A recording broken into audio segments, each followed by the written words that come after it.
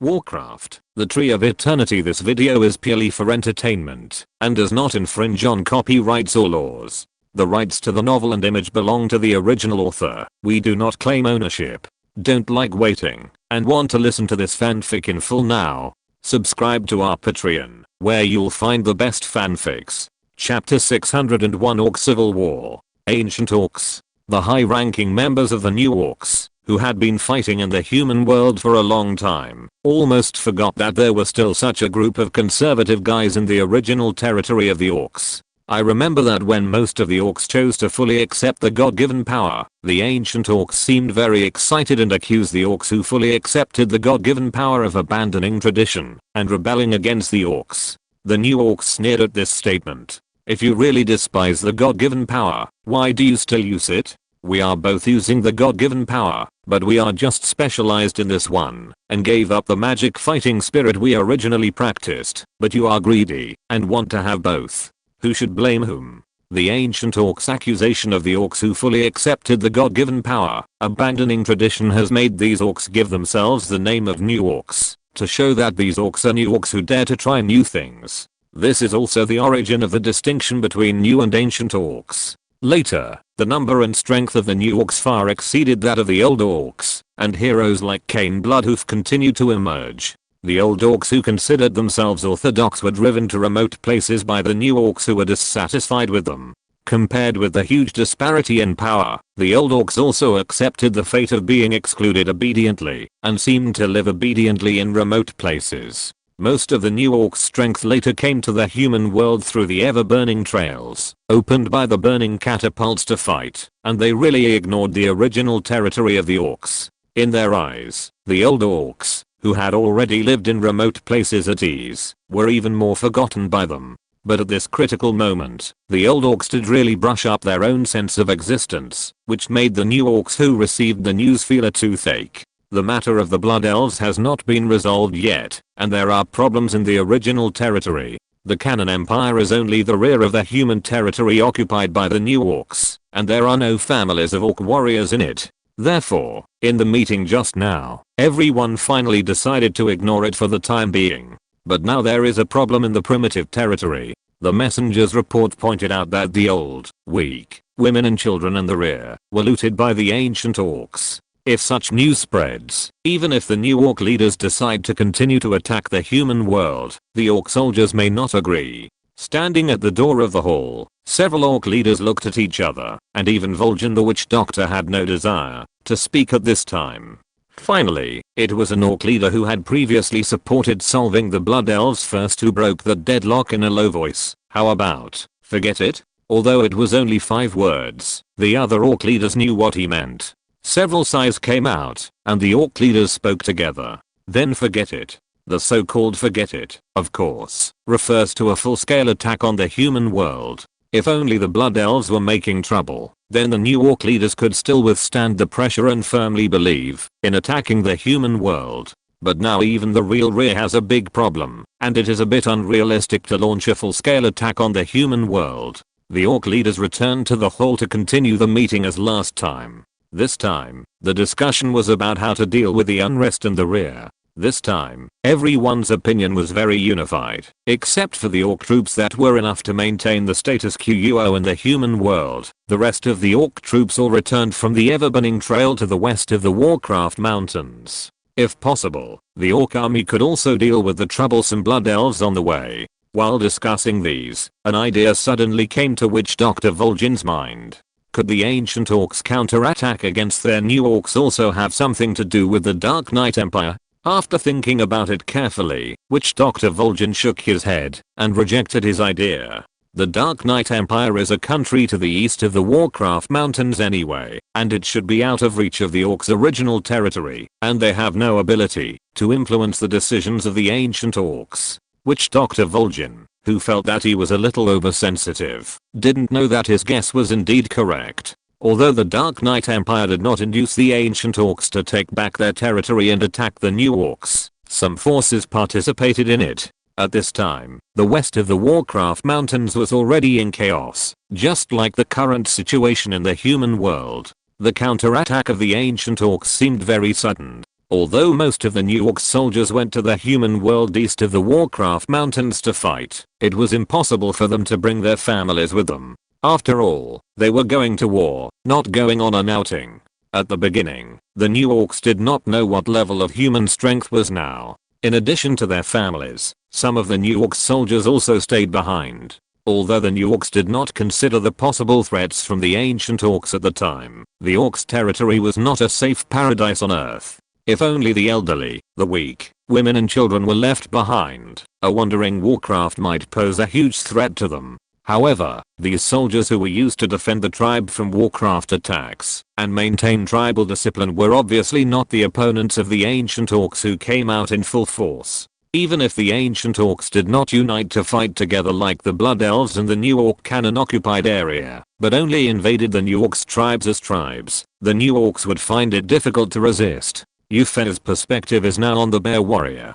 Because the Snowfield Bear tribe had been very friendly with the Frostwolf clan during this period, the two tribes had rarely united together, specifically targeting the large tribes among the new Orcs. When shifting the perspective to the Bear Warrior, Yufei found that he was just with Chief Thrall of the Frostwolf clan, and the soldiers of the two tribes were attacking a tribe of new Orcs. Speaking of which, Yufei had previously been quite disdainful of Chief Thrall of the Frostwolf clan of Eslays. In his opinion, this guy just copied the name and clan name of the Orc Prophet, and his actual strength should not be as good as the Bear Warrior. After all, Chief Thrall had only shown the ability to summon ghost wolves, and the ancient Orcs were still Orcs who had not fully accepted the god-given power. But after seeing Grom Hellscream and Cairn Bloodhoof, two Orc heroes who were also local Orc copies, Yufei realized that Chief Thrall should not be underestimated. Although the two heroes were not as strong as in the background story of Warcraft, they had all the skills that the Swordmaster and the Earthshaker should have.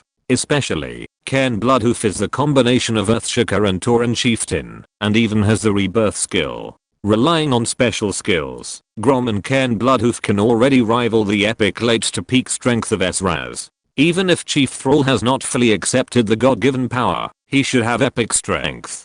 Besides, not fully accepting the god-given power means that Chief Thrall has not abandoned the native power he originally practiced. This seemingly harmless old chieftain should not be as simple as he seems.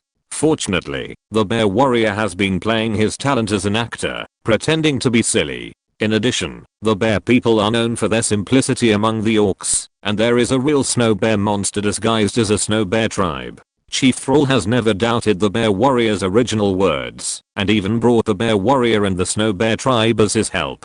Coincidentally, after observing for a while, Yufei discovered that the new Orc tribe that the Bear Warrior and Chief Thrall were leading their respective tribes to attack was actually a Tauren tribe. After spreading his mental power and listening to the shouts from all over the tribe, Yufei determined that this was actually the tribe where Cairn Bloodhoof originally belonged. With a thought, Yufei ordered the Bear Warrior to kill as few Tauren as possible in this tribe and to take prisoners as the main purpose. He wanted to see if he could use this tribe to make Cairn Bloodhoof work for himself. Although the strength of the Night Elves is not afraid of the new Orcs, it is also a good thing to be able to split off apart, because it is a joint attack. Although the Bear Warrior received Yufei's order, he still needs to consider the opinion of Chief Thrall of the Frostwolf clan. Fortunately, although the ancient Orcs attacked the new Orc tribe and shouted words to restore the true glory of the Orcs, they would not do anything to randomly massacre the old, weak, women and children.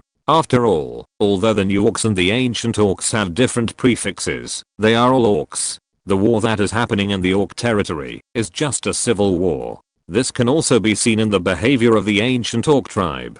In addition to killing the new Orc soldiers who stayed behind, and the new Orcs who resisted, all the residents of the new Orc tribes that were broken by the ancient Orcs would be looted by the ancient Orcs and taken back to their own tribes. This is also a tradition among the Orc tribes that nominally belonged to the Orc Empire before the distinction between the new and ancient Orcs. When a tribe defeats another tribe, it can absorb the property and population of the defeated tribe to expand the scale of the tribe.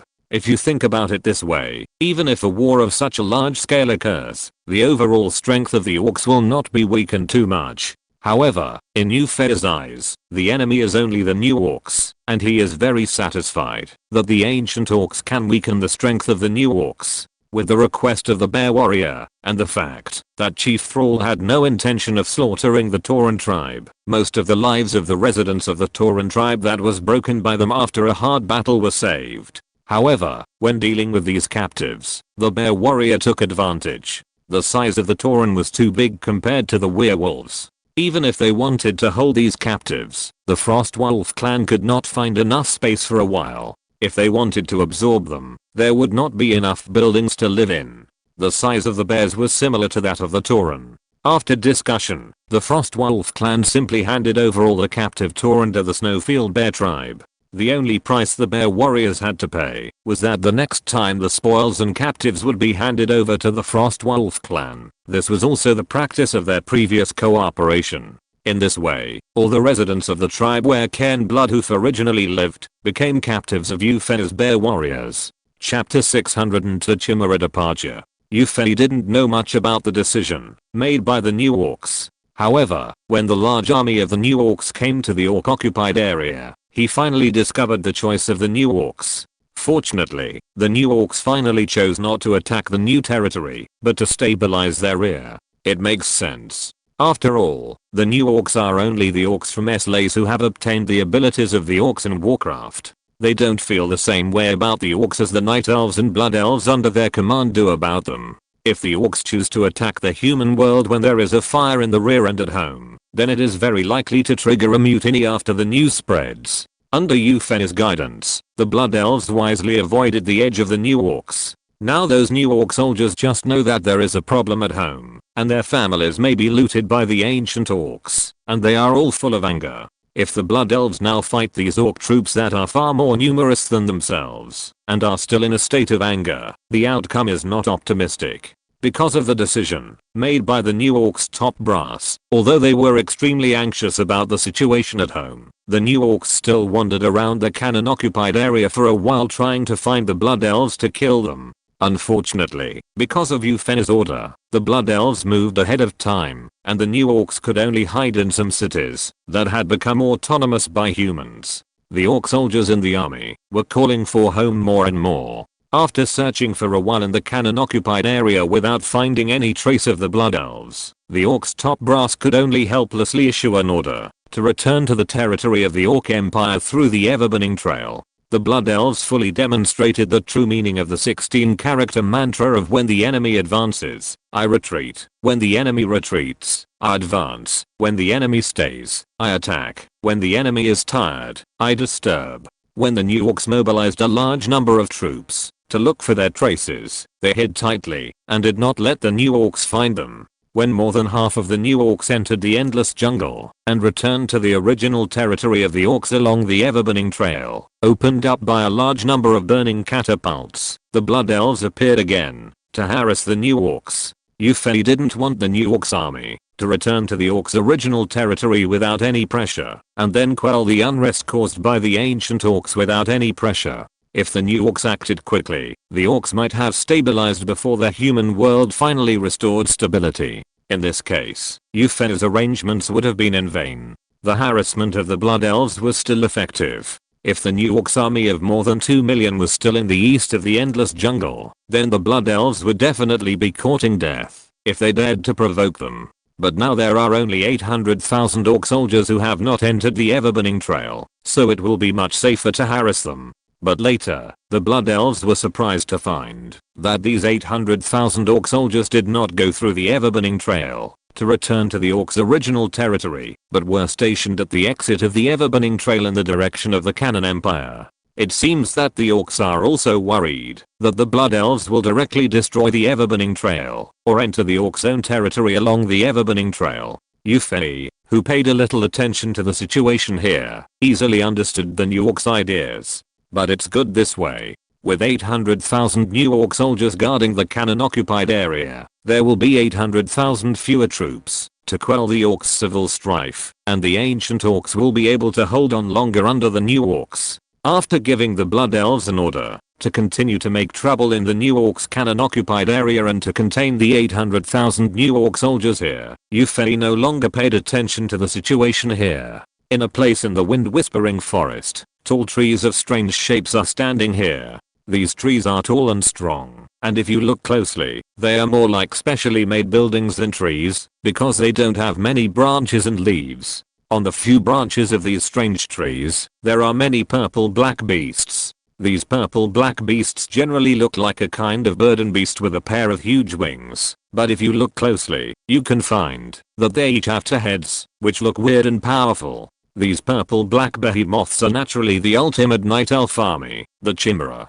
And those strange shaped trees are the Chimera Roost, a military building for the Night Elves to train Chimera. In addition to being a building for training Chimera, the Chimera Roost is also, as its name suggests, a place for trained Chimera to live. The Night Elves have been accumulating Chimera as a military unit for quite some time. However, because the training cycle of Chimera is relatively long, and each Chimera Roost has an upper limit for the number of Chimera that can live, there are only 1,000 Chimeras so far. But this number is actually very large.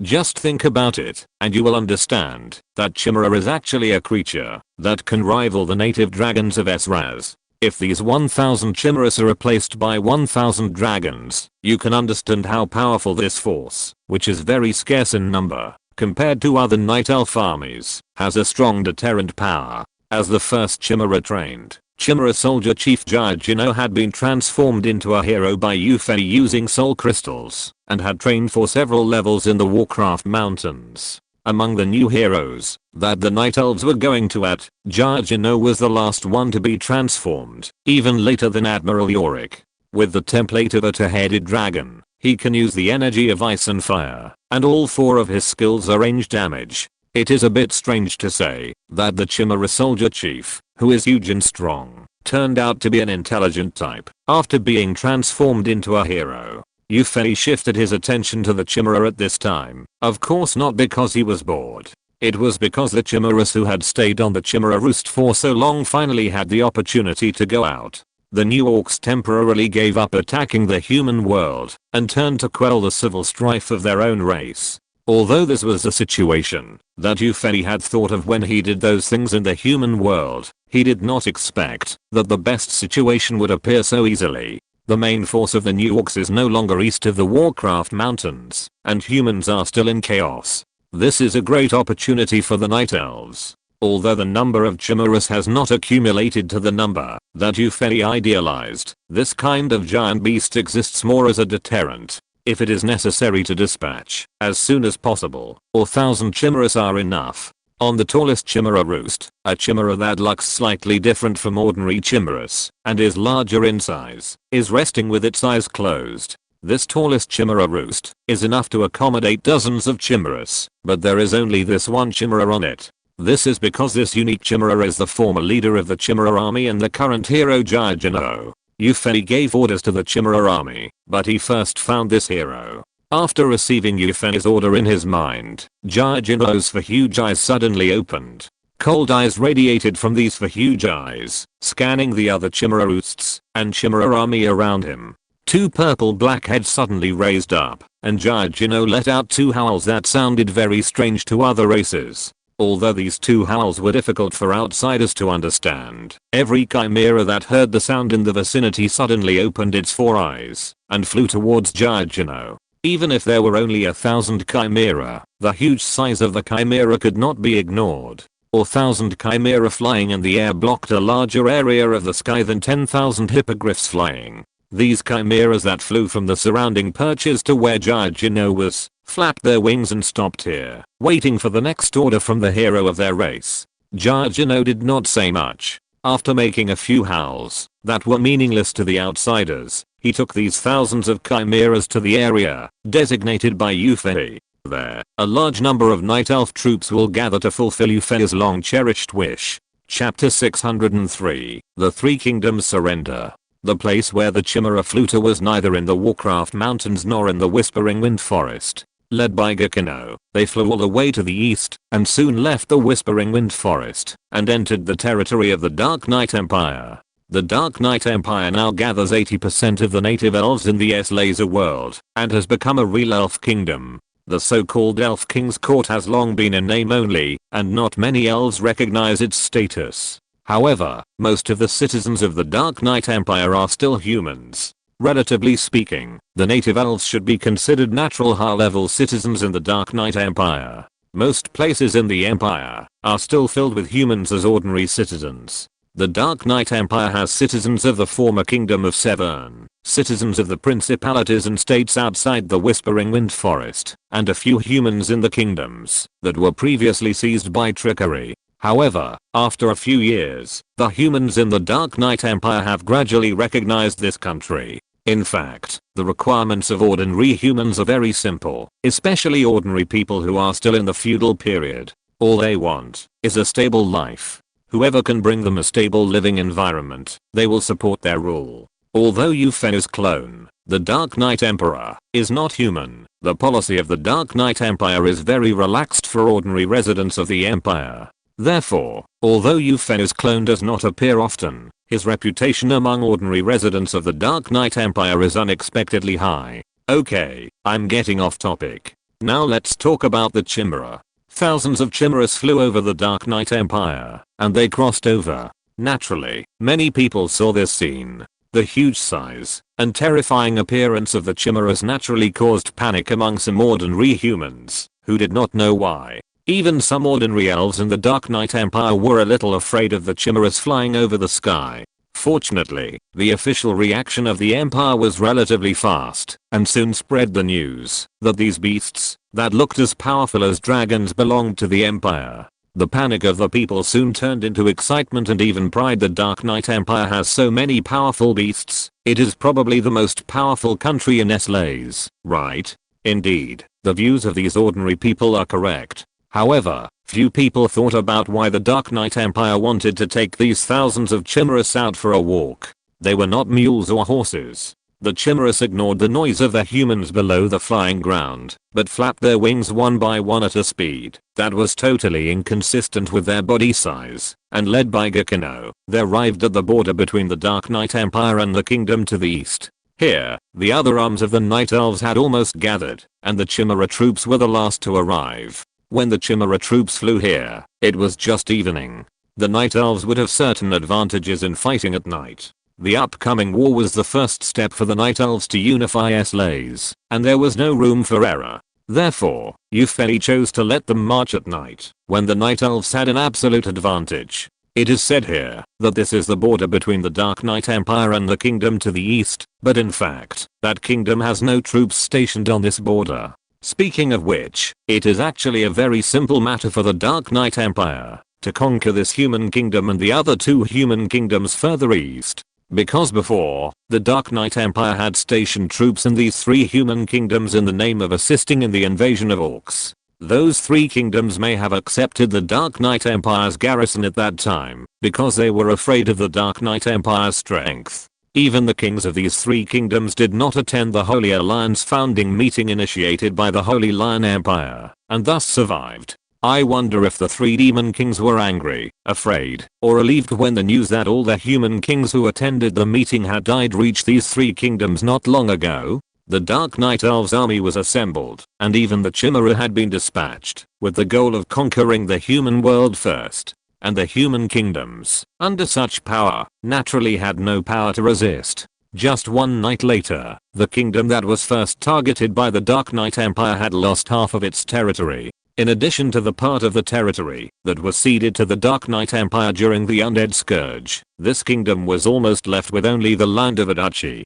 Eupheli was quite satisfied with this progress, and what satisfied him even more were the 3 letters of surrender that the Dark Knight Empire received later. The 3 kingdoms to the east of the Dark Knight Empire were surprisingly sensible. Perhaps the Dark Knight Empire frightened them by seizing half of the territory of one of their kingdoms overnight, or perhaps the garrison of the Night Elves in the country made them feel that they could not escape the Dark Knight Empire. Anyway, on the second day after the Night Elves set out, 3 human kingdoms surrendered. Eupheli naturally accepted the surrender of these 3 kingdoms generously, and even granted the 3 sensible kings titles. This was already an excellent treatment. In the Dark Knight Empire, ordinary humans could not have titles, and only elves could become nobles. The surrender of the three kingdoms made Yufei feel happy. Originally, he mobilized a large army and launched a night attack in order to make a good start. Now it seems that this is a huge good start.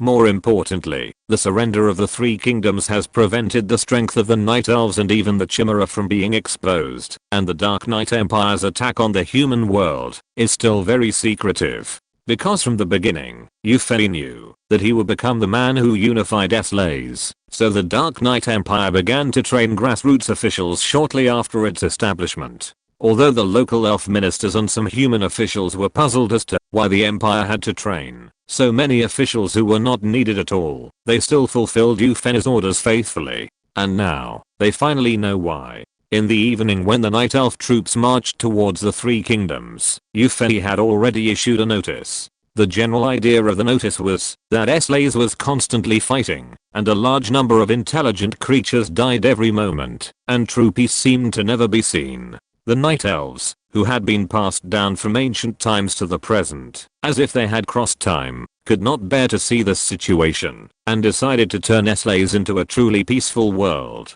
The way to achieve true peace is naturally what Yufei said to the Holy Emperor outside the Holy Imperial capital: merge under the Dark Knight Empire to achieve true unification, so that SLAs can be completely peaceful. In the current world of SLAs, only Yufei and the Night Elves can say this with confidence. The fact that the Night Elves are inherited from the ancient times has been recognized by almost everyone, and all races in ancient times were subordinate races of the elves. There are different reactions to the declaration released by the Dark Knight Empire. Let's talk about the Dark Knight Empire first. To Yufei's surprise, both the local elves and humans supported this declaration. Naturally, there is no elf who does not want to restore the splendor of the ancient elf empire. Although Yufei has never raised the status of the local elves to the same level as the Night Elves in his heart, the local elves' worship of Yufei, the World Tree, is real. As the patriarch of the elves appointed by the World Tree and the Emperor of the Dark Knight Empire, the local elves absolutely support the order announced by Yufei. The humans in the Dark Knight Empire have become accustomed to the rule of the elves. In their opinion, life under the rule of the elves is happier than when they were ruled by human kings. However, if more places are included in the rule of the Dark Knight Empire, the status of these original citizens will definitely be elevated, which is something that ordinary humans are happy to see. The Dark Knight Empire is supportive domestically, but the situation abroad is more complicated. The human world is still in chaos. The kings and emperors all died suddenly because of Yufei, and none of them even left a will. The forces in various countries are still busy fighting for power, and it will not be possible to have a new ruler in a short time. However, after the Dark Knight Empire's declaration came out, the human world was briefly quiet for a while. Chapter 604, Return to SYNOPSIS. The Dark Knight Empire, or rather the declaration issued by Yufei, is obviously aimed at humans. Although all human countries are now caught in the quagmire of power struggles, they cannot help but take this declaration that clearly wants to destroy the foundation of humanity seriously. Once outside the Holy Imperial capital, the Holy Emperor wanted to kidnap the Dark Knight Empire into the Holy Alliance in the name of maintaining the peace of SLAs. At that time, Yufei said that in order to achieve true peace, everyone should unite under the Dark Knight Empire. Now this declaration, to be precise, is just a reiteration of the past. The top leaders of various human countries are not just guys who are blinded by power. There are also many knowledgeable people who understand that they should unite to resist foreign enemies now. Humans were only facing orcs before, but now they have added the Dark Knight Empire. The disaster of genocide may appear in the near future, but knowing is knowing. Sometimes even if you understand what you should do, you can't do what you should do. After some forces that called for a ceasefire to resist foreign enemies were seized by other forces and destroyed, and some of the power that belonged to them was seized, everyone fell silent. Although the threat from the Dark Knight Empire is great, it is not imminent. However, in order to compete for the throne, the threats from the princes and kings in various human countries are imminent. Facing the declaration of the Dark Knight Empire, the human world was only calm for a short period of time before returning to the previous state of fighting.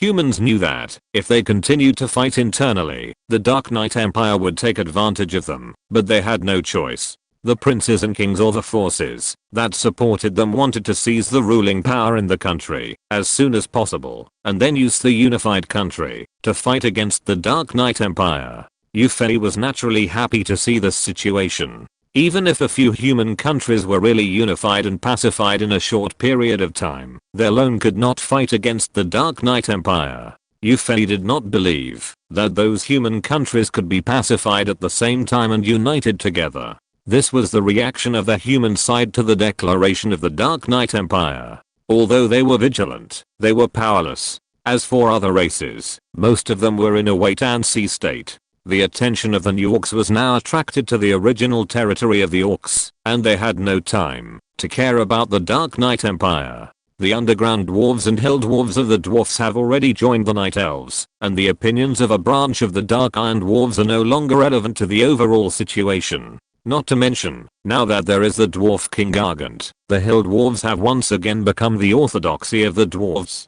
Gargant has already stated that the dwarves responded to the peace call of the Dark Knight Empire after the declaration of the Dark Knight Empire. As for other small races such as the Amazons and the dwarves, not many people care about their opinions. In the world of SLAs, or in all worlds, arrogance is not a sin, but weakness is. The strength of these small races is not enough to affect the overall situation, so they have no right to speak. The only one that the Dark Knight Empire may have to weigh is the dragon race. If the dragon race participates in the hegemony struggle of the SLA's continent as in history, then the Dark Knight Empire may have a hard time. However, the dragon race is far away in the southern Dragon Island and is relatively closed. It is difficult for the dragon race to know the news on the SLA's continent for a while, so the dragon race has not responded yet. Regardless of how the various races and forces view it, the Dark Knight Empire's advance continues. The wise surrender of the Three Kingdoms did not stop the Dark Knight Empire's troops from advancing.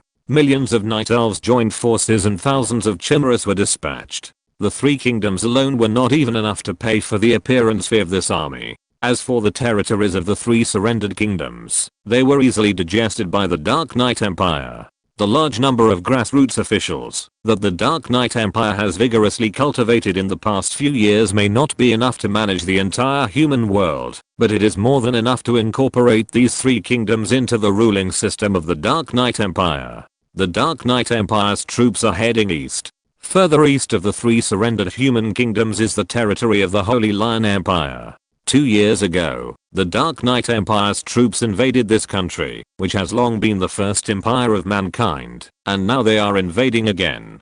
Compared with those kingdoms that are still in chaos, the Holy Lion Empire is now more stable. As an empire with a long heritage, the Holy Lion Empire naturally has a set of countermeasures when facing this special situation. After Yufei killed the rulers of various human countries outside the Holy Imperial capital, although several princes of the Holy Lion Empire began to fight for power and threatened the position of the Crown Prince, they were quickly pacified. This was because the several holy families in the Holy Lion Empire chose to support the Crown Prince to ascend the throne. With the support of several holy families, the princes who wanted to seize the position of the Crown Prince and the position of the Holy Emperor could only suffer in vain, and the original Crown Prince became the new Holy Emperor. Facing the invasion of the Dark Knight Empire again, the attitude of the Holy Lion Empire was to resist resolutely. However, the troops of the Holy Lion Empire were originally in the south of the country and even in other kingdoms, to resist the invasion of Orcs. For a while, it was impossible to gather too many troops to the west to resist the troops of the Dark Knight Empire. Therefore, the Holy Lion Empire made a heroic decision. After the millions of troops of the Dark Knight Empire invaded the territory of the Holy Lion Empire, they were surprised to find that they did not encounter any resistance. They just marched straight in and easily occupied a large area of the Holy Lion Empire. At the beginning, Illidan led part of the Night Elf troops and fought a guerrilla war with the so-called famous general of the continent, Spindu, west of Inno Pass in the Holy Lion Empire. Then he used the flying magic of the Sky Druids to transport the Night Elf troops across Inno Pass and directly attacked the Holy Imperial capital. That short-lived raid was a shame for the Holy Lion Empire. Even though Marshal Spindu had the strength of an early epic level and his family was second only to the 4 holy families in the Holy Lion Empire, he also resigned after this short war and was suppressed by the angry former Holy Emperor. And the beginning of all the shame was Inopas. Now the territory of the Holy Lion Empire, that the Dark Knight Empire easily occupied, was also a large area of land west of Inopas. The Holy Lion Empire responded in advance and relocated the cities west of Inopas, but due to time constraints, most of the residents of the cities were unable to escape, and only some nobles who received the news in advance were able to move. Facing the invasion of the Dark Knight Empire, the residents of the cities of the Holy Lion Empire west of Inopas were surprisingly calm. Illidan, the leading marshal, found out after some investigation that it was the sequel of his last invasion of the Holy Lion Empire. At that time, Illidan used guerrilla tactics to the west of Inopas, causing great suffering to the cities. However, Illidan's main goal at that time was to attract the attention of the Holy Lion Empire and plunder the property of merchants and nobles in those cities. He did not do anything excessive to ordinary residents. Now the residents of these cities can be said to have been abandoned by the Holy Lion Empire. They have no power to resist and can only accept their fate calmly. Fortunately, neither Illidan nor Yufei are interested in slaughtering these ordinary humans. Yufei is not a murderer. He does not want to see the world he is going to rule uninhabited.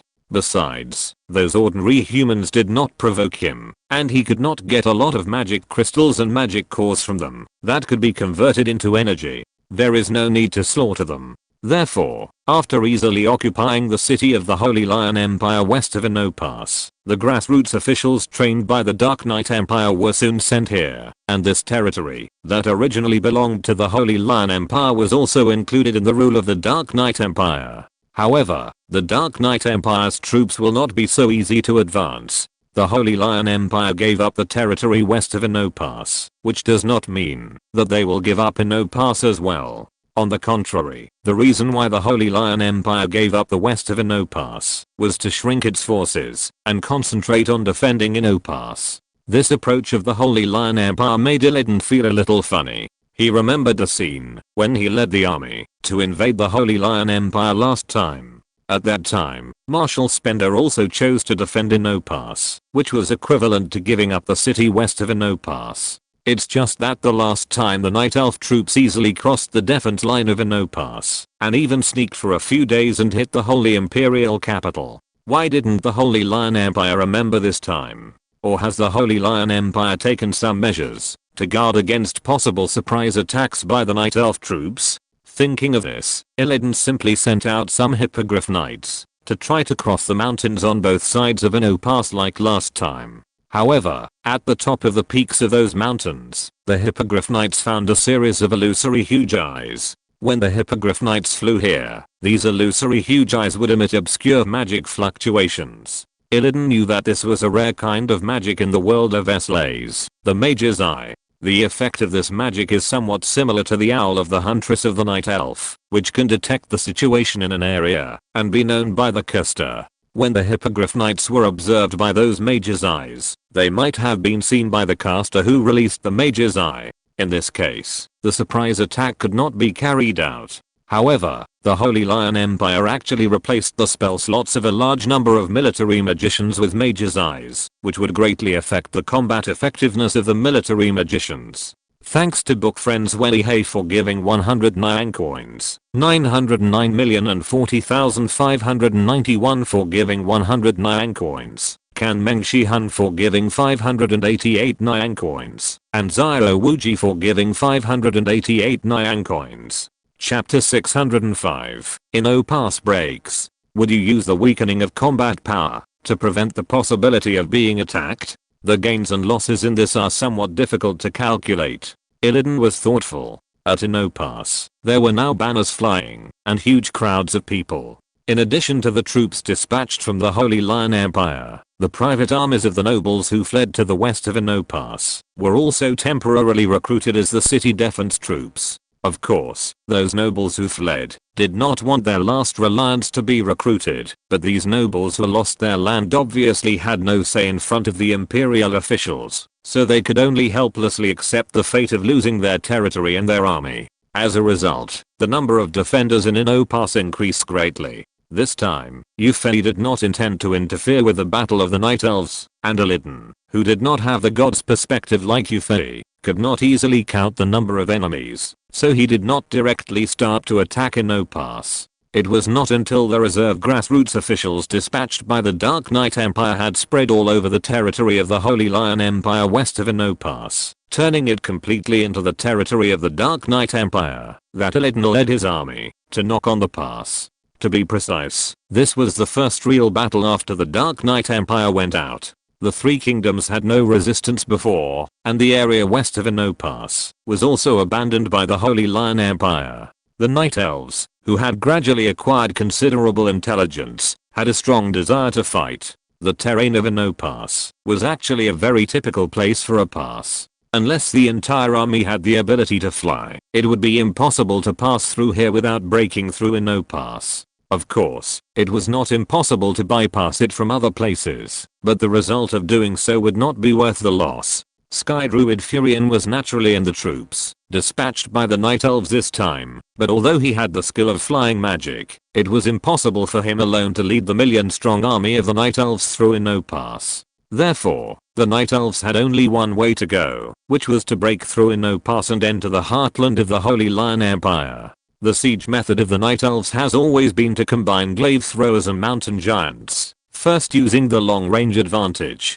to destroy all the enemy's defensive facilities, and then leisurely advance to the city or pass that is no longer fortified. However, this time, the Night Elves made some changes. The Night Elves' large army was stationed 1,000 meters west of Inno Pass. At this position, even the mountain giants who switched to long-range mode could not attack the walls of Inno Pass. Only the glaive throwers had such a long range. However, there were no rows of glaive throwers in front of the Night Elves formation. Without mountain giants and glaive throwers, are the Night Elves going to attack Inno Pass directly? Even if the strength of the Inno Pass defenders is far inferior to that of the Night Elves, such a strong attack will also cause certain losses to the Night Elves. Illidan, who has been in battle for a long time, obviously will not be so unwise. A purple-black shadow suddenly rose into the air from behind the Night Elf camp. Thousands of chimeras, under Illidan's command, flew into the air and headed towards Inno Pass. The Night Elves naturally would not attack Inno Pass directly, but just wanted to see how powerful the chimeras, as the ultimate soldiers, were.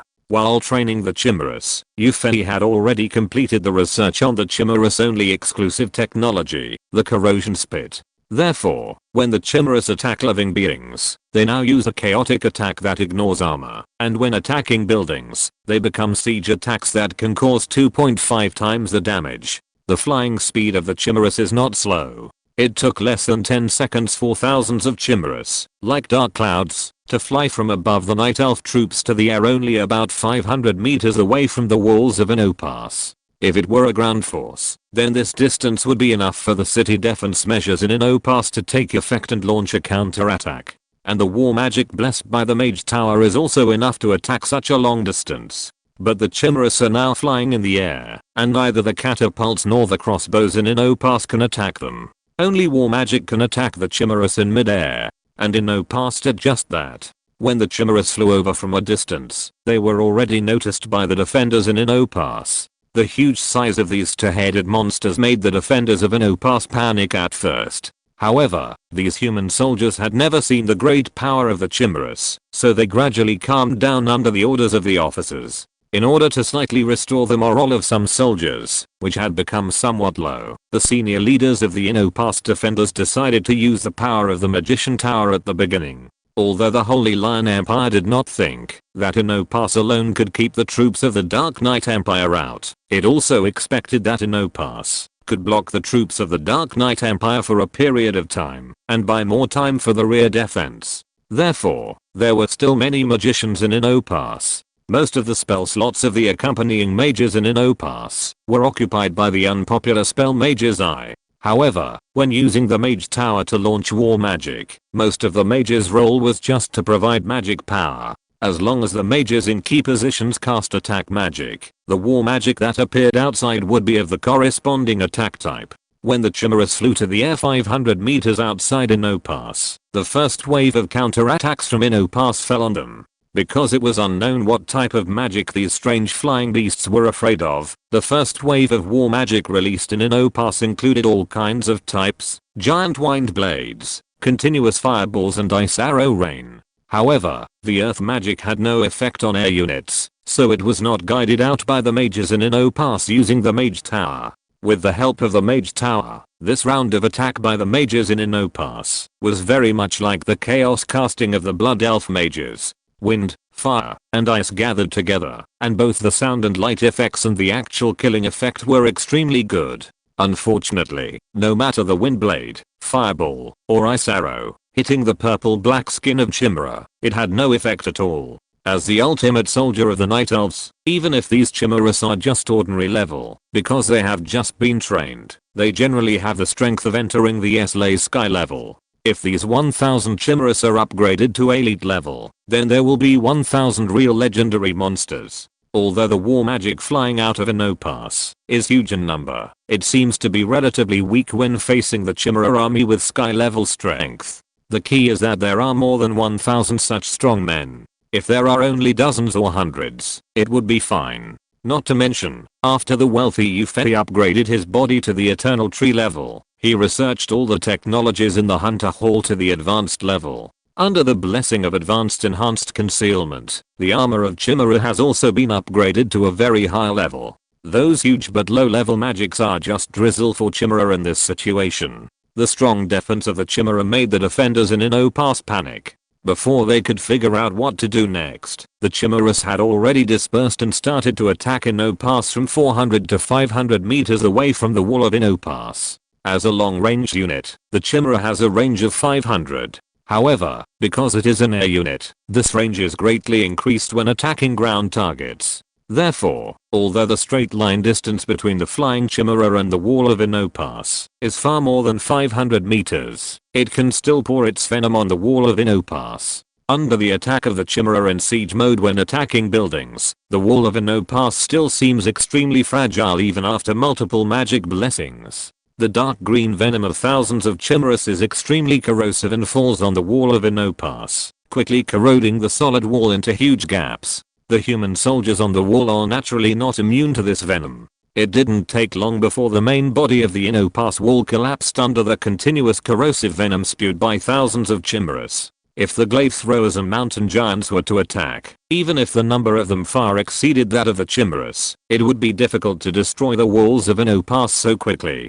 After the walls that SYNOPSIS relied on for defense were breached by the Chimeras, the fate of the defenders inside the pass could be imagined. After destroying the walls, the Chimeras did not rest, but flew over SYNOPSIS and began to attack the places where human soldiers were densely packed. When attacking life forms, one of their two heads sprayed venom, and the other emitted lightning. These giant beasts were extremely sharp when attacking the walls, and they were also very powerful when killing the enemy, completely different from the wolf cavalry of the beast tribe. At this time, things like crossbows and catapults could attack Chimera, but in this extremely chaotic situation, it was impossible to form an effective crossbow or catapult cluster attack in SYNOPSIS. The scattered crossbows and boulders, like the previous magic, could not cause damage to Chimera. With Chimera leading the way, the Night Elf troops passed through SYNOPSIS without any effort, and entered the heartland of the Holy Lion Empire. Although this made the Night Elf troops feel more relaxed, their desire to fight was still not vented.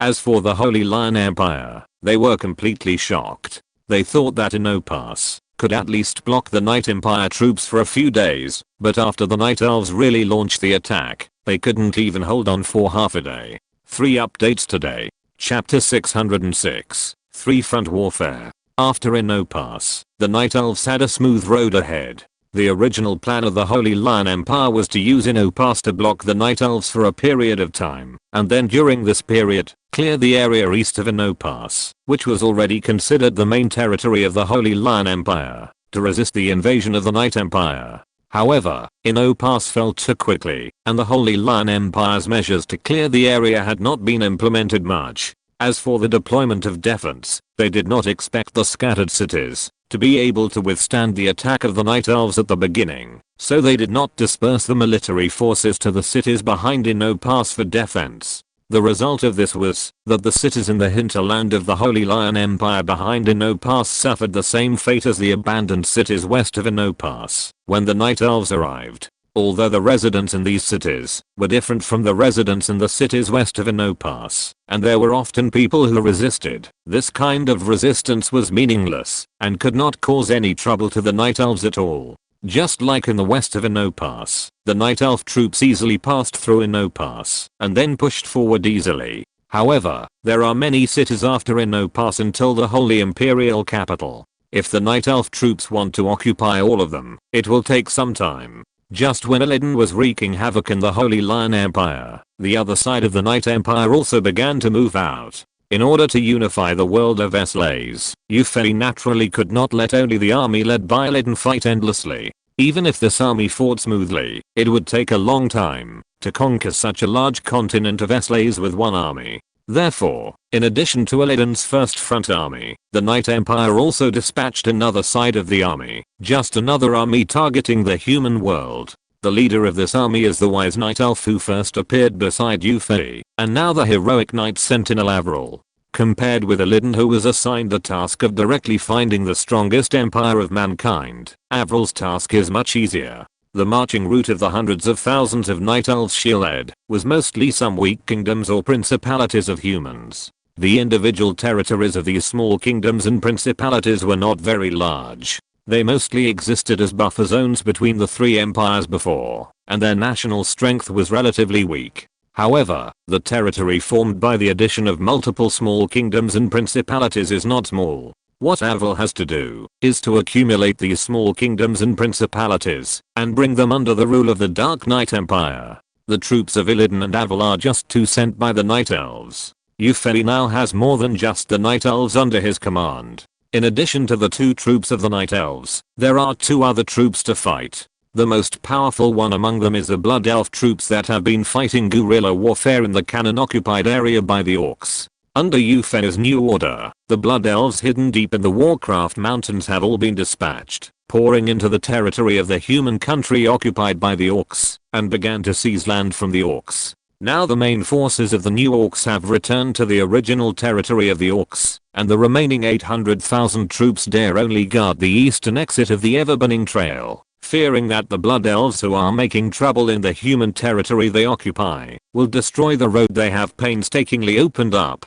The strategy of the new Orcs makes it extremely easy for the Blood Elves to conquer the territory occupied by the Orcs. The Blood Elves who avoided the cannon-occupied area marched at a speed almost as fast as Illidan. One by one, the cities that originally belonged to humans and now belonged to Orcs soon became, and will always be, the territory of the Dark Knight Empire. In a sense, the Dark Knight Empire is now equivalent to fighting on 3 fronts. To be precise, it is actually 4 fronts, because the dwarves and the Amazons in the northern icefield, 2 local small tribes that defected to the Night Elves, also responded to Yufei's call, gathered together and began to persuade other small races living on the Slays continent to defect to the Dark Knight Empire. However, those small races did not have the courage to go to war with the Dark Knight Empire. So the dwarves and the Amazons did not encounter any wars. So in terms of war, the Dark Knight Empire was indeed fighting on 3 fronts. If it were in the past, Yufei would never be so arrogant.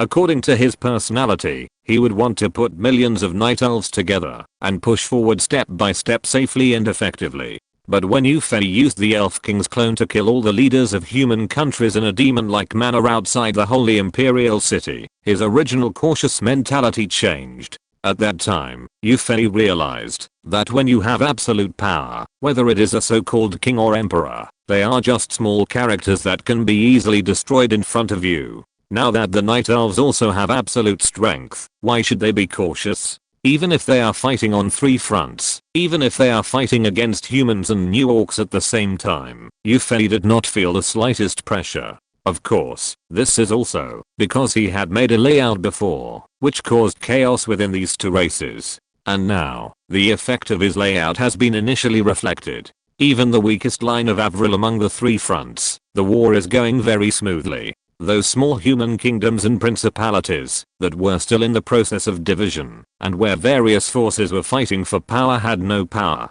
to resist when the Night Elf troops arrived. On the Blood Elf side, the Orcs' defense was also very weak due to the lack of soldiers. The 3 Blood Elf heroes each led a troop and began to occupy various cities separately. Only the strongest troop led by Illidan, after wreaking havoc in the east of Inno Pass for a long time and occupying a large number of cities and territories of the Holy Lion Empire, finally encountered resistance again. In fact, it was more like the last resistance of the Holy Lion Empire than resistance, because Illidan had led his troops to the West Holy Pass again, which was the place where the Night Elves obtained the space transfer array when the Sky Druid Furion cast the Wrath of Nature last time. The West Holy Pass was already the last line of defense west of the Holy Imperial capital. As long as the West Holy Pass was broken, the capital of the Holy Lion Empire would be exposed to the Night Elves like a little white sheep.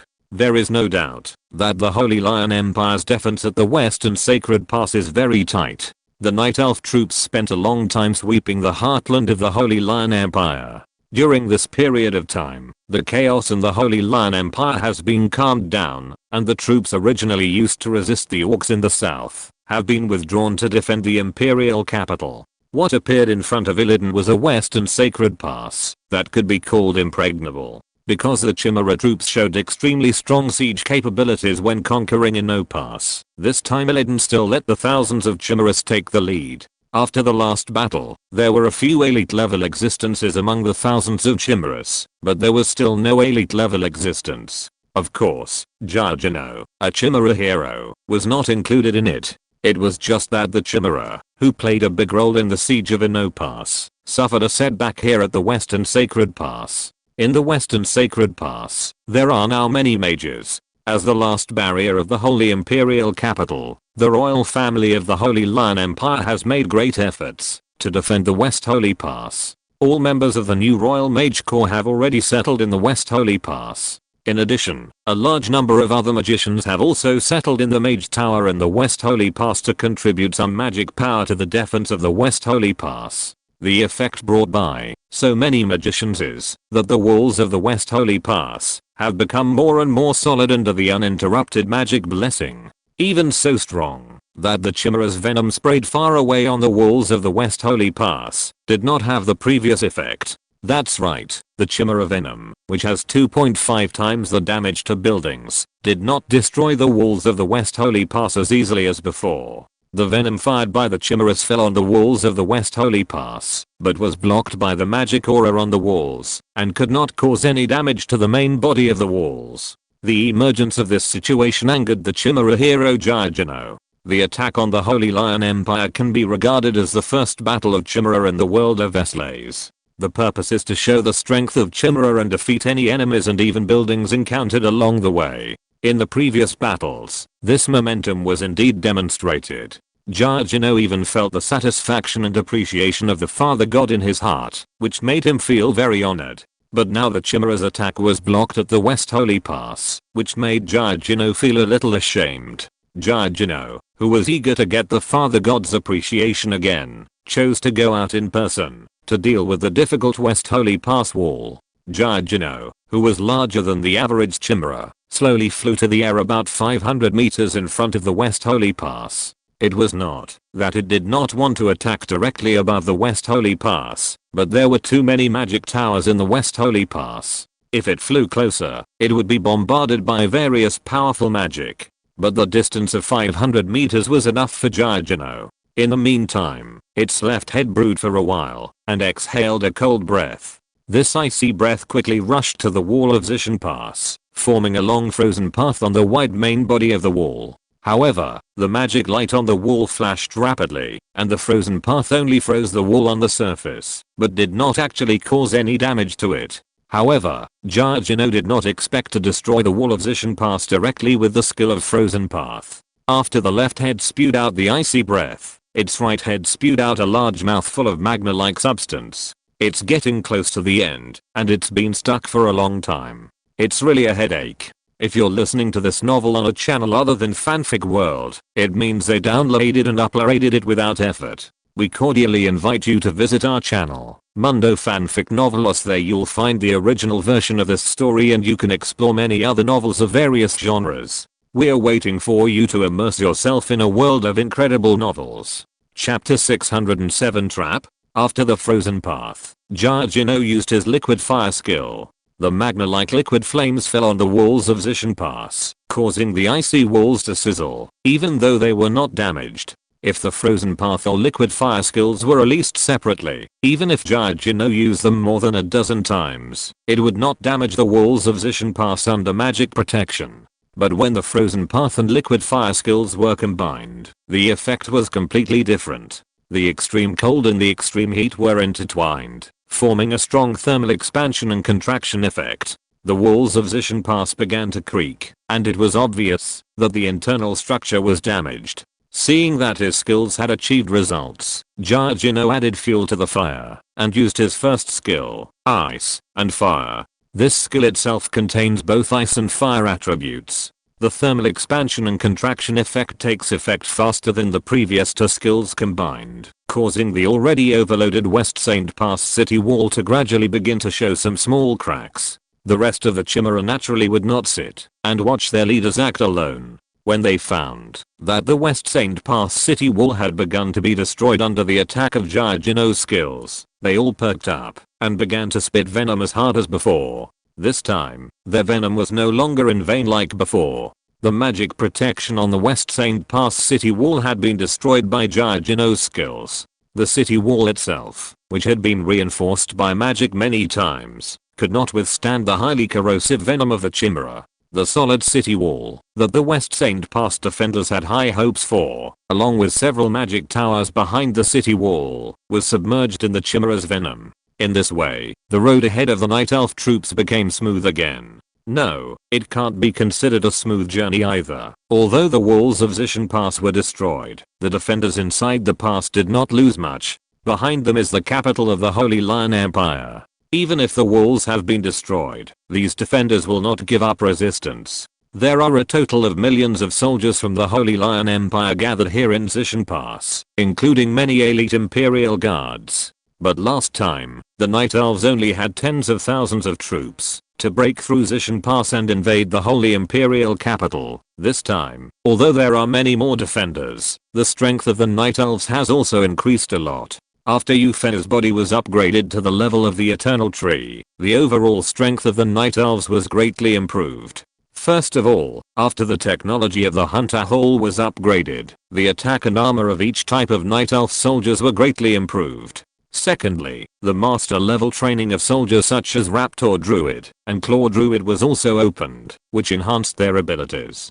Finally, in terms of soldiers, it was the Hunter Hall that enhanced their strength. Euphenia's main body has been upgraded to the Eternal Tree, which has improved the attributes of the special equipment that can be exchanged in the Hunter's Hall, and has also improved the strength of the Night Elf soldiers. Now Euphenia is no longer worried that the low-level enchanted equipment that he sold before will make the Night Elves suffer the consequences. Originally, the enchanted equipment that the Night Elves exported was the ones with the worst attributes. Now that the equipment that can be exchanged in the Hunter's Hall has been upgraded to a higher level, the exchange option for this kind of junk equipment has even disappeared. From this, it can be seen that the enchanted equipment that is regarded as a treasure by ordinary humans has no effect on the luxuriously equipped Night Elves. Speaking of which, the O'Brien territory that Euphenie used to smuggle enchanted equipment still exists today. Euphenie thought that after he did such a thing that angered the heavens and the people outside the Holy Imperial capital, the O'Brien territory would definitely be destroyed. But he didn't know what the humans were afraid of, and O'Brien territory still existed. Of course, Euphenie would no longer recognize the identity of Earl O'Brien.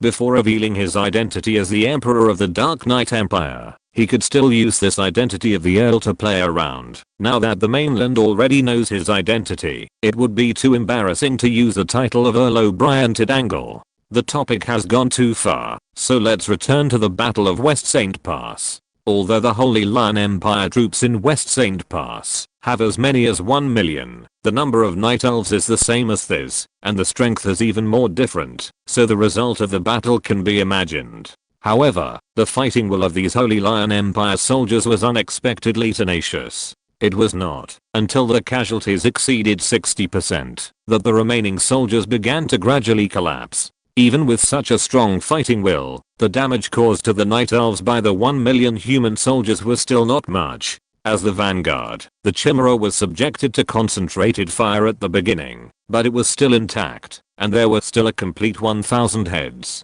These 1,000 chimeras, led by the siege hero Giorgino, flew arrogantly towards the Holy Imperial capital behind West Saint Pass. Speaking of which, this is the second time that Illidan has come to the Holy Imperial capital, and each time he came here as a conqueror. The same is true for tens of thousands of the millions of troops he led.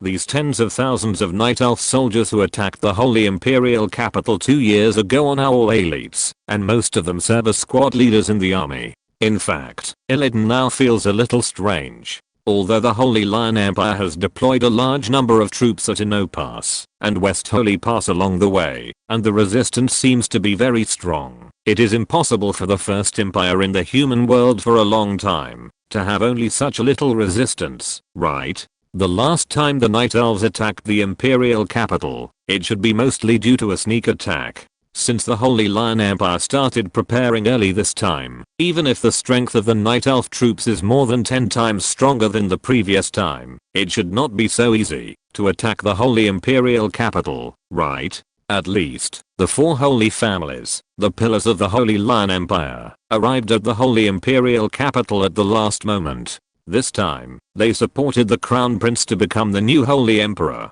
How could they not show up when the Night Elf troops attacked the Holy Imperial capital? With such doubts, Illidan led some Night Elf soldiers into the Holy Imperial capital. However, soon, the situation he saw made Illidan feel alarmed. The Holy Imperial capital, which was once extremely prosperous, is now sparsely populated, and there are rarely pedestrians on the streets. If this is the case, there is nothing strange about it. After all, in war, ordinary people stay indoors for fear of being killed by the chaotic army. But in Illidan's limited range of perception, this sparse population is really sparse in actual density. The few pedestrians on the street are the only humans left in the Holy Imperial capital. There are no humans in those houses. No, those pedestrians are not humans. Illidan suddenly found that he did not feel the warmth of those pedestrians on the street. With a flash of his figure, Illidan came to the side of a pedestrian and pinched his neck fiercely. The feeling in his hand was indeed as cold as metal. Looking more carefully, these so-called pedestrians were human-shaped puppets formed by metal skeletons supporting clothes. The heads that roughly looked like humans kept flashing red light. No, red light! Exclamation mark. Illidan quickly threw the human-shaped puppet he caught away. As soon as he left his hand, the puppet Illidan was holding exploded with a bang, and a strong shock wave immediately radiated, mixed with a large number of metal fragments. As this human-shaped puppet exploded, other pedestrians on the streets of the Holy Imperial City also began to explode. Judging from the intensity of the explosion, if ordinary Night Elf soldiers came nearby without precaution, they would be in danger of being blown to death. Fortunately, Illidan was careful and came to take a look first. Illidan felt a little proud. The explosion of the human-shaped metal puppet was not a threat to him, a mythical powerful person. But where did all the people in the Holy Imperial City go?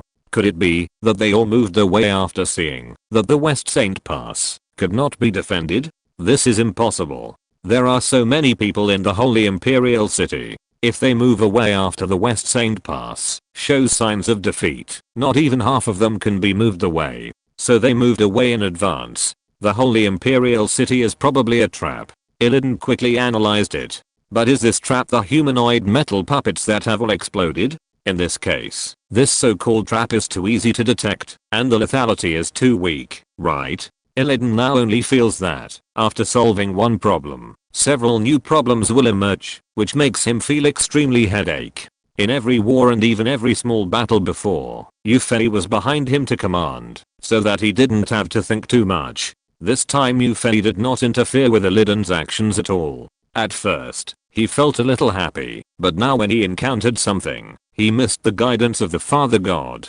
Soon, Illidan found another problem. Those humanoid metal puppets had never appeared in SLAs before. At least they had never appeared when the Night Elves or even the Orcs fought with humans. Just like the last time the Dark Knight Empire invaded the Holy Imperial capital, if the Holy Lion Empire could release such a batch of humanoid metal puppets, it could still cause certain damage to the Night Elves, but it didn't. This is another doubt. Could it be that these humanoid metal puppets are new? But this kind of thing that belongs to the category of high technology cannot be developed in a short time, right? Illidan felt more and more confused. He felt that he was definitely trapped by the Holy Lion Empire. However, he could not detect where the danger came from. After all, there was no one in the Holy Imperial capital now. Chapter 608. A large number of metal puppets. With a cautious attitude, Illidan dismissed some of the Night Elves who followed him, and asked all the Night Elf troops to stay outside the Holy Imperial City. He was alone in the Holy Imperial City to investigate the situation. In Illidan's opinion, no matter how big the trap was, it could only cover an area as large as the Holy Imperial City. He had a mythical strength, and could use demon transformation at a critical moment. No matter what kind of change occurred, he should be able to escape unscathed. However, after searching the Holy Imperial City for a long time, Illidan did not find anything wrong. He even explored the palace carefully, but still found that the magnificent palace was empty. When he got here, even the human-shaped metal puppets that could explode were gone. Is there really no conspiracy? But with the human soldiers fighting at the West Holy Pass, just to buy time for the residents in the pass to evacuate. Although he did not find anything wrong anywhere, the warning signs in Illidan's heart were indeed getting stronger and stronger. Forget it, there are no humans in the Holy Imperial capital or even nearby. Let's leave from the other directions, and conquer the territories of other places in the Holy Lion Empire. Illidan decided to leave the Holy Imperial capital. Although occupying the Holy Imperial capital has great symbolic significance, it is already in the hands of the Dark Knight Empire anyway, so it is better to attack other places first. At Illidan's command, the Night Elves moved, as if they were waving their arms, and rushed to the East Holy Pass east of the Holy Imperial capital. Yufei ordered to attack the east before Illidan went to battle. Yufei had a little selfishness in this, because Lord O'Brien was in this direction. However, when the vanguard of the Night Elves arrived at the East Holy Pass, they found that it was already forbidden to pass. There were not countless defenders on the East Holy Pass as Illidan expected, but the seemingly weak magic light curtains showed that the Night Elves could not easily pass through here. Perhaps this is the source of his ominous premonition, Illidan thought. The fastest hippogriff knights under his command quickly received the order, and divided into 3 teams, to rush to the west, south, and north to investigate the situation. The feedback from the Hippogriff Knights was not unexpected, including the West Holy Pass that had just been breached. The other 3 passes of the Holy Imperial capital were all covered by magic light curtains. If there was no way to break these magic light curtains, these 4 passes would lock the Night Elf troops inside. Illidan tentatively asked the Night Elves to attack the magic light curtain of the East Holy Pass, but found that these light curtains were unexpectedly tough, and even he, a mythical strongman, could not easily break them. Oh, what is this for? After discovering this situation, Illidan was relieved. Conspiracies are most frightening when they are not revealed, but when they are revealed, they are not so frightening.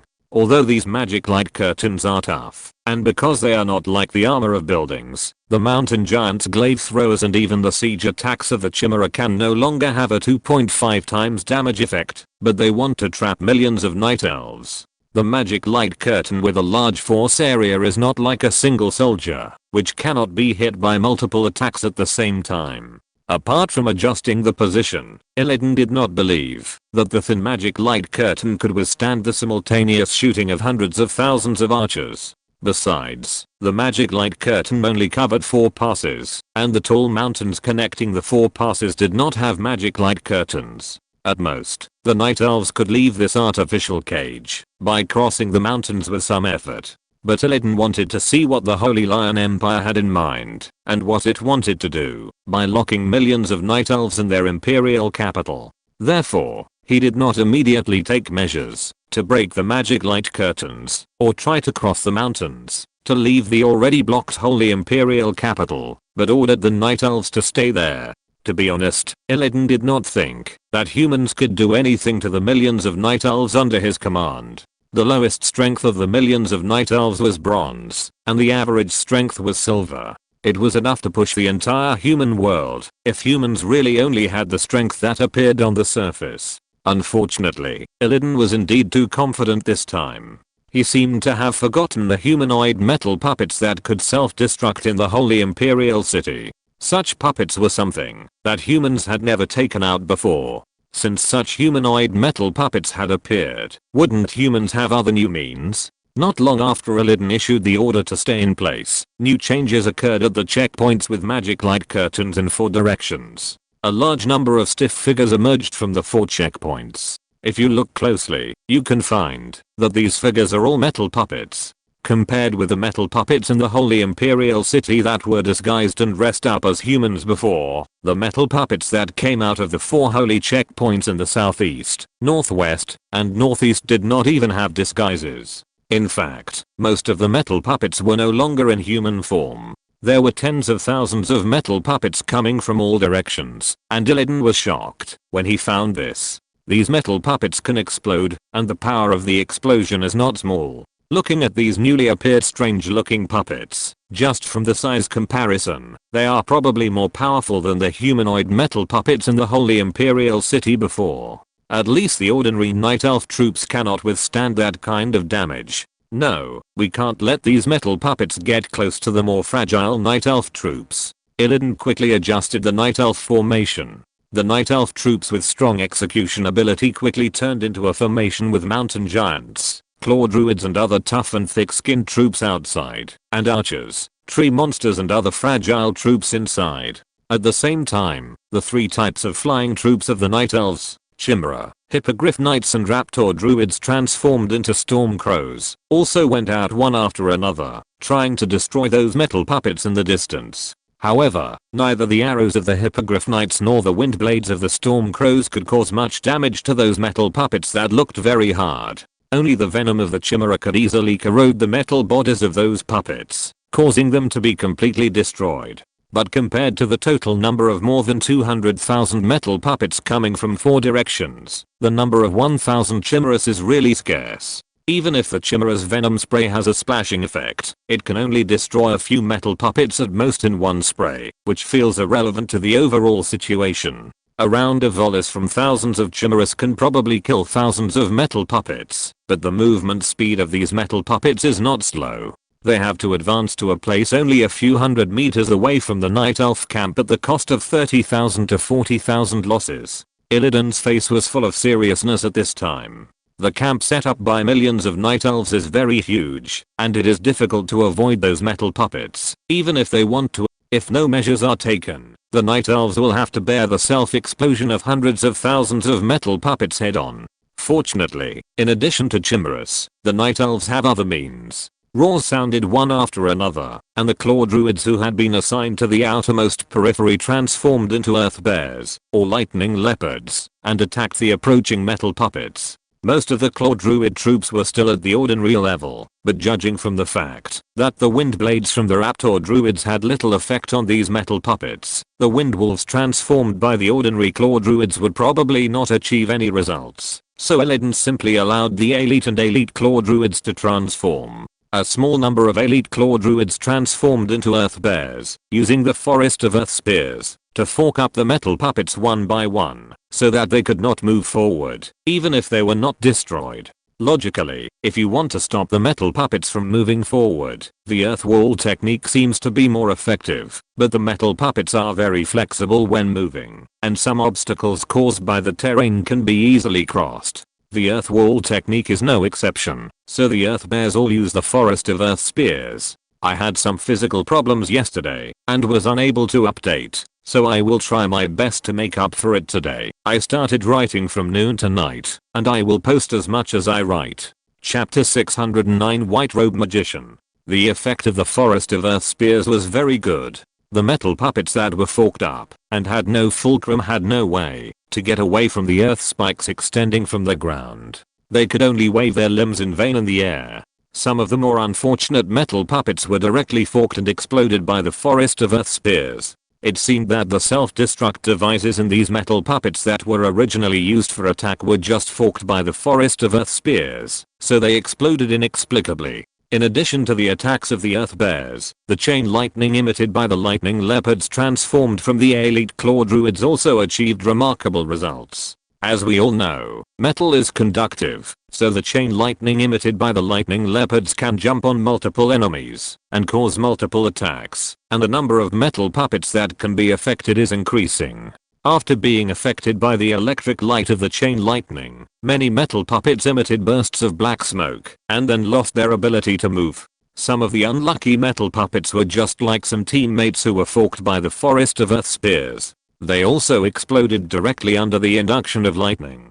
Outside the huge camp of the Night Elves, patches of forests of earth spears formed a solid defense line, preventing tens of thousands of metal puppets from crossing the line. The Night Elves' air forces could now pour out firepower to destroy the self-destructing puppets. The venom of the chimera, the arrows of the hippogriff riders, and the wind blades of the raptor druids rained down on the heads of the metal puppets, adding insult to injury to them who were already suffering from the baptism of earth spikes and lightning. Although the damage caused by arrows and wind blades to the metal puppets was not obvious compared to the venom of the chimera, the number of hippogriff riders and raptor druids was much greater than that of the chimera. It was difficult to focus fire on those metal puppets when they were moving, and now that they were restricted by the forest of earth spears, they were easily attacked by concentrated attacks. Except for the chimera, the other Night Elf air forces did not seek to corrode the metal puppets directly like the chimera, as long as they could use a large number of arrows and wind blades to destroy the attacked metal puppets to the point where they could not function. At this time, some of the ranged troops in the Night Elf camp also came behind the mountain giants and claw druids under Illidan's dispatch, shooting at the metal puppets from a distance in order to eliminate these bombs more quickly. Under the double air-ground bombing, hundreds of thousands of metal puppets were quickly wiped out. In the end, the chimera destroyed the most. What is more strange is that these metal puppets can also provide experience. A few chimera who destroyed more metal puppets actually rose to the elite level after that. However, Illidan did not feel happy after destroying the metal puppets coming from all directions. His premonition when he saw those humanoid metal puppets in the Holy Imperial City had taken effect. This kind of puppet, which can be called a self-propelled bomb, was indeed made by humans in large quantities and used in war. Although it seems that the 200,000 metal puppets were destroyed by the Night Elves without doing anything, this is because the firepower of the Night Elves is very strong and the venom of the chimera is very effective against these metal puppets. If there were no chimera, even if the forest of earth spears could temporarily stop the army of metal puppets, it would only be a temporary solution.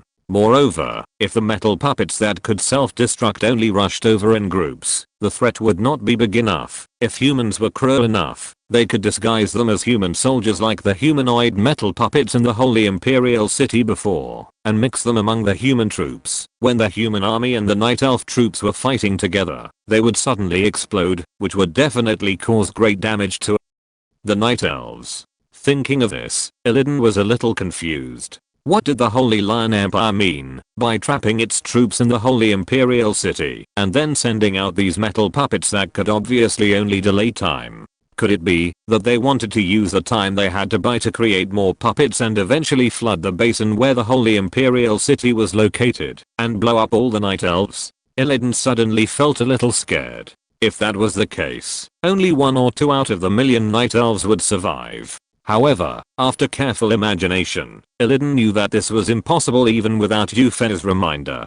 To blow up the metal puppets in the entire Holy Capital Basin, wouldn't it cost hundreds of millions? It's not certain whether the Holy Lion Empire can dig out so much metal in 10 years, not to mention that it's probably not a simple matter to make such a metal puppet that can self-destruct. That is to say, the Holy Lion Empire's trump card is not the metal puppet. Sending out 200,000 metal puppets is just to contain the Night Elves and prevent the Night Elf troops from trying to break through the 4 gates. Next, the Holy Lion Empire should reveal its purpose. At this time, countless magicians are busy in the 4 holy gates in the southeast, northwest, and northeast. There are surprisingly many magicians in each of the 4 gates, as if all the magicians of the Holy Lion Empire have gathered here. No, even if all the magicians of the Holy Lion Empire from the legendary epic to the Black Iron Apprentice are forcibly gathered here at the 4 holy gates, there are not so many. If there are units under Yufei's command in the 4 holy gates now, then Yufei can see that the leaders of the 4 gates around the Holy Lion Empire do not seem to be people from the Holy Lion Empire.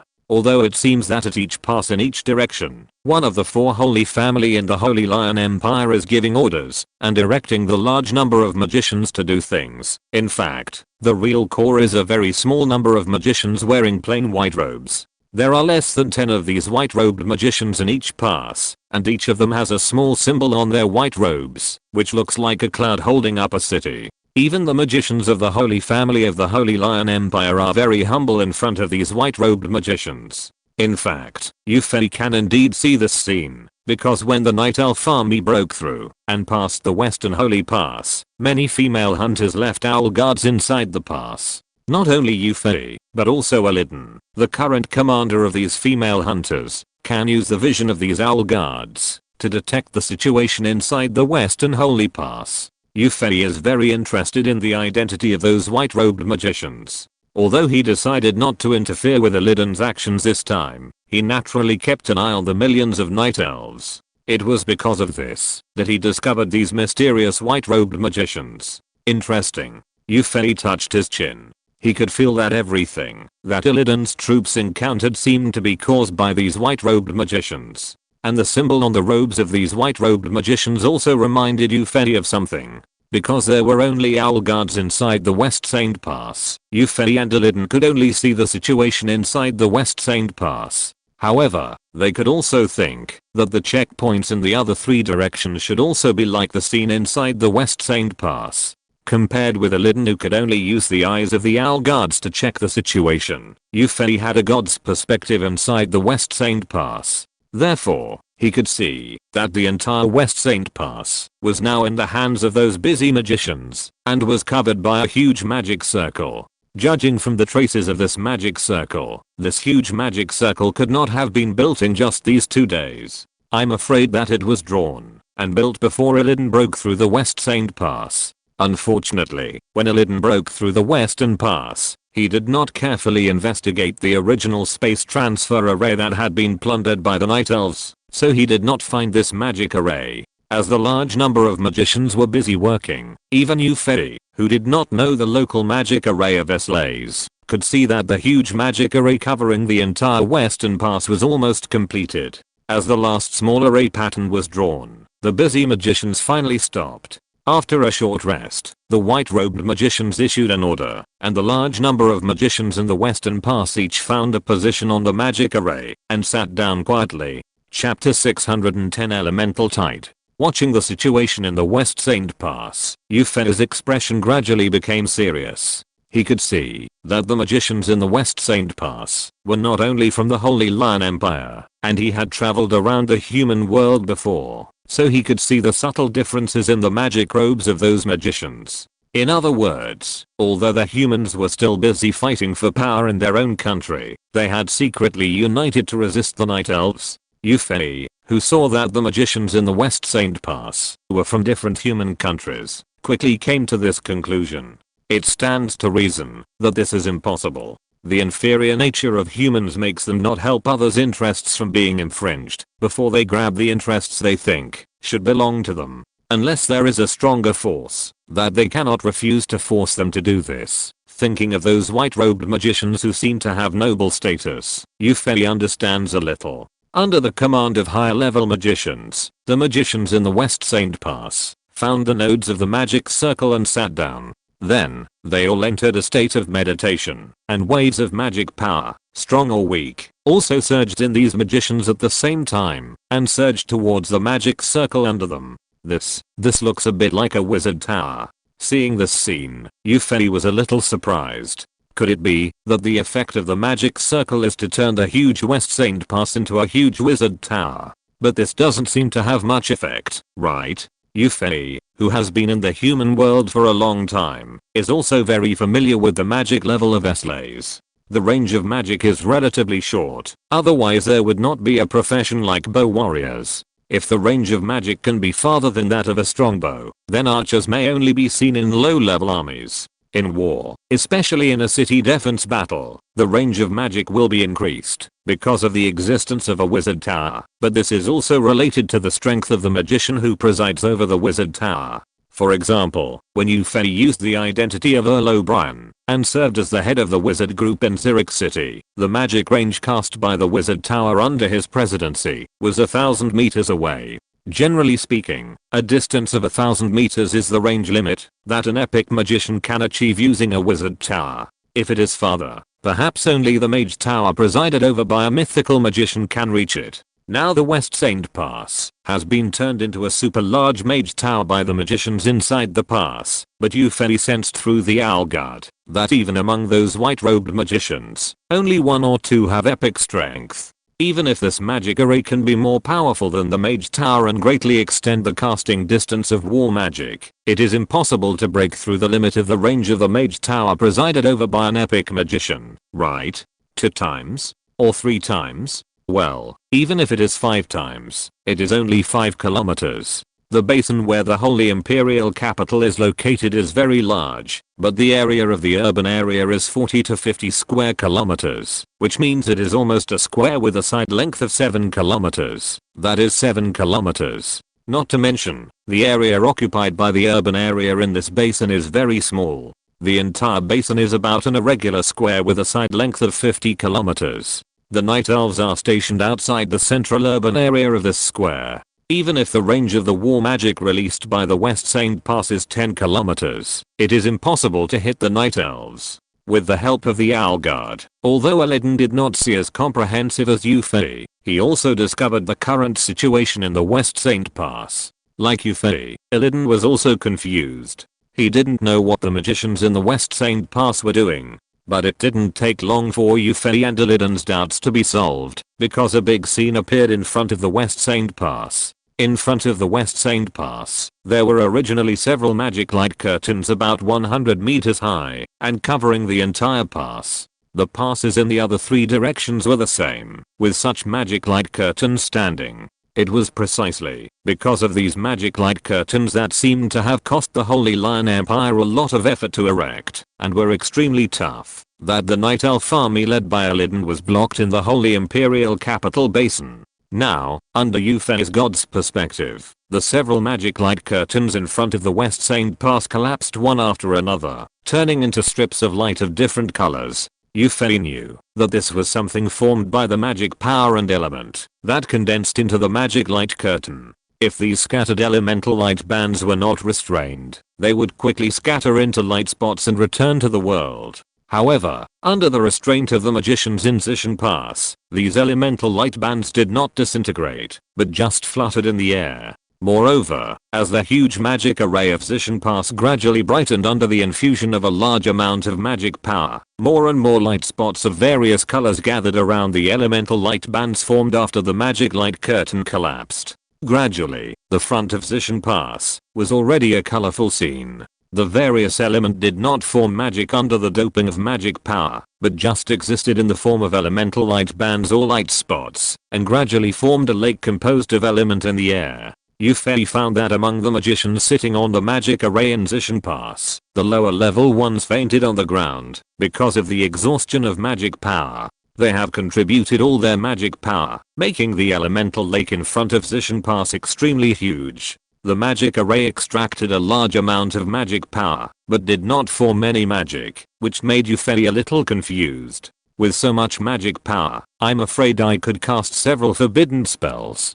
How could it be used to form such a seemingly useless elemental lake? Or is this elemental lake what the magicians in Zishanguan want to create? After the black iron bronze level magicians, who are the largest number, fell, the silver and gold level magicians gradually fell due to the exhaustion of magic power. As the magicians of these levels fell one by one, the elemental lake outside Zishanguan has expanded to a limit. This elemental lake is like a balloon. Euphoe watched the balloon grow bigger and bigger, and began to worry whether it would burst. No, explode! Exclamation mark. Euphoe suddenly thought that the magicians in Zishanguan took the trouble to form such a huge elemental lake. Wouldn't it be just for the explosion? Exclamation mark. Yufei imagined what the scene would be like after the elemental lake exploded. At this time, the Night Elves in the basin of the Holy Imperial Capital could clearly see that a colorful ball of light appeared in the 4 directions around them.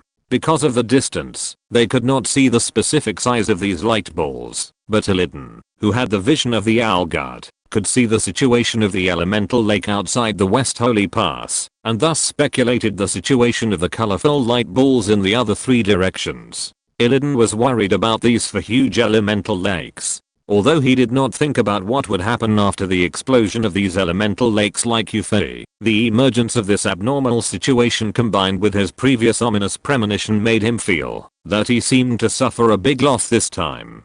Illidan's feeling and Yufei's guess were not wrong.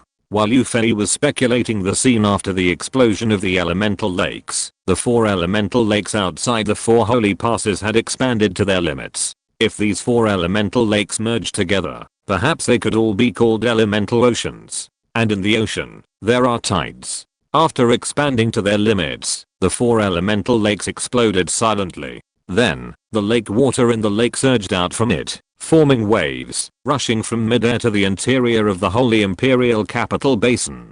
This is the elemental tide. Yufei finally understood what the Holy Lion Empire wanted to do. They had gone to great lengths to bring the Night Elf troops into the Holy Imperial Capital Basin, and even gave up their own capital, all for the elemental tides at this moment. Elemental tides are generally formed naturally, so Yufei didn't think of this at first. But now that he saw the surge of the elemental tides, Yufei finally understood. The huge magic arrays and a large number of magicians in the 4 checkpoints were built and gathered to artificially form elemental tides.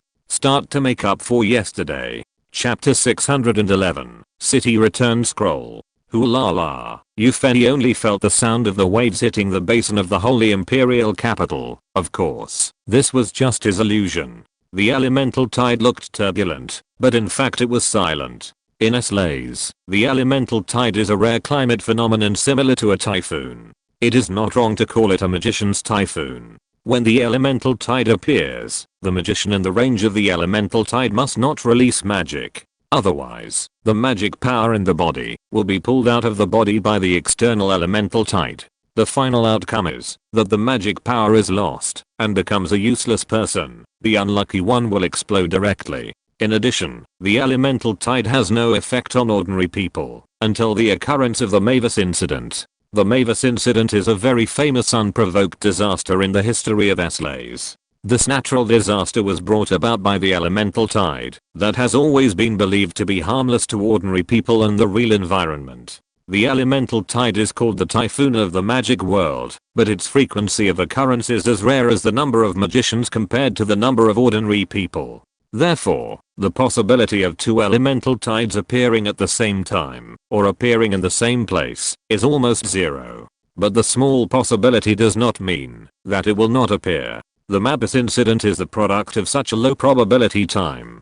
Mabis is the name of a city. It was once a very prosperous city in the world of Veslazer. But after the Mabis incident, this prosperous city became a dead city. The so-called Mabis time is that 2 elemental tides appeared at the same time over the city of Mabis, and they collided with each other. The colliding elemental tides, in addition to causing all the magicians in the city of Mabis to explode and die in the first time, formed an elemental vacuum zone in the city of Mabis in the next short period of time, and then became a real vacuum zone. What does vacuum mean? For ordinary people and even lower level professionals, it means death. At least, professionals below the cloud level could hardly hold on for a few minutes in the vacuum zone. They could not even run away without strength. Since then, the city of Mavis has become a dead city. Even after a few days when the vacuum zone dissipated, no one returned to the place, where every human had a distorted expression and suffocated to death. Even the strong men who escaped from the city of Mavis did not go back there. However, it is a low probability event that multiple elemental tides appear in one place at the same time and collide with each other. There has only been one such event recorded in the history of SLAzer. Therefore, at the beginning, Yufei did not connect those elemental lakes with the Mavis incident. Now seeing the elemental lakes in the 4 directions of the Holy Imperial Capital Basin collapse, forming 4 elemental tides surging towards the center, Yufei could not help but break out in a cold sweat. This is the rhythm of repeating the Mavis incident. And it is an enhanced version, with 4 elemental tides colliding together. Although the Night Elves were created by Yuffie, they are also living creatures, and cannot live without air. If these 4 elemental tides really collided with each other, and a stronger Mavis incident was repeated, the millions of Night Elves in the Holy Imperial Capital Basin would definitely suffer heavy losses. After all, even if the Night Elf soldiers were several levels stronger than human soldiers on average, most of them were only at the bronze to gold level. Only the mountain giants and chimeras were already above the gold level at the ordinary level. Yuffie wanted to remind Illidan, but he held back. Before the battle, he told Illidan that this time, as the Father God, he would no longer interfere with the actions of the Night Elf troops, and he wanted Illidan to fight in his own style, and he really thought so in his heart. If he reminded Illidan now, it would go against his original intention, and it might also make Illidan feel emotional, and it would not have the effect of training Illidan.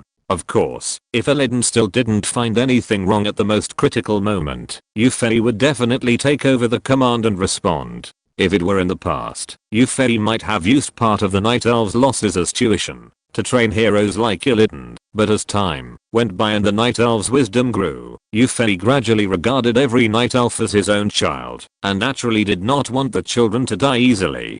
Fortunately, Illidan did not disappoint Yuffie's expectations. Although he had not traveled in the human world, and did not know about the Mavis incident like Yuffie, Illidan could also feel the huge danger from the elemental tides coming from all directions. Therefore, he quickly made effective countermeasures. This so-called countermeasure is the City Return Scroll. Because Yuffie's main body has studied the technology of the army backpack, each Night Elf army has a 2-grid backpack. Most of these 2 backpacks are filled with a magic bottle. Yuffie exchanged countless magic bottles from the Miracle Ancient Tree, striving to equip every Night Elf. A magic bottle can replenish health and magic points 3 times, which can be regarded as a life-saving thing on the battlefield. The Night Elves, who have a large number of moon wells, can freely charge the magic bottle, so the magic bottle has become the standard equipment of the Night Elves. In the 2-grid backpack of each Night Elves who is a squad leader, in addition to the magic bottle occupying 1 grid, the other grid is filled with the town portal scroll. The squads of the Night Elves are generally in units of 10, and a town portal scroll can transport 12 units, which is more than enough. Because of the warning signs that kept flashing in his mind, Illidan did not choose to try to fight against the 4 elemental tides, but directly ordered all the squad leaders to open the town portal scroll and teleport back to the Whispering Wind Forest or the Northern Icefield. Yuffie was quite satisfied with Illidan's response. Even for Yuffie himself, the only way he could think of at this time was to consume a large number of town portal scrolls to avoid the surging elemental tides. Facing such an elemental tide that was obviously artificially formed, but equivalent to a natural disaster, it was impossible to resist it head-on. Not to mention, the power system of the Night Elves is completely different from the magic system of Slays. Even if they want to stop the elemental tide, they have no way to do it. So in this case, using the City Return Scroll to escape is the best choice. Just 1 second after Illidan gave the order, tens of thousands of light arrays lit up in the Night Elf army with extremely strong execution. In an instant, 100,000 City Return Scrolls were taken out of the backpacks by the Night Elf captains one by one, and unsealed and used. The light emitted by the space array formed by the 100,000 City Return Scrolls even temporarily covered the colorful brilliance of the elemental tide.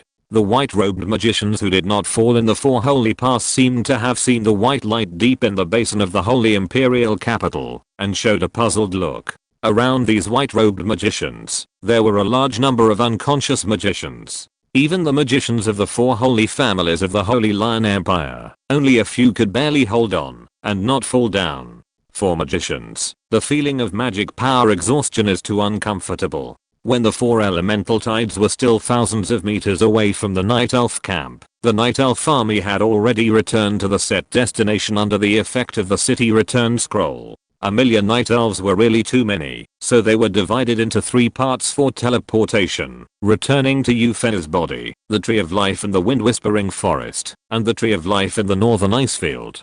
About half a minute after the Night Elves evacuated, the 4 elemental tides finally gathered at the place where the Night Elves were originally located. The elemental tides coming from the 4 directions of southeast, northwest, and northeast collided silently, just like the Mavis incident. This collision was silent, but it made everything in the collision area still. The air no longer flowed, because there was no air there. The elemental light spots that should have scattered after the collision also disappeared without a trace. The vacuum and the elemental vacuum had already formed here. The heart feels like a cat's claws are scratching. Who can understand this feeling of going crazy? Chapter 612. The Alliance of Austrian Law. Inside the West Holy Pass, the awake white-robed magicians quietly watched the 4 colorful elemental tides in the Holy Imperial Capital Basin collide with each other, and then silently annihilate and become transparent. A white-robed magician spoke obscurely. "What's the matter with the white light just now? Should we check whether the elves are dead or not?" The other white-robed magicians looked at the white-robed magician who spoke with a fool's eyes, and their eyes revealed the same meaning. "Check? You go?" The elemental tide is particularly terrifying for magicians. Even if it is not a few elemental tides colliding together like now, but a natural elemental tide, it is possible that the magicians within the affected area will explode and die. Like the enhanced version of the Mavis incident now, even an epic magician will explode and die if he gets close. Although the strong white light that appeared in the Holy Imperial Capital Basin just now was a bit strange, no magician was willing to risk exploding and dying to go deep into the basin to investigate the situation. The white-robed magicians who created the 4 elemental tides were very confident in the power of the elemental tide collision. They did not think that the Night Elves could survive in the absolute vacuum formed after the elemental tide collision. At most, only those legendary epic masters could easily escape the vacuum area. But why has it been a while, and no Night Elf masters have escaped from the vacuum area? The white-robed magicians were a little confused. Although they were very confident in the collision elemental tides they created, they did not think that the vacuum area could kill the legendary epic masters. There are many legendary epic masters among the Night Elves, and the white-robed magicians know about this. They have all been prepared for the Night Elf masters who escaped to be angry and crazy after the Night Elf troops were killed in large numbers by the vacuum area. However, the series of preparations they made for the Night Elf masters were useless, because none of the expected Night Elf masters appeared. The situation was unexpected, but the white-robed magicians still did not dare to go to the basin to investigate the situation. After waiting for half a day, some of the stronger magicians in the 4 sacred gates have recovered from the state of magic exhaustion, and the white-robed magicians have not seen any Night Elf warriors escape from the basin. After thinking about it, the white-robed magicians believe that there are only 2 most likely scenarios. One is that the power of the 4 elemental tides colliding is too strong, exceeding the Mavis incident, causing the Night Elf warriors to die in it. The other is that the Night Elf warriors have left the sacred Imperial Capital Basin in an unknown way. In the eyes of the white-robed magicians, although they prefer to see the first situation, the second situation is actually more likely to occur. What they don't know is that it's not just the strong Night Elves who escaped, but all the Night Elves in the sacred Imperial Capital Basin used the city return scroll to escape the outbreak of the elemental tide.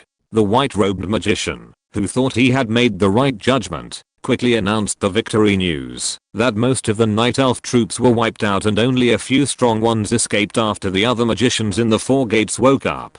The other magicians seemed to be convinced by these white-robed magicians, and believed in the results they announced. Then, the victory news from the Holy Imperial Capital spread throughout the human world. The news that the Holy Lion Empire abandoned the Imperial Capital, and killed and injured millions of Night Elves made all humans excited. The silence of the Dark Knight Empire after the news came out made people who were originally half believing and half doubting believe the news. Even a few days later, even the citizens of the Dark Knight Empire believed the news that was not blocked. For a time, the Dark Knight Empire, which had always been extremely stable, had some unrest. Even in the face of such a situation, Yufei and even Illidan had no intention of coming out to explain the situation. This was the situation formed under Yufei's intervention. Without Yufei's order, the news that most of the Night Elf army was wiped out could not even be transmitted to the Dark Knight Empire. And the reason why he let such news spread was naturally for a purpose. Yufei was very interested in those white-robed magicians who single-handedly promoted the elemental tide, and was very curious about their identities. The reason why he did not come out to refute the rumor and even let the news of the annihilation of the Night Elf troops spread was to prevent those white-robed magicians from showing up. And his goal was achieved. After seeing that the Dark Knight Empire did not deny that most of its million-strong army had been annihilated, and even incapable of blocking the spread of the news, those white-robed magicians finally appeared in front of the human public. Yufei knew the identities of those white-robed magicians almost at the same time as most humans.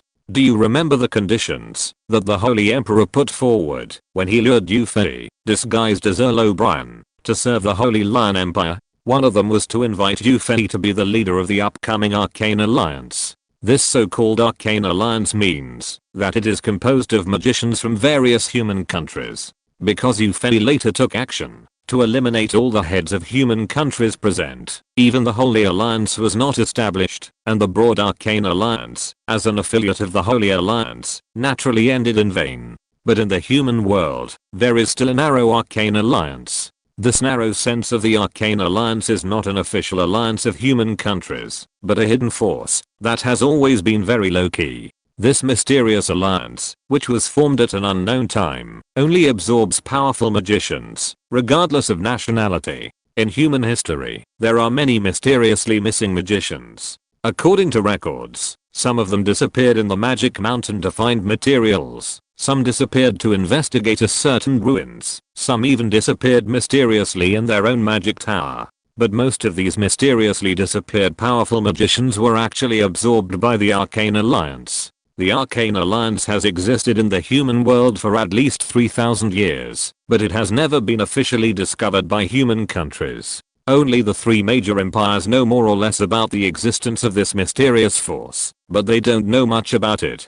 The Holy Emperor proposed to establish the Arcane Alliance at that time, perhaps with the idea of leading out this mysterious force. It's a pity that the Arcane Alliance did not appear when the Holy Emperor was alive. After his death, the new Holy Emperor took office, and the Arcane Alliance was connected with the Holy Lion Empire. The reason why the Arcane Alliance has not been discovered by human countries is that they are not in the territory of any country. The place where the Arcane Alliance is located is in the sky. Once, the Elf King Court of Slays wanted to use the heart of the sky to create a sky city, but what they didn't know was that there was already a sky city in the human world. The owner of this city that floats in the air and can move to a limited extent is the Arcane Alliance. It is precisely because it exists in the peaceful sky that the existence of the Arcane Alliance has not been discovered by human countries, and the magic ability of the Arcane Alliance has been continuously improved by absorbing magicians on the ground.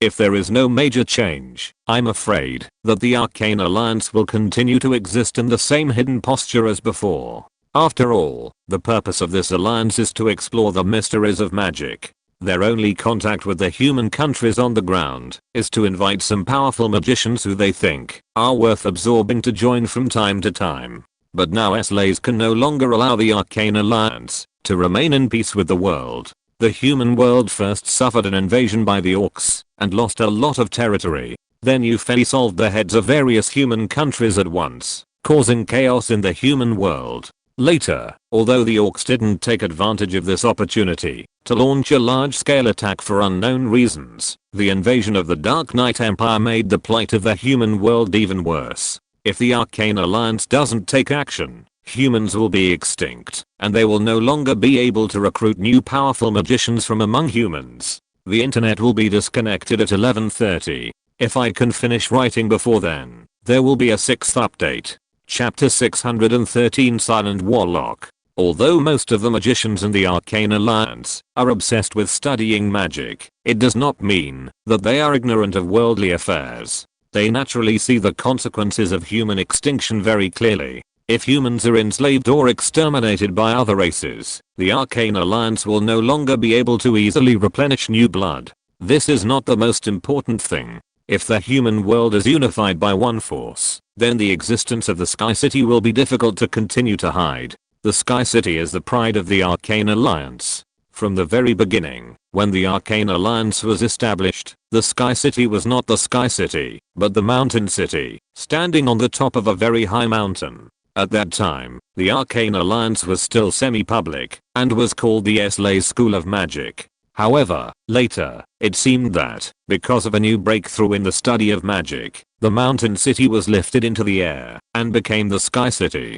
The SLA School of Magic also disappeared on the continent, becoming an unsolved mystery at the time. The Sky City was relatively simple at the beginning, and sometimes even some powerful people flying in the air could accidentally discover it. Therefore, there have been records about the Sky City in the history of SLAs.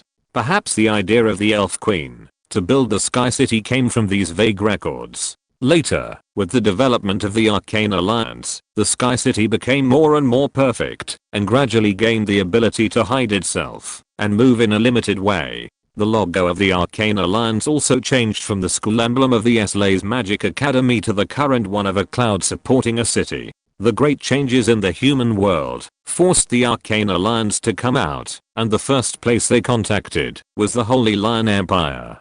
The Prince of the Holy Lion Empire was able to quickly get the support of the 4 holy families and defeat the other princes to become the new Holy Emperor. There was also a shadow of the Arcane Alliance behind it. The Arcane Alliance chose to cooperate with the Holy Lion Empire, not only because the Holy Lion Empire has always been the strongest country in the human world, but more because it was the first stop of the Dark Knight Empire's attack. The Arcane Alliance wanted to give the Dark Knight Empire and the elves a heavy blow here. The Holy Lion Empire gave up its imperial capital because of the Arcane Alliance's request. Those metal puppets that can self-destruct were also provided by the Arcane Alliance. The level of magic of the Arcane Alliance, which devoted itself to the study of magic, surpassed that of humans on the ground of the SLA's continent by more than one level. The climate phenomenon of elemental tides, which was feared by magicians on the ground of the SLA's continent, became something that could be controlled and artificially created in the hands of the Arcane Alliance, and was used on the Night Elves. Now, the Arcane Alliance thought that the trap they had laid with great effort had caused heavy damage to the troops of the Dark Knight Empire, so they jumped out openly to show their existence. Even because they were shocked by the strength shown by the Arcane Alliance, some human countries that had gradually stabilized united under the contact of the Arcane Alliance. Half a month after the battle in the Holy Imperial capital, the human world announced the establishment of the Holy Alliance. This was exactly the human race union that the previous rulers of various human countries had hoped to form when they gathered together. However, the leader of the Holy Alliance was not any human country, but the Arcane Alliance. The Arcane Alliance, which appeared openly, quickly took the magic guilds of various human countries into their hands. All registered human magicians were recruited and entered the system of the Alliance of Magic. At this moment, when the human race was threatened with extinction, the magicians, as the essence of mankind, were replaced by a contribution system led by the Alliance of Magic, and magic materials were distributed according to the contribution value. The previous series of interest distribution models of the magicians were replaced by this contribution system. In other words, perhaps the various human countries are still united in name only, but the human magicians have become a solid block under the integration of the Alliance of Magic. Yufei, who has been silently paying attention to the situation in the human world, can feel that the Alliance of Magic, or human magicians, have become the biggest obstacle for the Night Elves to unify SLAs. Ha ha ha ha. Oh ha ha ha ha. Inside the palace of the Dark Knight Empire, the Emperor of the Dark Knight Empire was laughing loudly. Is this the last strength of the human race? As long as the Arcane Alliance is destroyed, the human race will be in the hands of the Dark Knight Empire. Don't you think so, Norim? Behind Yufei, a figure who was all fiery red, a huge fiery red shield, a fiery red strange helmet, and a fiery red robe whispered in agreement. Yes, my king. Yufei turned around and looked at the figure he called Norim. Then, all this needs to be achieved by you and your troops. Come on, Norim. Let your name of the silencer be the nightmare of human magicians. Yes. Norim's answer was still simple and clear, as if to match his title of silencer. Silencer. Name. Norim. Specific attributes. Omitted. Skills. Silent curse. Use the silent curse to torture a target within a range. the target will continue to lose a certain amount of health and magic points until he uses any skill. The duration, health and magic point loss increase with the skill level. Blade of Wisdom. The blade of the silencer is magically enhanced, increasing the attack power according to the intelligence value. If an enemy unit that is not less than 2 levels lower than the silencer dies under the effect of the Blade of Wisdom, the silencer will permanently steal 2 points of its intelligence. Last word. Cast on enemy units in range, adding negative magic effects. When this effect exists, casting any skill will silence the target and cause damage. If the target has not cast a spell after 5 seconds, he will still be damaged, silenced, and prohibited from attacking. The duration of the damage and silence effect increases with the skill level. Silence all areas, prevent all enemy units from casting skills. Norim, who Yufei called the Silencer, is the 4th hero of the Blood Elf clan. From the shape, it can be seen that this new hero was transformed from the Magic Destroyer. Even a layman can see from the skills of the Silencer that this is a hero that is extremely targeted at magicians. This just fits his original military form. The Magic Destroyer is also the nemesis of the magician. Among the 4 skills of the Silencer, the Silent Curse and the Last Word should be used in combination. In the game, these 2 skills are single target skills, but the Silent Curse and the Last Word possessed by Norim in Avril have become group skills. Although the range of action is not very large, it is also a qualitative breakthrough. The Blade of Wisdom is the biggest feature of the Silencer hero. In the game, if a Silencer keeps killing heroes with the Blade of Wisdom, the Silencer can even 1v5 in the end. After all, with the existence of the full area silence skill, the enemy heroes can only fight with the Silencer in a short period of time. And fighting with a Silencer who has stolen a lot of intelligence is definitely not a good idea. The enemy heroes in Avril may only be found in the new Orcs, so the intelligence stealing effect of the Blade of Wisdom is converted into killing enemy units that are not lower than 2 levels of itself to get 2 points of strength. Converted to the level of Avril, these 2 levels are equivalent to a big level difference in Avril. As for the full area silence, it is the embodiment of the ultimate value of the Silencer. In the game, the range of this skill of the Silencer is the entire map. There is no such thing as the entire map in Slays. Yufei is also very curious. After the Silencer uses this skill on the battlefield, how large will its range be? Just after discovering Norim, who can be transformed into a hero from the Magic Destroyer, Yufei knew that the Arcane Alliance would be just a clown-like existence to him, and would not be able to jump around for long. In the past half-month, the reason why Yufei did not respond to the news from the Arcane Alliance was not only to draw out all the hidden forces of the human race, but also to let Norim upgrade as soon as possible. Now Norim has been upgraded to level 7 under Yufei's resource tilt, and even equipped with the Aghanim Scepter. Even the Magic Destroyers that the Blood Elves have not deployed have almost all been upgraded to the elite level. Looking at the latest declaration of the Arcane Alliance, Yufei narrowed his eyes. It's time for these magic nemesis to come out. Is there a 6th update today? Exclamation mark. Request everything. In addition, the VIP chapter has reached 500 chapters. Children who have subscribed to all chapters must not forget to receive the light of the great god. Don't forget it. If you're listening to this novel on a channel other than Fanfic World, it means they downloaded and uploaded it without effort. We cordially invite you to visit our channel, Mundo Fanfic Novelos. There you'll find the original version of this story and you can explore many other novels of various genres. We're waiting for you to immerse yourself in a world of incredible novels.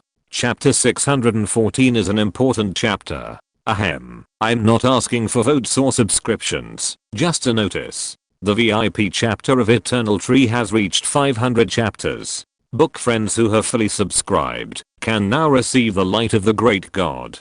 The light of the red dust of 9,000 feet sounds really high end. Haha, well. In fact, receiving the light of the great god will not bring any actual benefits to the red dust, but it is an honor, isn't it? It can also reflect the reader's support for the red dust. So I hope that all book friends who have fully subscribed can spend half a minute to receive the light of the great god of the red dust. Thank you. This book will be finished in about 20 chapters, and please continue to support it. Chapter 615 Magic Supreme Declaration. In the later historical records of Eslazer, there was a declaration that was nailed to the pillar of shame. Because when this declaration was first released, it was very arrogant and entrusted with the wishes of countless humans. But a short time after the declaration was released, this declaration became a joke. This declaration that became a joke has a very domineering name, the Declaration of the Supreme Magic. Under the witness of magic, the Arcane Alliance will save mankind from the water and fire. Whether it is the barbaric orcs or the evil elves, they will be eliminated one by one under the glory of magic. When the glory of magic spreads throughout Eslazer, everyone will understand that everything is inferior, only magic is supreme. This is the words announced by the Arcane Alliance on the 10th day, after revealing its existence. At this time, these magicians who were originally hidden in the world have become saviors in the eyes of various human countries. The Holy Alliance, which was established urgently, has most of the right to speak in the hands of the Arcane Alliance. Perhaps it was because they had almost seized the power of the entire human world as soon as they reappeared, after being in seclusion for a long time. The magicians of the Arcane Alliance seemed to have lost the calm attitude when studying magic, and issued such a declaration that they called the Supreme Magic. In fact, in just 10 days, the human world was indeed dominated by magic. From the Dark Iron Apprentice to the legendary epic magicians, all were incorporated into the system of the Arcane Alliance. The Arcane Alliance, whose magic research was more than one level ahead of Eslaze, also spread a lot of technology, such as the method of making metal puppets. Because of Euphene's instructions, the official of the Dark Knight Empire has not come out to refute the rumor that the million-strong army led by Illidan has not suffered any losses. Even Avril's Night Elf troops, which had been conquering the loose kingdoms of humans, stopped their momentum. Because of the changes in their hometown, the Orcs had no time to take care of attacking the human world, and even lost some territory to humans after the Arcane Alliance took action. For a time, amid the domineering declaration of the Arcane Alliance and the widespread advocacy of praise, all humans felt that the severe situation faced by the human race before seemed to be gone. All these changes were naturally attributed to the Arcane Alliance. Ordinary people's views on the profession of magicians also changed from reverence and mystery to yearning. Some human babies born during this short period of time were given suffixes such as arcane and secret magic in their names. Every parent of a newborn hoped that their child could become a magician. Everyone thought that the suffering that humans had suffered before would be changed because of the emergence of the Arcane Alliance. The Supreme Declaration of Magic was the turning point of human destiny. Unfortunately, all this was just thought. The Dark Knight Empire, which accepted the destruction of its million-strong army in the eyes of humans, suddenly summoned 1,000,000 troops again, and began to invade the human world again along the route it had taken before. When humans first discovered this, they were all a little unbelieving. Although the emergence of the Arcane Alliance gave humans the courage and confidence to fight against the Orcs and Elves, they had to admit that the average strength of the Dark Knight Empire's army was too high. Such a high quality army, just after 1,000,000 were eliminated, another 1,000,000 came out. Isn't it a bit unscientific? Regardless of whether it is scientific or not, the Dark Knight Empire did put out 1,000,000 Night Elf troops again, and Illidan was still the commander-in-chief. In fact, this was a new million-strong army in the eyes of humans, and it was actually the 1,000,000 Night Elves who escaped from the Holy Imperial Capital Basin with the city return scroll. However, humans firmly believed that the 1,000,000 Night Elves in the Holy Imperial Capital had died under the collision of the elemental tides, so they were surprised by the war potential of the Dark Knight Empire. However, the Arcane Alliance, which issued the Supreme Declaration of Magic, did not care about the new million-strong army of the Dark Knight Empire. Perhaps in order to build confidence in humans, or perhaps they were really not afraid of the million-strong army of the Night Elves, the Arcane Alliance looked down on the new troops led by Illidan. In fact, the internal members of the Arcane Alliance really held a rather contemptuous attitude towards the million-strong army of the Night Elves. In the minds of these magicians, since they could destroy the million-strong army of the Dark Knight Empire once, they could destroy it a second time. After the news that Illidan led another 1,000,000 Night Elves to the expedition came out, the internal magicians of the Arcane Alliance had already discussed how to deal with this army. The previous elemental tidal collision led the Night Elves into the Holy Imperial Capital Basin, and relied on the closed terrain to apply the previously experimental method of killing the enemy. Now that the Night Elves have suffered a loss once, they should not fall into such an obvious trap as the elemental tidal collision. Besides, it takes a lot of effort and a lot of magic materials to make such a huge magic circle, and the Arcane Alliance does not want to use this method to meet the enemy again. After some discussion, the magicians of the Arcane Alliance felt that they actually did not need to think of ways to deal with the Dark Knight Empire's troops. Now, let alone the human world as a whole, at least the magicians have been completely integrated together. In the vision of the Arcane Alliance, the human army will change from being mainly composed of a large number of warriors to being centered on magicians, with warriors only as auxiliary forces. This is also the military reform they are working hard to carry out. In short, the magicians of the Arcane Alliance feel that with the current army composed of magicians, humans no longer need to be afraid of the Dark Knight Empire's troops. No matter how many elves there are, and how strong they can only watch themselves fail under the endless waves of magic. The supremacy of magic is not just talk. At this time, a large area in the center of the Holy Imperial Capital Basin is still in a vacuum state. Neither the Arcane Alliance nor the Dark Knight Empire has any intention of setting the battlefield here again. Speaking of which, the current Holy Emperor is really miserable. Originally, as a prince, he would naturally ascend to the top after the abdication of the previous Holy Emperor, but because the previous Holy Emperor died unexpectedly, his right to inherit the throne actually changed. If it weren't for the emergence of the Arcane Alliance and the support of the 4 Holy Word families, perhaps he would still be competing with other princes for the throne. Even if he succeeded in becoming the Holy Emperor, this emperor, who should have been one of the highest ranking people in the human world, had to give up his own palace and even the imperial capital to eliminate the enemies who invaded his country. And even if those enemies were eliminated, the palace and the imperial capital could no longer be returned. Yesterday's 6 updates drained the world of mortals dry. Today I feel very uncomfortable. It was extremely difficult to write 2000 words. I will make up for the update tomorrow. My eyelids are fighting. Good night. Speaking of which, there are less than 10 people who have claimed the light of the great god, but there are still more than 100 who have subscribed to it. You can claim it with a little effort. Click on the light of the great god icon next to the author's name of the book page of the red dust. It is not troublesome at all. Book friends who have the conditions, please take half a minute to claim it. Thank you. Chapter 616 Vanguard. The current situation of the Holy Emperor is no longer taken seriously by people. Humans are now facing a major event for the entire race, and personal interests or even the interests of a certain country are no longer taken seriously. If it were still the human race in the era of nations, this situation would be difficult to occur. Even if the Holy Alliance that the then Holy Emperor wanted to establish was really established, this product of the coordination of interests of multiple countries would not have the execution power of the Holy Alliance led by the current Arcane Alliance. With the new round of invasion by the Dark Knight Empire, the Arcane Alliance began to summon the magic core that were being built in full swing in various human countries. In fact, most of the soldiers in this so-called magic core are still warriors. After all, even now that the number of magicians has unexpectedly increased due to the emergence of the Arcane Alliance, they are still a minority.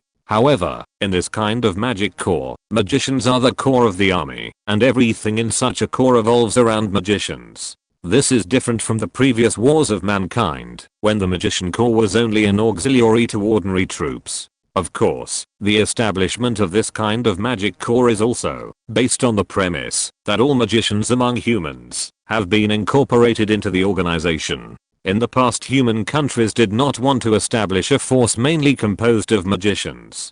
Everyone knows the lethality of such a force. However, ordinary magicians do not like to participate in wars, so the establishment of magic army can only be a concept. In the current magic supremacy period dominated by the Austrian alliance, this concept has become a reality. Relying on the so-called contribution system and some things that exceed the level of S-Laser's ground magic from time to time, the Austrian alliance easily controls the human magicians on the ground and incorporates them into the army. Now human magicians are very enthusiastic about joining the army. because according to the policy announced by the Austrian alliance, magicians will receive contribution points for joining the army, and if they have a good performance in the war, they will also receive additional contribution points. And these contribution points can be used to exchange magic improved by the Austrian alliance in the Sky City, which has become a magic holy land, or some knowledge that exceeds the level of S-Laser's ground magic.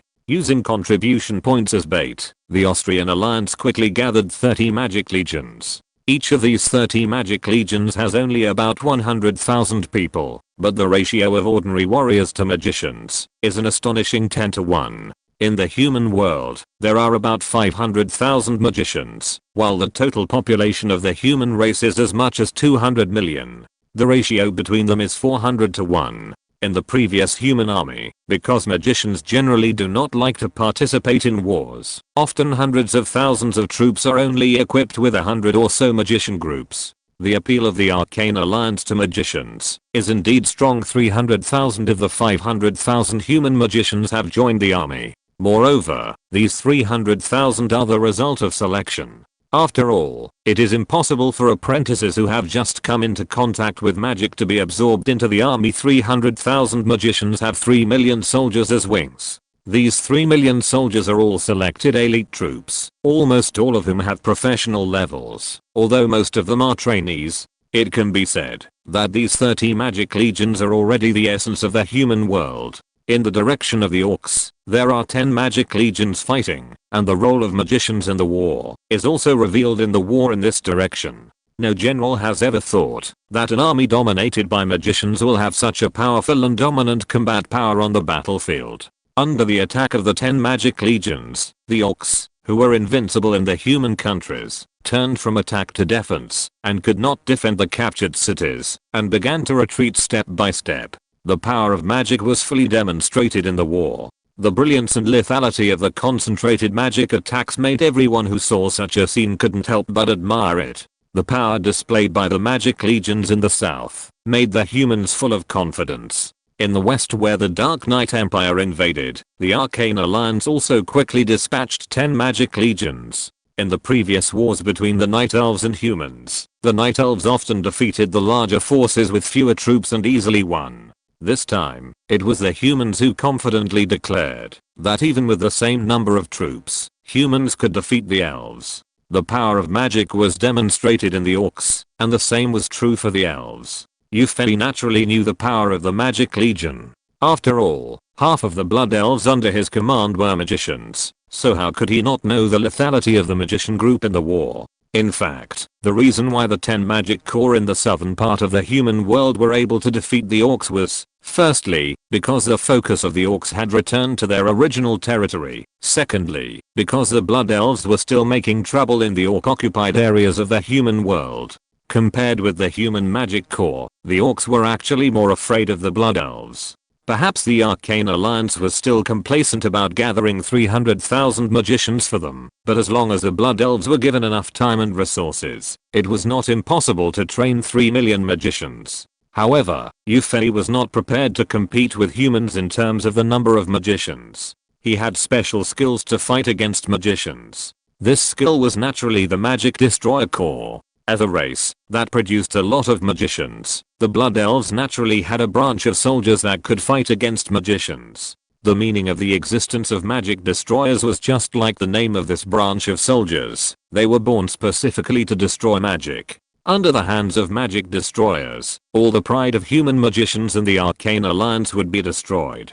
Before the Arcane Alliance appeared, Yufei had already begun to increase the number of magic destroyers trained in the Blood Elves. Norim was discovered by Yufei among these newly trained magic destroyers. The Arcane Alliance didn't know that the million-strong Night Elf army led by Lydon was actually the one they thought had been destroyed. What they didn't know was that the vanguard of the million-strong Night Elf army, which only had 100,000 soldiers, would become the nightmare of the magic army. Oh, these 100,000 vanguards were naturally not all magic destroyers, and half of them were sword masters of the Blood Elves. After all, the strength of magic destroyers was more reflected in fighting against magicians. 9 out of 10 of the human magic army were still warriors. If they only relied on magic destroyers to fight against the human magic army, these warriors would be in trouble. Among the 100,000 vanguards, there were 50,000 magic destroyers and 50,000 blood elf sword masters. Because most of the 50,000 magic destroyers had just been trained not long ago, although Yufei had greatly tilted the experience resources in the Warcraft mountains to this type of soldiers, most of them still only reached the elite level, not the elite level of all members. The 50,000 blood elf sword masters are the sword dancers of the blood elves. The title of sword master means that all the 50,000 sword dancers have reached the elite level. Elite sword dancers can actually be regarded as the nemesis of magicians. The leaping and flashing skills possessed by elite sword dancers allow them to target the enemy and have the ability to flash 3 times in a short period of time. The existence of the sword curtain allows elite sword dancers to protect themselves in the midst of thousands of troops, thereby exerting the terrible killing ability of this type of soldiers. However, in this vanguard of the Night Elves, magic destroyers are mainly used to deal with magicians. The role of elite sword dancers is more to use their already constant sword dance characteristics to cause damage to the warriors and the human magic legion, so as to ensure that the magic destroyers can bring destruction to the human magicians without hindrance. Led by the commander of the vanguard, the silent sorcerer Norim, this 100,000 man army that will stir up huge waves in the human world quickly crossed the Inno Pass, which has not yet been recaptured by humans, bypassed the West Holy Pass, and encountered a human magic army on a plain southeast of the South Holy Pass. If nothing unexpected happens, there will be 4 updates today. Thanks to the book friend Hangbei Busi Poverty for the 2 monthly tickets. Thanks to the book friends Kanmeng Shahin and the book friends Iang Guayu for the 588 Nyangbi rewards each.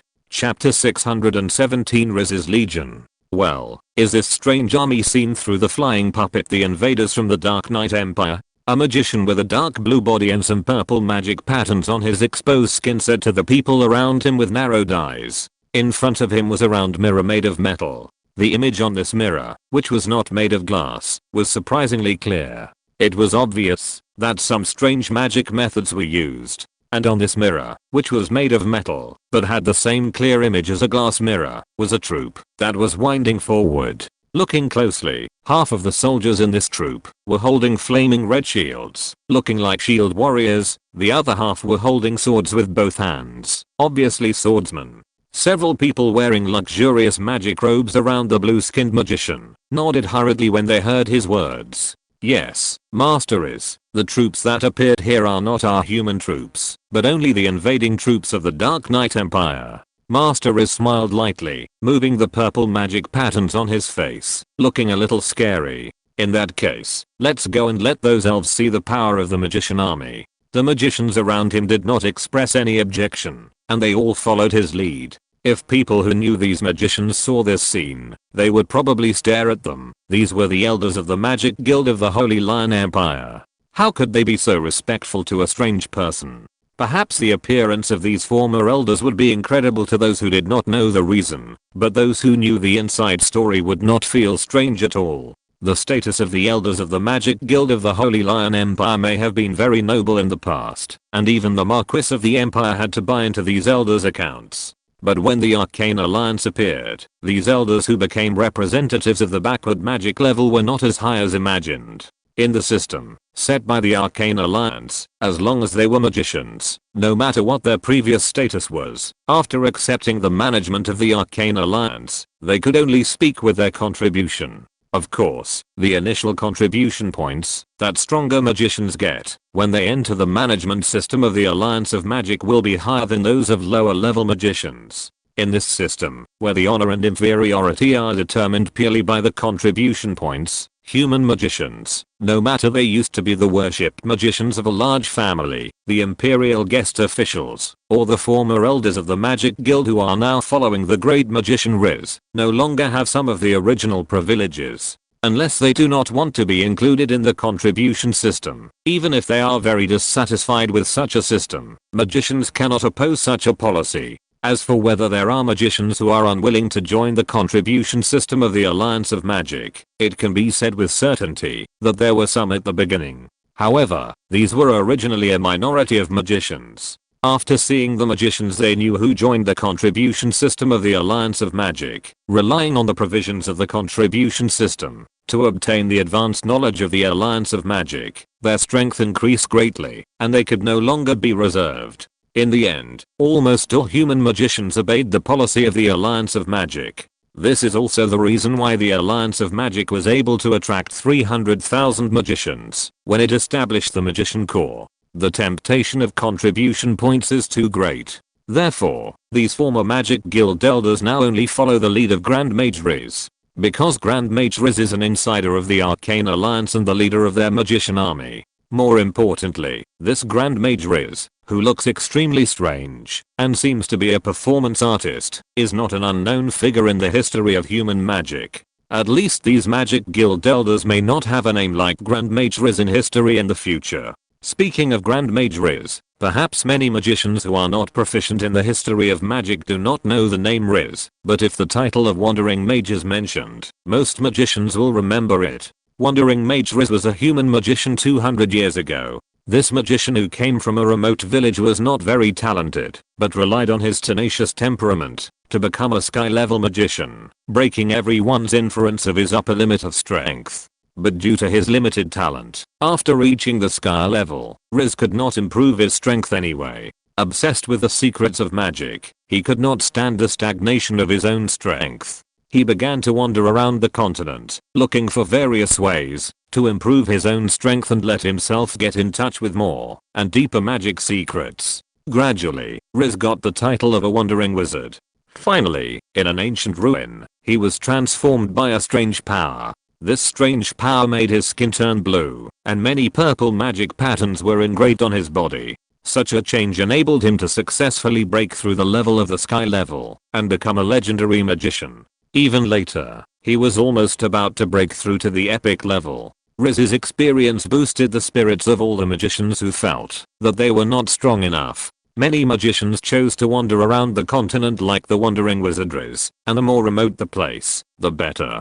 For a time, this kind of wandering became a trend, and the name of Riz, the initiator of the trend, was passed down. In fact, what made the name of the wandering wizard continue to be passed down was that this magical magician suddenly disappeared mysteriously. And a statement also stopped the trend of wandering. Some people said that Riz's disappearance was actually the price of obtaining that mysterious power. But now, this statement is naturally self-defeating, because the great mage Riz has reappeared alive. In fact, Riz's disappearance at that time was absorbed by the Sky City Arcane Alliance. Riz's pursuit of the mysteries of magic and his mysterious power attracted the Arcane Alliance, and Riz, who had reached the peak of the legendary level, but could not break through to the epic level, also happily joined the Arcane Alliance in the hope of improving his strength again. As of now, Riz has succeeded again. Because the elders of the Magic Guild are so respectful to Riz, in addition to being a member of the Arcane Alliance, it is also because Riz's strength is one level higher than Thiz, and he is an epic mage.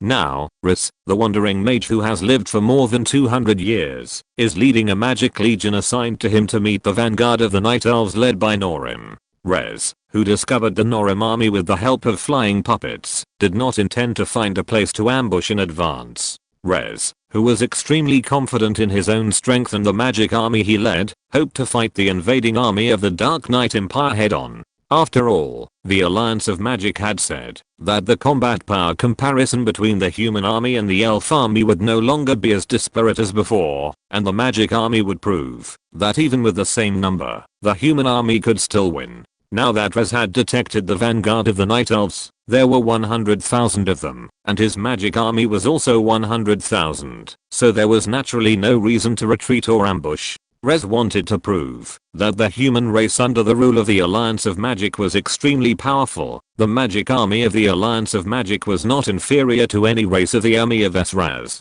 On the Norim side, they had actually discovered the existence of Riz's army long ago. Even the metal strange bird that had been hovering over their heads and occasionally reflected strong light due to the angle problem had been discovered by Norim long ago. Although the magic destroyer is a long-range attack unit, its range is not as far as that of the Night Elf archer, so it cannot attack the metal bird that is flying high. The sword dancer is a melee unit, so it has no way to attack it.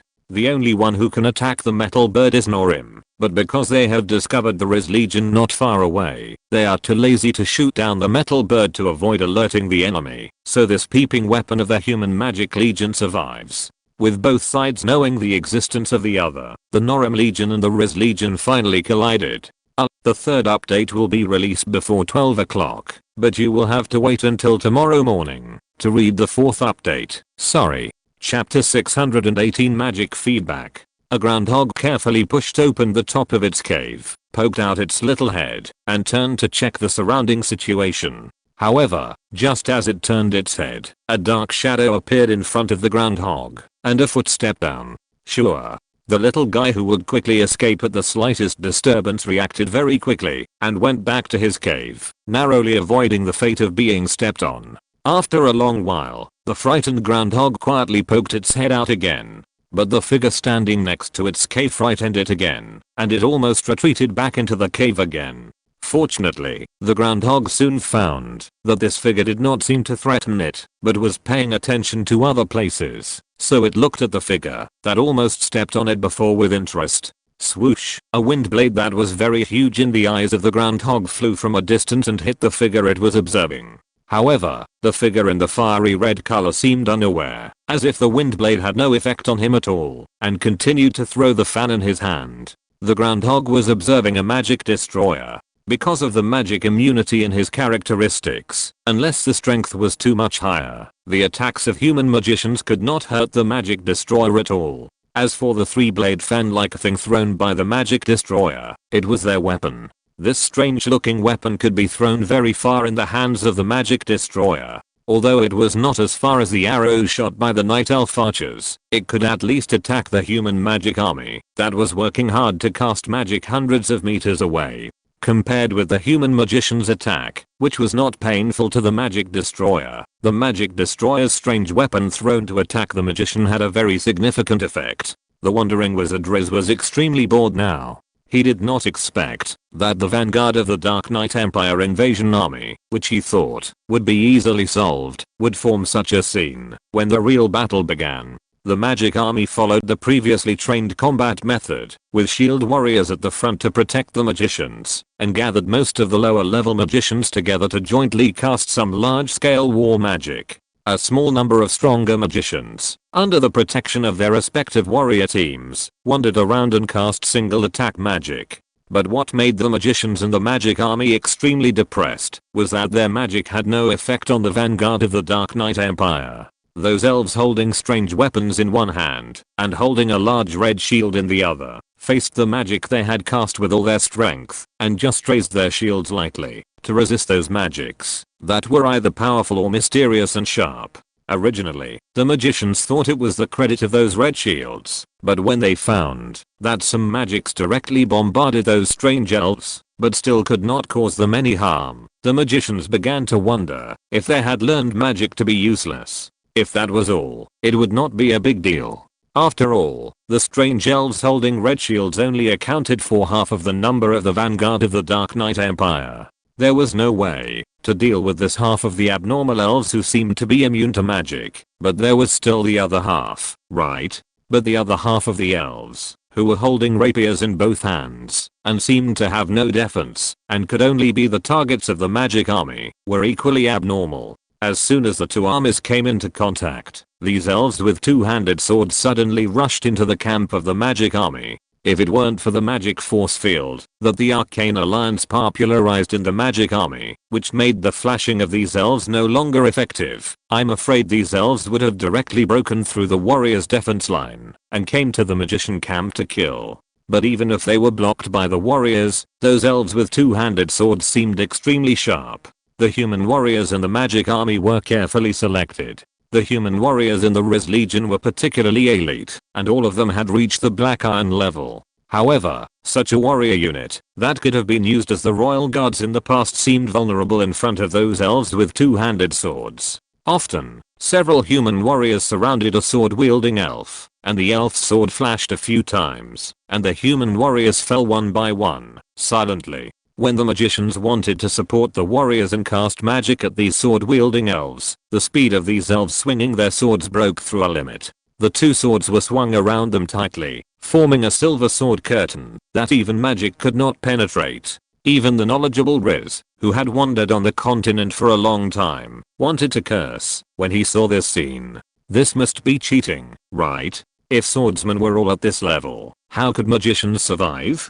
But no matter how unwilling the magicians were to believe it, the sword curtain skills possessed by the elite sword dancers were so sharp that even magic could not penetrate the sword curtain to attack these blood elf sword masters. How many warriors did the magic army have? There were only more than 90,000. There were as many as 50,000 blood elf sword masters in the vanguard of the Dark Knight Empire. Any of these sword masters would cause several human warriors to fall down under the characteristics of the sword dance, as long as they launched an attack. Even if the human warriors were twice as many as them, they would soon suffer heavy losses. As for the magicians, they could not cause any harm to the magic destroyers and elite sword dancers, but the magic destroyers' attacks were extremely effective against them. Humans originally thought that the strange weapons in the hands of the magic destroyers were for close combat cutting, but unexpectedly they were for throwing. From those strange weapons, formed by 3 branches, a rotating object that looked like a replica of the weapon would fly out, flying a long distance, to attack the heavily protected magicians. The magic shields or magic shields set up by the magicians were completely useless when facing these weapons. The weapons that looked extremely sharp could always attack the magicians easily, causing them a strange kind of damage. It stands to reason that the weapons in the hands of the magic destroyers looked very lethal and bloody. When hitting the fragile magicians, they should be able to directly split some magicians in half. But in fact, the physical attack effect of these weapons was not much. Those magicians who were hit by the magic destroyer's weapons often closed their eyes tightly when the attack was about to hit them, but they found that the magic shield and magic shield had no effect, waiting for the fate of being torn apart. But after a while, they realized that they were not dead. However, after being attacked by those weapons, the attacked magicians could clearly feel that some of the magic power in their bodies disappeared out of thin air, and their bodies became weaker with the disappearance of the magic power. Some magicians who were hit by multiple magic destroyers at the same time had their magic power disappear in an instant, and their breathing also stopped.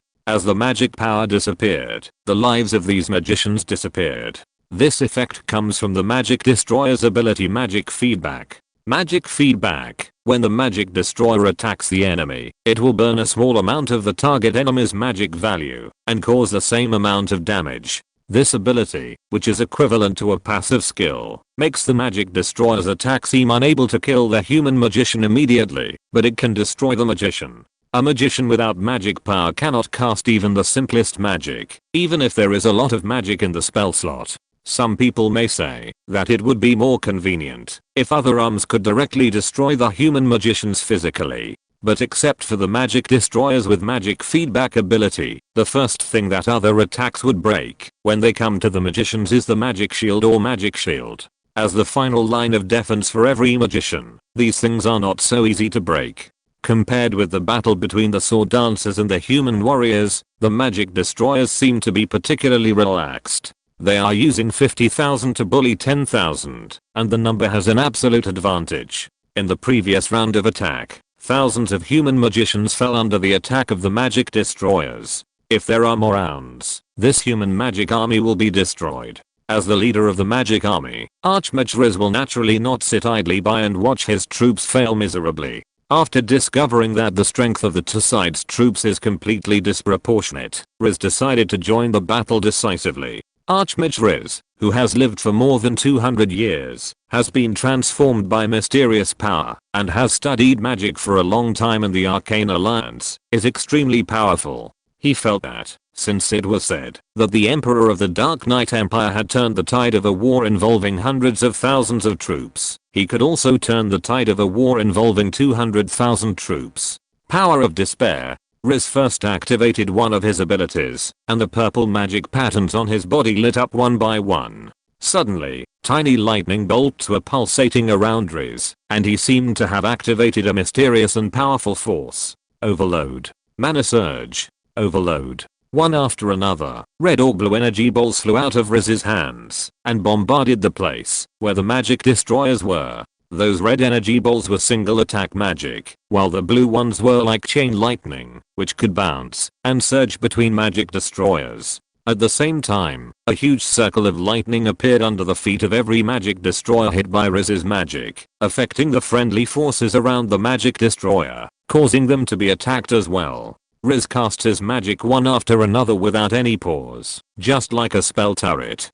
Please read the 4th update tomorrow morning. It will not be counted in tomorrow's update. Chapter 619. The Magic Legion gathers. Surprisingly, the magic destroyers with magic immunity seemed to have their magic immunity weakened a lot when facing Riz's attack. Those flying red energy balls and ricocheting blue energy balls brought up circles flashing with electric light, causing multiple damage to the magic destroyers. In fact, it is easy to understand if you think about it. After all, most magic destroyers are only elite level, while Riz's strength is already epic level. The magic immunity effect of magic destroyers is not absolute. If the strength difference is too great, it is already very good to be able to reduce the damage of magic. The wandering mage who has activated the power of despair is really a good player in group fights. If no one stops him, with his seemingly endless energy balls and the overlap of area damage, one person can gradually destroy 100,000 troops. However, this is a vanguard of the Dark Knight Empire, and it is the face of the Dark Knight Empire that is exposed to the outside world this time. It is absolutely impossible to stop the advance of the vanguard with an epic magician. Standing in the air, Riz, who keeps throwing red or blue energy balls, looks more like a target if you look closely. The magic destroyer standing diagonally below him was a little stunned when he suffered the first round of attacks. Now that he has reacted, he will not let Riz be arrogant again. In an instant, hundreds of weapons in the hands of magic destroyers condensed into phantoms, and then these illusory fans locked onto Riz at the same time, whistling towards him in midair. Riz had only seen that the attacks of magic destroyers would hurt his magicians, but he didn't know what the mystery of this attack was. Therefore, he didn't even dodge the attacks of magic destroyers. He believed that with his own strength magic destroyers could not cause him any harm. However, soon, Riz paid the price for his arrogance. When the first phantom of the magic destroyer's weapon attacked Riz only felt that the magic power in his body stagnated for a moment, and then a small amount of magic power disappeared out of thin air, and his vitality seemed to have lost a little with the disappearance of the magic power. Although the little bit of magic power lost by the magic destroyer's attack is insignificant compared to the vast sea of magic power in Riz's body, there are still hundreds of such attacks. Looking at the hundreds of weapon phantoms that are about to approach him, Riz, an epic level master mage, couldn't help but shudder. The effect of magic feedback will not be weakened or enhanced due to changes in the strength of the attack target, and the value of the magic burning effect attached to it is constant. Therefore, even if the magic destroyers are far from the strength of Riz, they can still easily cause damage to Riz. However, the premise of this damage is that the weapon phantom thrown by the magic destroyer can hit Riz. After being hit by the first attack, Riz knew why the magicians under his command showed such a painful look under the enemy's attack, but on the surface they did not suffer any damage. Even he did not want to be hit by hundreds of magic destroyers' attacks. So, Riz took measures. Rune imprisonment. A white cylinder appears in it, which seemed to be a magic shield. Doesn't Riz know that the attacks of magic destroyers can penetrate ordinary magic shields and magic shields? Well, it turns out that Riz's magic shield is not an ordinary one. Looking at the shadows of weapons thrown by magic destroyers in the air, which were defeated by the thin cylindrical shield, Norim knew that he needed to take action. Riz relied on the mysterious power he got when he traveled around the continent to resist the attacks of magic destroyers. Then, he turned into a magic turret again, wanting to destroy the Dark Knight Empire's vanguard in front of him by himself. Overload. Spell surge. The red and blue energy balls before began to move again, bringing lightning to the magic destroyers. It's natural that Norim will not sit idly by and watch Riz slaughter his men. Speaking of it, he and the magic destroyers have the same roots. All magic destroyers can be regarded as brothers with Norim. How can he bear to see his brothers being slaughtered? Final last words. Norim swung a cryptic beam of light towards the area where Riz was. A small mark appeared on Riz's head, which was hit by the scattered beam of light, proving that he had been hit by Norim's skill. Riz was shocked at first, but found that the attack he suffered did not cause him any damage, not even the magic burning effect that the previous magic destroyer's attacks could cause. What's going on? Could it be that the guy who looked like the commander of the Dark Knight Empire's vanguard was just a facade? Looking at Norim standing in the magic destroyer camp with some doubts, Riz was dressed similarly to ordinary magic destroyers, but obviously more luxurious, and carefully threw out another overload. However, this throw went wrong. The moment he threw the red energy ball of overload, Riz only felt that the mysterious mark on his head quickly turned into a strange energy, pouring into his body and causing him a kind of damage similar to magic backlash. At the same time, Riz also found that he could no longer cast magic at will. There is no such thing as silence in S-Laser. Although the magician's spell casting can be interrupted in theory, as long as a magician has refined the magic concentration ability, it is generally difficult to interrupt the casting of spells. What shocked Riz was that what he encountered was not the interruption of magic casting, but that after casting an overload, he could no longer cast even one spell. What does it mean for a magician to be unable to cast magic? It's like a man with a big dick and a waist who is invincible in the flowers suddenly finds that he is impotent. The sense of panic is incomparable. Fortunately, Riz can feel that the huge magic power in his body still exists, and the mysterious power that blocks his ability to cast magic seems to be fading rapidly, so he is not too panicked. When the mysterious power in his body faded, Riz was delighted to find that he could cast magic again. However, Norim immediately imposed another final will on Riz's head, which made him stunned. Fortunately, Riz discovered after what he had just experienced that if he did not cast magic for the time being, the mysterious mark on his head would not be activated. In this way, he would not be hurt or even silenced. Therefore, after discovering another mark on his head, Riz quickly stopped casting magic.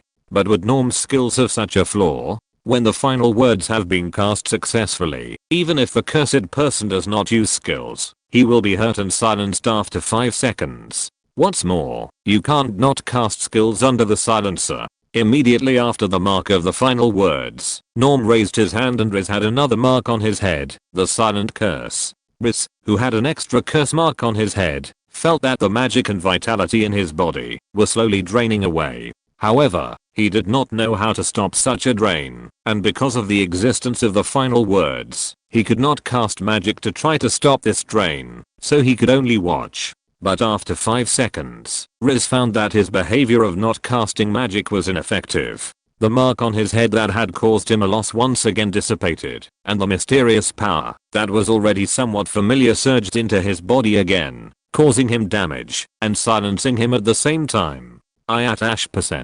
Riz was already cursing in his heart. The ability of the commander of the Dark Knight Empire's vanguard was too shameless. With a curse, he couldn't use his skills, and he couldn't not use them. Oh, there was another curse. Feeling that the magic power and vitality in his body were still slowly draining away, Riz hurriedly cast a rune imprisonment on himself after the silence time ended. And as soon as he cast the magic, Riz felt that the state of magic power and vitality draining away in his body disappeared. So that's how it is. Riz suddenly realized, as long as he casts a spell, the curse will be dispelled. But then he thought of Norim's last words, and the combined effect of the two made him grit his teeth. If you are cast with the silent curse and the last words at the same time, you have to cast skills, and then put yourself into a silenced state. How can I fight this? Riz, who had lost his will to fight after being tortured by Norim with just 2 skills, quickly chose to retreat. However, as an epic master mage, it was easy for Riz to retreat, but his magic army could not easily retreat. During the retreat, without the magic force field blocking, the sword dancers' leaping and flashing attacks could be cast unscrupulously. The magicians who survived the attack of the magic destroyer eventually died under the blades of the blood elf sword masters. In the end, only more than 1,000 people escaped from the magic army of more than 100,000. This was because Riz took care of them, and those more than 1,000 people were also the stronger part of the army. With the same number, a magic army of 100,000 people was almost annihilated by the vanguard of the Dark Knight Empire. Such a result made all the magicians of the Arcane Alliance speechless. However, Norim would not stop advancing. because of the shock of the Magic Alliance. After almost annihilating the Riz Legion, Norim led the vanguard to continue advancing eastward. He wanted to fight all the way to Oberon. The Magic Alliance, after an emergency resolution, decided to gather the remaining 9 magic legions in the Holy Lion Empire that were supposed to fight against the millions of troops of the Dark Knight Empire, and first destroy the Dark Knight Empire's vanguard. I'm so sorry. I fell asleep on the table while typing, and when I woke up, I found that I had typed a bunch of garbled characters. Chapter 620 Shameless Human. The battle with the Riz Legion gave Norim the confidence to fight against the human magic army. Before, although he was very confident in the magic destroyer, Norim, who was just a fledgling, was nervous until he fought with the Riz Legion. However, after this battle with equal numbers, the Blood Elves 100 casualties compared to humans made Norim more confident, and the battle between him and Riz also gave him a full understanding of his own strength. He, who was born from a magic destroyer, could be called a magic terminator. But next, the situation Norim will face is more dangerous. After Riz escaped, he quickly reported the battle to the Orthodox Alliance. The 9 magic legions of the Orthodox Alliance and the Holy Lion Empire, totaling nearly 1 million troops, had gathered together and deployed against the vanguard of the Dark Knight Empire led by Norim. The advanced puppet technology of the Orthodox Alliance made the movement trajectory of the Norim Legion invisible, and although Norim found that his troops were under surveillance, he did not care because of the easy victory in the previous battle. Under such circumstances, the Norim army was quickly surrounded by the 9 magic armies of the Ormage Alliance. When Norim found the traces of the Ormage Alliance magic armies, every direction around the troops he led was already flooded with enemies. The place where the Norim army was surrounded was on a wide plain. In the past, this was a grain production base of the Holy Lion Empire, but before the invasion of the Dark Knight Empire, the residents here had been evacuated.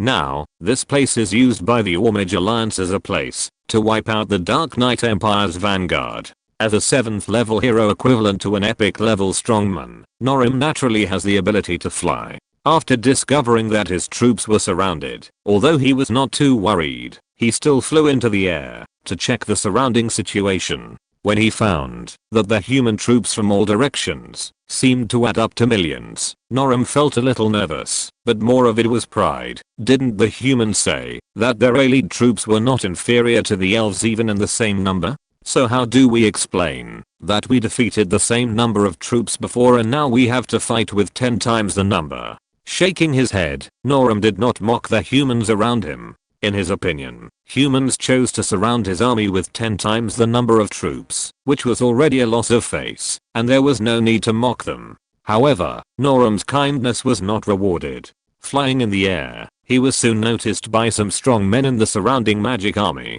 The escaping wandering wizard Riz described Norim as extremely powerful. In fact, he did not exaggerate much. It was an objective description of Norim's dominant combat power when facing magicians. However, Norim's report was considered by other core magicians of the Arcane Alliance to be an exaggeration and an excuse for their failure, so not many people paid attention to Norim. Now Norim, who was obviously dressed differently from the ordinary soldiers of the Dark Knight Empire's vanguard and looked like a leader, flew into the air and exposed himself to the human magicians. Naturally, some powerful magicians would want to behead him. Perhaps Riz's report had some effect. Facing Norim, an elf with an epic early and mid-level strength, 3 figures flew up from the magic army of the Arcane Alliance that surrounded Norim's army and attacked Norim together. The 3 figures looked different, but they all had a Sky City logo on their chests, and they were obviously members of the Arcane Alliance. Compared to Norim, these 3 figures wearing magic robes all exuded an epic mid to late level aura, and each of them seemed to be stronger than Norim. When these 3 epic magicians approached Norim in the air, Norim finally couldn't help but make a few sarcastic remarks. I have always heard from the elf officials of the Empire that humans are the most shameless race in SLAs. Now it seems that this is indeed the case. I don't know who claimed before that the human army can be evenly matched with our elves even in a battle of equal numbers. Now they are besieging us with an army 10 times their size, and even in a battle between strong men, they only dare to use the majority to bully the minority. The three epic magicians who were attacking showed some embarrassment on their faces when they heard Norim's words. Whether it was the use of the majority to bully the minority in the battle of troops or the battle of strong men, these epic magicians, as the top leaders of the Arcane Alliance, participated in the decision making. Now that Norim used the previous human declaration to compare with the current actual situation, these three epic magicians couldn't help feeling a little embarrassed. However, since the people have already flown out, they naturally won't change their politeness to fight Norim alone because of Norim's words. This is a war between races, and there is no room for the existence of the so-called chivalry. Besides, these three epic magicians are not knights. Finally, the epic magician in the middle responded to Norim's words. Ahem, this elf commander, it's not that we want to bully the minority with our numbers, it's just that we have been studying magic in the Sky City for many years, and are no longer good at fighting. It's helpless to fight 3 against 1. Let's let the results speak for themselves on the battlefield. This is pure nonsense. If it is said that silver gold level or even higher level Yunxi or Kankian magicians are focused on magic research and are not good at fighting,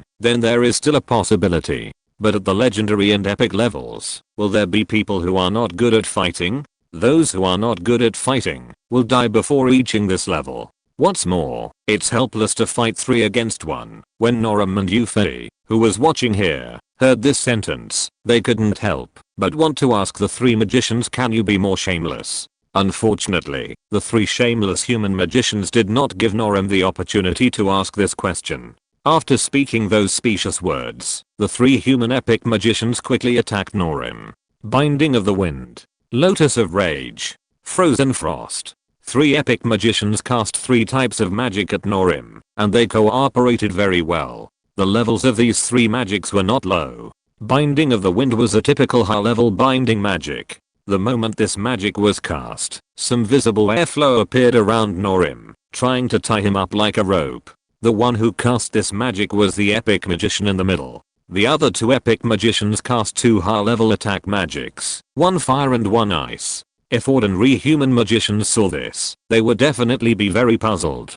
The development of S-Laser's ground magic has not yet reached the point where it can be macro-controlled to combine the 2 opposing magics of ice and fire to explode with greater power. Generally, if ice and fire magic are cast on a target at the same time, it is very likely that the attack will be neutralized. However, the research of the Austrian Alliance on magic is much more advanced. The macro-control combination of the 2 opposing magics of ice and fire is just a piece of cake for the magicians inside the Austrian Alliance. For example, the Wrath Lotus and Frozen Frost used to deal with Norim are a magic combination commonly used by high-level magicians in the Arcane Alliance when fighting together. The combination of Wrath Lotus and Frozen Frost is enough to cause 4 times the lethality of a single magic, and under the effect of the Spirit Wind binding, it is difficult for ordinary enemies to escape the invasion of these 2 magics. The 3 epic magicians are full of confidence in the effect of the magic they released on Norim.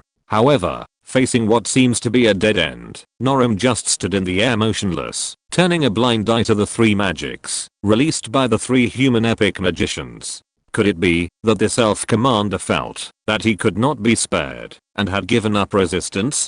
The 3 epic magicians saw this scene and couldn't help thinking so. Thanks to the book friend Wendy Hay for the reward of 200 Nyangbi. If you're listening to this novel on a channel other than Fanfic World, it means they downloaded and uploaded it without effort. We cordially invite you to visit our channel, Mundo Fanfic Novelos. There you'll find the original version of this story and you can explore many other novels of various genres. We're waiting for you to immerse yourself in a world of incredible novels. Chapter 621 Norim's Fury. Norim naturally couldn't give up the resistance. When facing 3 powerful magics, ordinary people can't be as calm as Norim. Even other Night Elf heroes have to take some defensive measures or dodge. Only Norim, a silent warlock, can be so calm when facing powerful magic. The reason is simple. Norim, who has transformed from a magic destroyer to a hero, has not lost the magic immunity of the magic destroyer. There are 3 types of soldiers with magic immunity under Yuffie's command, including the magic destroyer, and the other 2 are tree elves and elf dragons.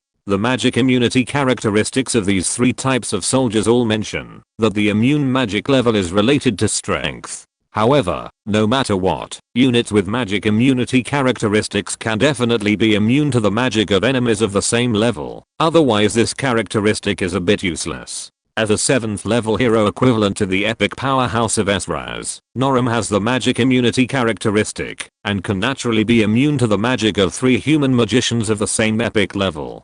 Therefore, when facing 3 powerful magic attacks, Norm would be unmoved. In fact, the 3 epic magicians rejected their idea within a second, after they thought Norm had given up resistance. Because at this time, the spirit wind binding that first descended on Norm had already shown its effect. The wind chain summoned by this famous powerful binding magic suddenly collapsed inexplicably when it touched Norm's body and wanted to bind him up, and turned into wisps of weak breeze and scattered away. Is it a ghost? The 3 epic magicians widened their eyes. If Norm had cast some defensive spells to resist the spirit wind binding, or even dodged and avoided this almost unavoidable binding magic, the 3 of them would not be surprised. But the current situation is that Norm did nothing at all. The wind chain summoned by the spirit wind binding collapsed and dissipated directly when it touched Norm, which made the 3 epic magicians confused. In fact, this is the embodiment of Norm's magic immunity. In the game, units with magic immunity cannot be controlled by control skills, and this spirit wind binding is no exception.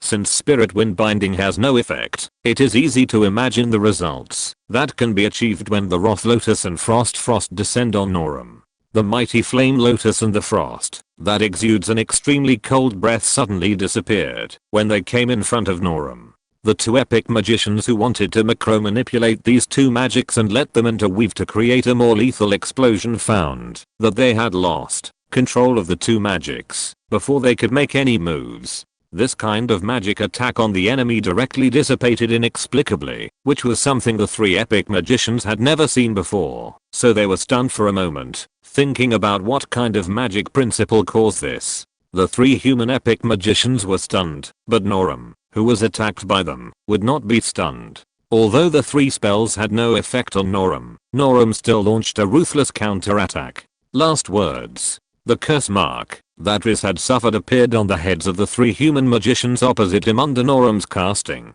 In the game, the last words are a single effect, but in the real world, the last words that Norm has is a small range curse skill, so the 3 epic magicians all suffered the effect of the last words. The 3 epic magicians who were thinking about why the magic they released dissipated for no reason soon noticed the mark that appeared above their heads. The 3 magicians, who had a general understanding of Norm's abilities from the information given by Riz, felt nervous at the same time. With the idea of testing whether this curse was as strange as Riz said, the 3 magicians quickly cast a small spell after discovering the mark of the last words. And since they took the initiative to die, they naturally didn't have to wait until 5 seconds later, and they immediately suffered the damage and silence effect of the last words. When they found that the magic power in their bodies could not be mobilized under the influence of mysterious force and they could not cast any magic, the 3 epic magicians all lost their composure for a moment. Although they had learned about the existence of this state from Riz's introduction, they only knew how great the pressure of this silent state was on a magician after they tried it themselves. Fortunately, the information Riz gave them was not wrong, and this state of being unable to cast magic was lifted after a few seconds. However, the 3 epic magicians did not want to enter the silent state again. After Norm cast the last words on them again and added the silent curse, this emotion quickly turned into a little fear. Without saying a word, the 3 human epic magicians who fell into the silent state again and had suffered a lot of damage quickly turned around after getting out of the silent state and evacuated to the place where the magic army was, and they stopped fighting with Norm. Norm was speechless when he saw this scene. Are these 3 human magicians too thick-skinned? It's okay to bully the few with the many, but they just run away when they can't beat them. Before, they said angrily, on the battlefield, the results will speak for themselves. What do they want to say now that they are running away? Looking at the 3 epic magicians running as fast as rabbits, Norm couldn't help shouting to their backs, didn't you say that the results will speak for themselves? Running away is the result. The three epic magicians who escaped obviously paused in the middle of their flight, as if they were choked by Norim's questioning. Norim smiled. These shameless humans still know how to be ashamed. But then Norim saw what it meant to be really thick-skinned. The three epic magicians who were running away only paused for a moment before continuing to fly towards their human magic army, and a muffled voice also reached Norim's ears. Of course, on the battlefield, the results will speak for themselves. Let's see how our troops will eliminate you elves. Norim was really angry and laughed. At the beginning, it was said that the human army and the elf army were evenly matched. Okay, I'll give you a chance. 100,000 elves against 100,000 humans. But the actual situation was that the same number of humans were easily defeated by the elves, and the humans slapped themselves in the face by sending 10 times the troops to besiege the elves. Well, siege is siege. We are not afraid of the front, but you actually want to use the tactic of decapitation with the number of people. Okay, I'll let you decapitate, but you can't beat one with 3, so you can only flee in embarrassment. You fled, and Norim was too lazy to say anything. But you guys are restless when you run away, and you insist on saying, let's see how the troops fight. If you really want to see the result of the battle between the troops, what's the matter with you three epic magicians running over to attack the elf commander? Because of the shameless behavior of the human magicians, Norim has been completely enraged. He decided that this time he must teach the humans a hard lesson. Do you think that using 10 times the troops to besiege our Dark Knight Empire's vanguard troops will win? Then I will slap the humans in the face again. Although the decapitation tactics that the three epic magicians had planned did not succeed, they did test Norim's strength and gave the other magic army commanders an explanation. However, after being ridiculed by Norim twice, they did not think that the previous loss of face was their own fault, but put the blame on the elf vanguard. Since the three of us cannot defeat the elf commander, let's completely eliminate the elf vanguard. We just don't believe that without the troops, no matter how strong the elf commander is, he can do anything in front of a million troops. This is the idea of the three epic magicians who escaped, which is in line with the shameless way of humans. Thanks to the book friend 909,040,591 for the 100 Nyangbi reward. Chapter 622. Outnumbered. Norim fell from the sky with anger and returned to the camp of magic destroyers. After all, the enemy was 10 times larger than his own. Norim did not let the Blood Elf Sword Masters take the initiative to attack, like he did when fighting against the Riz Legion. Instead, he took advantage of the time when the enemy surrounded him and moved to a small hill. This area was all plains, which was the best terrain that could be found. When the Blood Elves moved to the hill, the encirclement of the human magic army had gradually been completed. A total of 9 troops with nearly 1 million soldiers surrounded this small hill. There were even some magicians standing in the air, as if not even a fly could fly out. Faced with such a battle, neither the magic destroyers nor the sword masters showed any signs of nervousness. Although they were at the lowest level of elite, they each had a high level of wisdom and the ability to distinguish the situation of the battle, but they had already dedicated everything to the gods and would not be afraid of death at all, not to mention that it was not certain who would live and who would die. The human troops surrounding the Blood Elves didn't say anything. Perhaps they knew that such a bullying of the weak with the strong was contrary to their previous boasts. Any more words would only make the Blood Elves mock them. At the beginning, the commanders of the 9 magic legions didn't believe the information reported by Riz. They didn't think that there was any creature that was immune to magic. In the hearts of the Arcane Alliance and even ordinary magicians, magic could be regarded as a kind of belief. However, after the 3 epic magicians fought with Norim, they had to pay attention to Riz's report. The ability displayed by Norim was exactly the same as described by Riz. Originally, they thought that the 3 epic magicians could kneel down the elven leader, but they didn't expect that the result was that 3 people couldn't beat one, so they could only run away in shame. This made the Arcane Alliance epic magicians who served as the commanders of the human magic legions feel ashamed and had to believe the information provided by Riz. Since the ability of the elf leader is just as Riz said, then what he said about the now surrounded elf army being immune to magic and able to resist magic with swordsmanship should be true. Although the magicians were reluctant to believe it emotionally, it was the fact. with the intention of testing it first. Only one of the 9 magic legions that surrounded the Norum Legion came out to attack the Blood Elves at the beginning. The human magic legions were all trained in the same mode, so the magic legion that came out to test the Norum Legion fought in exactly the same way as the Riz Legion before, with shield warriors standing in the front row to protect the magicians into the range, and then the middle and low level magicians joined together to release war magic, and the high level magicians wandered around to cast attack magic. The Riz Legion used this tactic when fighting the Norum Legion, and then knelt miserably. This magic legion was almost printed out of the same mold as the Riz Legion, so the situation it encountered was naturally the same as the Riz Legion. The magic that the magicians cast with all their strength fell on the magic destroyer in red clothes and red shields, and all dissipated inexplicably. When it fell on the elves who were holding rapiers in both hands, they were blocked by the sword curtain created by the rapid swinging of the 2 rapiers. Speaking of which, compared to the state of magic destroyers being immune to magic, what shocked the humans more was that the Blood Elf sword masters could swing out a sword curtain to block magic. The reason is simple. The state of magic destroyers being immune to magic can also be explained as having some special abilities. Just like in SLAs, ordinary magic cannot work on the powerful dragons. But those sword dancers should be just ordinary warriors, no matter how you look at it. Maybe they are stronger, but they are essentially the same as those human warriors. Such ordinary warriors did something extraordinary. They only relied on 2 weapons to block the magic that could destroy them several times.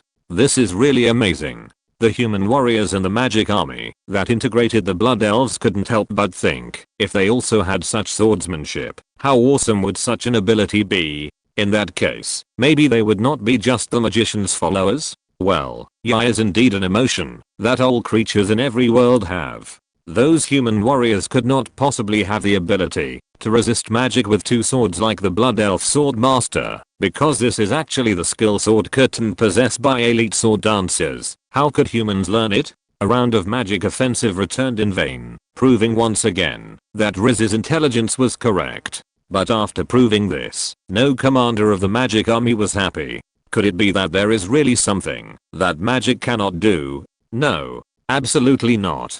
Didn't Riz also say that when he personally attacked those elf warriors, he still killed and injured hundreds of elves? And those elves with superb swordsmanship are not invincible. Although they destroyed Riz's army, they also suffered some damage. Could it be that the legendary epic level masters of the 9 magic legions had to go together to bully those elf warriors? This was not possible either. The ability of the elf commander was too terrifying. It was difficult for the legendary epic level magician to cast magic in front of him. In desperation, the 9 epic level magicians who gathered together to discuss countermeasures finally came up with a feasible idea. After discussing the countermeasures, an epic magician said hesitantly, in this case, this area will be destroyed, right? After all, this is the production base of the Holy Lion Empire. The worries of this epic magician made others somewhat dismissive. Anyway, we are not going to destroy the Sky City. We are helping the Holy Lion Empire to eliminate the enemy. I don't think they dare to say anything. Yes, anyway, if we control it, it should be only this hill that will be destroyed. It's not a big deal. After hearing what everyone said, the hesitant epic magician no longer thought about it and went down to prepare like other epic magicians. Norum, of course, didn't know what the humans had planned. But soon, he found that most of the warriors in the 9 human magic legions rushed up and started to fight with the Blood Elves. Finding that magic was useless after all, did the warriors come up? Norum understood in his heart and even felt a little proud. Even the magicians who are respected among humans can't do anything to the magic destroyers. How can the human race be the enemy of the Night Elves and the Blood Elves? Under the glory of the Father God, SLAs will eventually be the territory of the elves. Hundreds of thousands of human warriors rushed in, but the Blood Elves did not panic. Although these warriors incorporated into the magic army are elite, most of them have the strength of Black Iron level. They are still not enough in front of the elite sword dancers. Elite sword dancers naturally have the strength of entering the gold level. With the dual blessing of the magic equipment provided by the Night Elves and the technology that can increase the attack and defense of the Blood Elves studied in the arcane star axis, these sword masters can almost compete with the human cloud level warriors. Although the number of human warriors is larger, about 600,000 soldiers rushed up, but the sword dancers, who only had 50,000 people, are not afraid at all. The sword dancers are least afraid of group battles. 600,000 human warriors came to attack the Blood Elves camp, but it did not mean that these 600,000 warriors could attack the Blood Elves at the same time. Generally speaking, when such a large army is fighting, only the warriors at the front can attack the enemy. In this way, it is extremely advantageous for the Blood Elves with fewer people. As long as they defend together, the gap in strength can make the human warriors' attack become a meaningless tactic of adding fuel, and the final victory will definitely belong to the Blood Elves. However, the Blood Elves did not choose this safe way of fighting. Only 10,000 of the 50,000 Blood Elf Sword Masters were left to protect the Magic Destroyer, and the remaining 40,000 all flashed into the formation of 600,000 human warriors, and began to fight with fewer enemies. Chapter 623, Silence in the Whole Field. 40,000 sword dancers and 600,000 human warriors, this is a ratio of 1 to 15. Even in the battle to defend the city, there is nothing to defend with a ratio of 1 to 15, so it is better to surrender directly. However, the sword dancers chose to face the human warriors rushing over and directly cut into their formation with leaping and flashing. In the eyes of humans, this is a move to seek death. But in fact, this is indeed the way sword dancers should fight. The Blood Elf Sword Masters have fixed the characteristic of sword dance, so when launching an attack, all enemies around will be hurt. If it is a battle of two armies against each other, this characteristic of sword masters cannot be effectively exerted. Therefore, the sword masters will regard leaping and flashing as a breakthrough skill, rather than an escape skill. After killing the enemy, and they are scattered one by one, and surrounded by human warriors. When the human warriors found that an elf suddenly appeared in their formation, and their number was more than 10 times, their first reaction was to chop down with random knives. However, with the sound of metal knocking, their attacks were all blocked by the sword curtain of the sword masters. Then, it was time for the sword masters to fight back. The human warriors who surrounded the Blood Elves and thought they could capture them easily only felt a flash of cold light before their eyes, and then they lost consciousness. Before they died, they could still see that the other Blood Elves who surrounded the enemy suddenly had a blood mark on their necks, and then slowly fell down. 40,000 Blood Elf Sword Masters fought a bloody storm in the formation of 600,000 human warriors. Every moment, thousands of human warriors died tragically under the swordsmen who seemed to be just decorations, while the sword masters suffered minimal losses. The magicians in the back all changed their faces when they saw this scene. These elves are really too strong, right? But soon, they were being arranged in formation by the magic army leaders, and they smiled triumphantly again. No matter how powerful they are, what can they do in front of the large forbidden spell? Whether it is the red elves who are immune to some magic or these elves with superb swordsmanship, they can only accept the fate of being destroyed. The method that the 9 epic magicians came up with was to cast a forbidden spell, and it was a large forbidden spell cast by tens of thousands of magicians. Even the dragons, although they were immune to some magic, could not ignore the lethality of forbidden spells. In the minds of human magicians, although magic destroyers seemed to be immune to magic, the attacks of epic magicians could ignore this ability, so they were definitely not immune to forbidden spells. As for those elves with superb swordsmanship, they could wield double swords to block single attack magic, so could they block forbidden spells? Indeed, neither magic destroyers nor sword masters could survive under the large forbidden spells of humans. Of course, the premise is that the forbidden spells of humans can really be cast successfully. Several commanders of the magic army gathered 600,000 human warriors together to attack the Blood Elves camp in order to attract the Blood Elves' attention and entangle them so that the forbidden spells could be successfully cast. For this reason, even if a large number of human warriors were lost, it didn't matter. However, the strong magic fluctuations generated by casting forbidden spells were inevitably sensed by the Blood Elves. When Norim discovered the strong magical fluctuations that were enough to destroy the world from the human camp, he flew up and saw tens of thousands of magicians gathered in the distance. They were preparing forbidden spells. Norim quickly came to a conclusion. We must stop humans from casting forbidden spells. This was the second thought that came to Norum's mind. Although he was confident in the advantages that magic destroyers had when facing magicians, Norum also knew that forbidden spells were obviously an exception. If these human magicians cast forbidden spells, then the vanguard of the Dark Knight Empire would most likely be wiped out. But how to stop humans from casting forbidden spells? Norum fell into deep thought. The attacks of magic destroyers can actually interrupt magic chanting because of the characteristic of magic feedback. But now the magic destroyers are surrounded by 600,000 human warriors, and their range is not enough to attack the magicians who are gathering together to prepare forbidden spells, so it is impossible to ask the magic destroyers to stop human magicians from casting forbidden spells. As for Norum himself, although his last words and silent curse became ranged skills, the range of these two skills was not very large. Compared with the nearly 100,000 magicians, they were just a drop in the bucket and had no effect at all. At this time, Norum couldn't help but think of the father's intention to equip the vanguard he led with some night elf dragons before departure. At that time, Norum rejected Euphenia's kindness without hesitation because he firmly believed that the magic destroyer alone was enough to make the human magic army suffer, and there was no need for the elf dragons to play, although they were also the nemesis of magicians. However, now Norum found that the father was always right. In this situation, if a large number of elf dragons turned on the magic flash, then those magicians would be backfired by the magic, and the forbidden spell would be interrupted.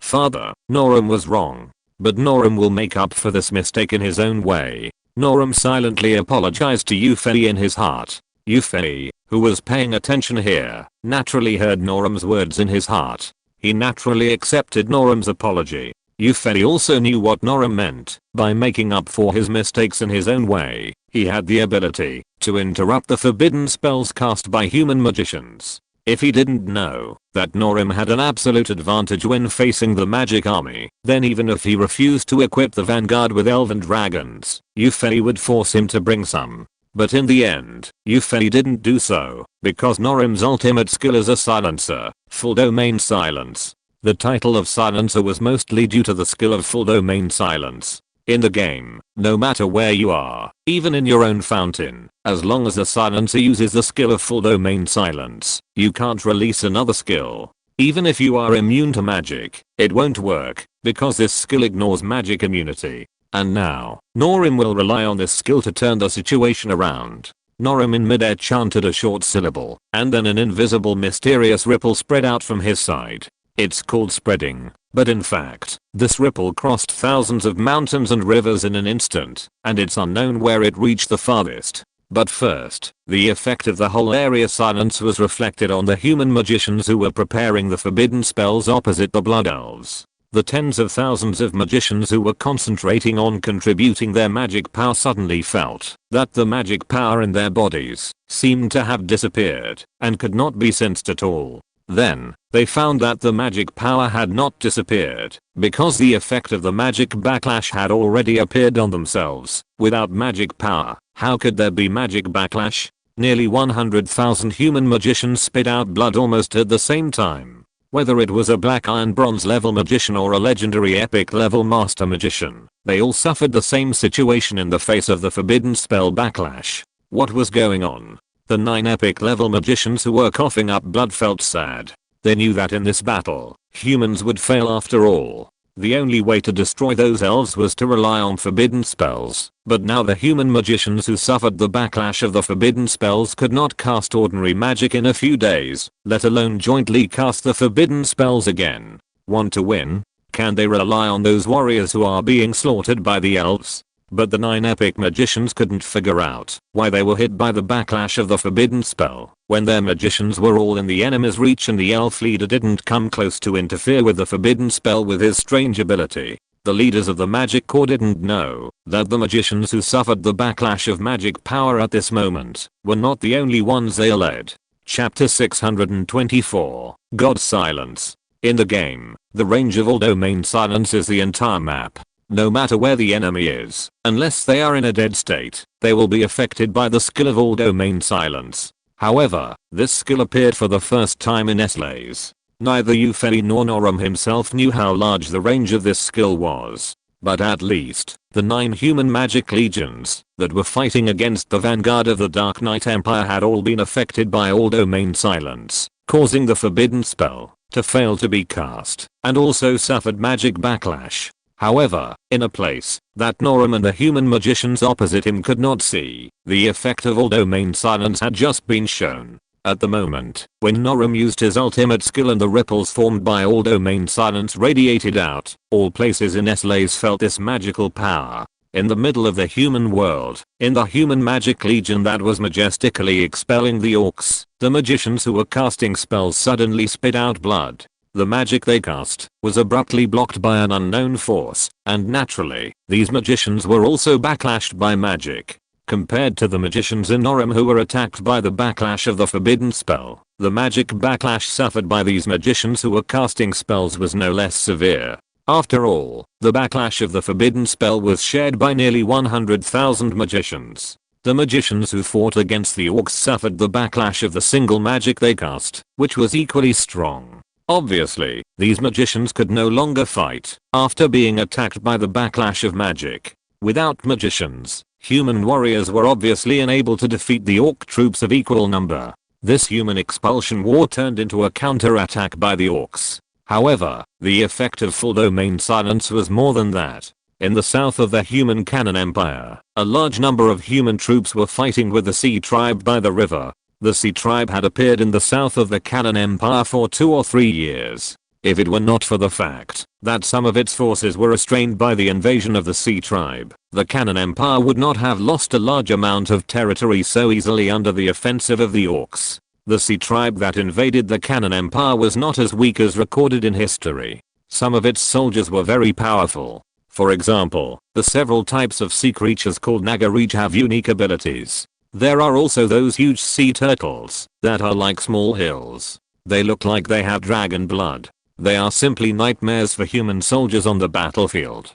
To deal with these powerful sea creatures, the main force of the Cannon Empire is still magicians. In this empire, that has only been established for more than 300 years, because of some policies of the founding emperor who seemed to be a time traveler, magicians were more enthusiastic about joining the army at the beginning. Now with the emergence of the Austrian alliance, although some magicians in the Cannon Empire have been transferred to the magic corps of the Austrian alliance, there are still many magicians serving in the Cannon Empire army, such as those who are fighting against the sea creatures. However, the magician who was wielding magic to the fullest and was able to clean up large areas of those weak sea creatures suddenly felt that the magic power in his body could not be felt at all, and the magic he was casting was interrupted. Then, there was the terrifying backlash of magic power.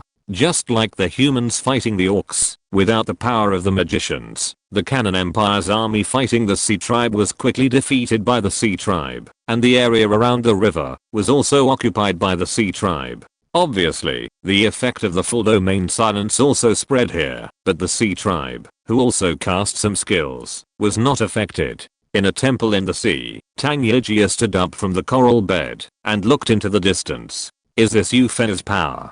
Tangyagia, who felt the ripples of the full domain silence, thought so. She also knew that this mysterious power made her troops win the battle against humans. That guy has been back for a long time, right? Why didn't he come to me? Tangyagia's mind, somehow, had such an idea. Regardless of Tangyagia's little girl's emotions, let's continue to look at the situation of the full domain silence radiation. The place where the orcs and the human magic army fought, and the place where the Sea Tribe and the Cannon Empire fought, were all in the south of where Noram was fighting. And the direction of the full domain silence radiation is naturally not only in the south, but in all directions. In the Warcraft mountains, some newly trained Night Elves were fighting a powerful leopard monster. Although the Night Elves were very skilled in fighting, the gap in rank was quite large. If the elite claw druid who was the protector did not take action, then these newly trained Night Elves would obviously have difficulty defeating the leopard monster. But if the elite claw druid took action, these newly trained Night Elves would obviously not be able to get a lot of experience from killing the leopard monster, and their upgrade speed would be much slower. The leopard monster roared again, and a strong flame appeared in its mouth. Obviously, it was going to cast a powerful fire magic, and such magic always made the newborn Night Elves anxious. The Night Elves habitually began to evade, although they knew that the fire magic cast by the leopard monster was often difficult to dodge due to its large range, but evading would also reduce the damage. However, this time, the leopard beast's magic was not as smooth as the previous times. Just when the flames in its mouth were blazing to the extreme, a mysterious wave that ordinary people could not perceive suddenly radiated here. Bang! The fire magic cast by the leopard beast exploded successfully, but this time it exploded in its own mouth. The flames in the mouth of the leopard beast blew its own head crooked and almost shattered it directly when it was at its most blazing.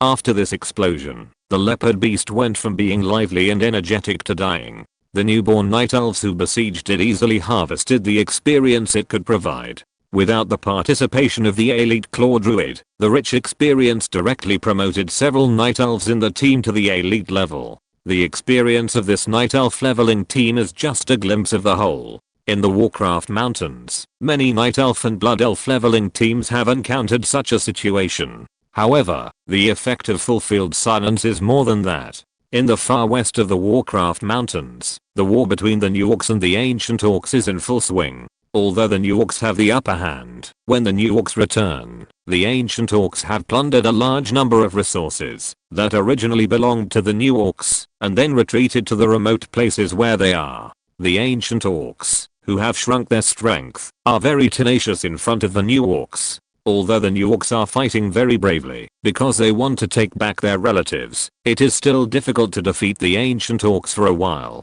In the north of the Orc territory, a battle between the new and ancient Orcs is going on the endless ice field. The main forces of the ancient Orcs are the Frost Wolf clan and the Bear Warriors Snowfield Bear Monster clan. The new and ancient Orcs who are fighting are all trying their best. Those new Orcs who have God-given skills are constantly casting their special abilities, and although the ancient Orcs have not fully accepted the God-given power, they can also use some skills. Coupled with some magic and combat skills that they have not given up, they are not inferior to the new Orcs. However, such a hot battle came to an abrupt end when the waves of silence in the whole field spread here. Unlike the previous places where only one side in the battle was affected by the effect of silence in the whole field, both sides fighting in the Orc territory felt the extreme pleasure of their skills being interrupted and unable to be released for a while when the waves of silence in the whole field spread here. It feels like you are eager to have a shot, but when you are about to GC, your penis is clamped tightly by pliers. The feeling is simply indescribable. Thanks to the book friend Hangbe Busi for casting a valuable monthly ticket. Chapter 625, God's Silence.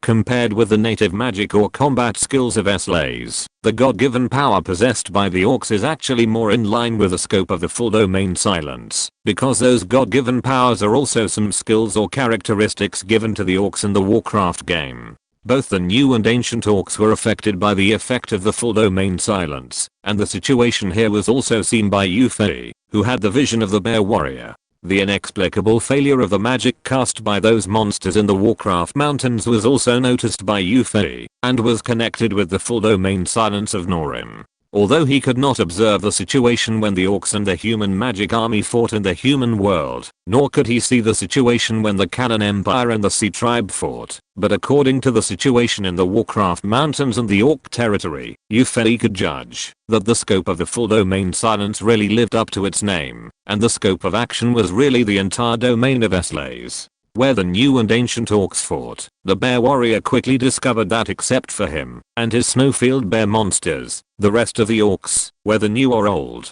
suddenly showed a constipated look, and the skills that were originally cast smoothly were also interrupted. Without Yuffie's reminder, the Bear Warrior, who could be called the best actor, also pretended to be unable to cast skills. The Snow Bear monsters under his command didn't have much magic points. They had almost consumed their magic points in the previous battle, so there was no question of casting skills. Even those Snow Bear monsters that still had some magic points left pretended to be silenced under the Bear Warrior's eyes, so that other Orcs didn't notice the difference between them.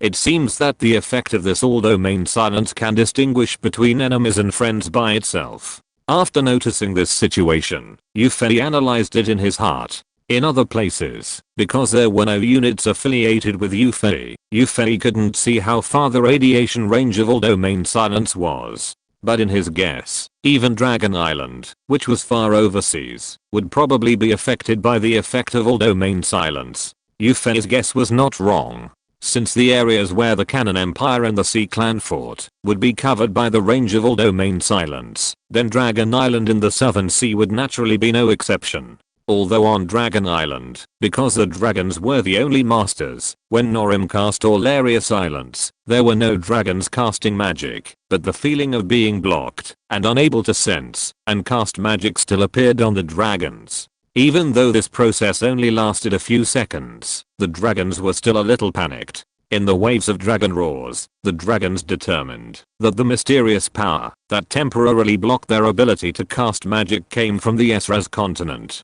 Finally, in connection with some vague news of unrest from the Esraz continent, the dragons decided to return to Esraz to check the situation. A team of hundreds of dragons of various types flapped their wings and set off from Dragon Island to the Esraz continent. Yufei didn't know that his guess was not only right, but also attracted a team of dragons to come to the Esraz continent. Now he is still analyzing the skill of all area silence. A skill with such a large range of action as all area silence is unprecedented for Yufei's heroes. Yufei felt that this skill possessed by Norim could be regarded as the first magical skill among the skills possessed by his heroes. The key point is that in Warcraft and Dota games, there is no such thing as magic backlash. The effect of full area silence is just a period of silence. But in SRAS, full area silence can make non-friendly units in the entire SRAS that are casting magic or combat skills be backlashed by their own abilities, so it also has a large range and strong lethality.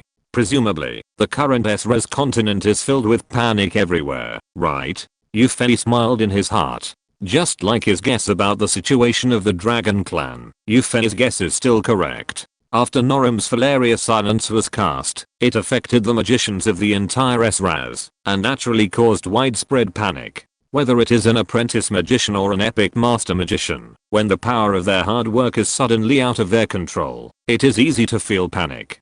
Compared with the low-level magicians, the high-level magicians who should not change color, even if the sky is falling, are more panicked. Indeed, when facing other major events, the strong will always appear calmer than the weak. But this so-called strong spirit is based on the great power they possess. Without that power, the so-called strong heart will also be hit hard. The large range of the full domain silence corresponds to the effect duration of only a few seconds. However, it is this few seconds of silence that human magicians later called the silence of God.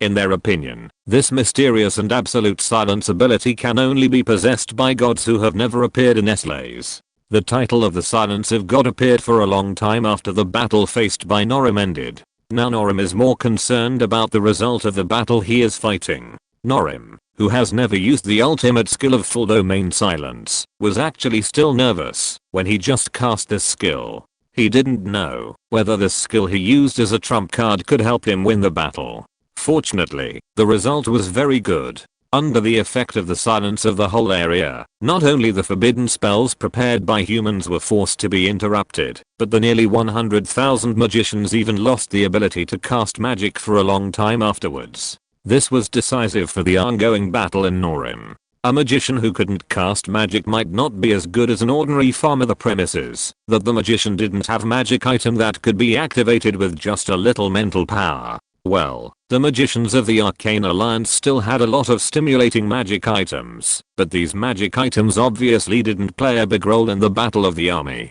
Now the combat power of the 9 magic legions was only the human warriors who were supposed to be the guards of the magicians. It's a pity that these human warriors were completely unable to help humans win the battle. In addition to the 600,000 human warriors who besieged the Blood Elves at the beginning, the remaining more than 200,000 gradually joined the battle later.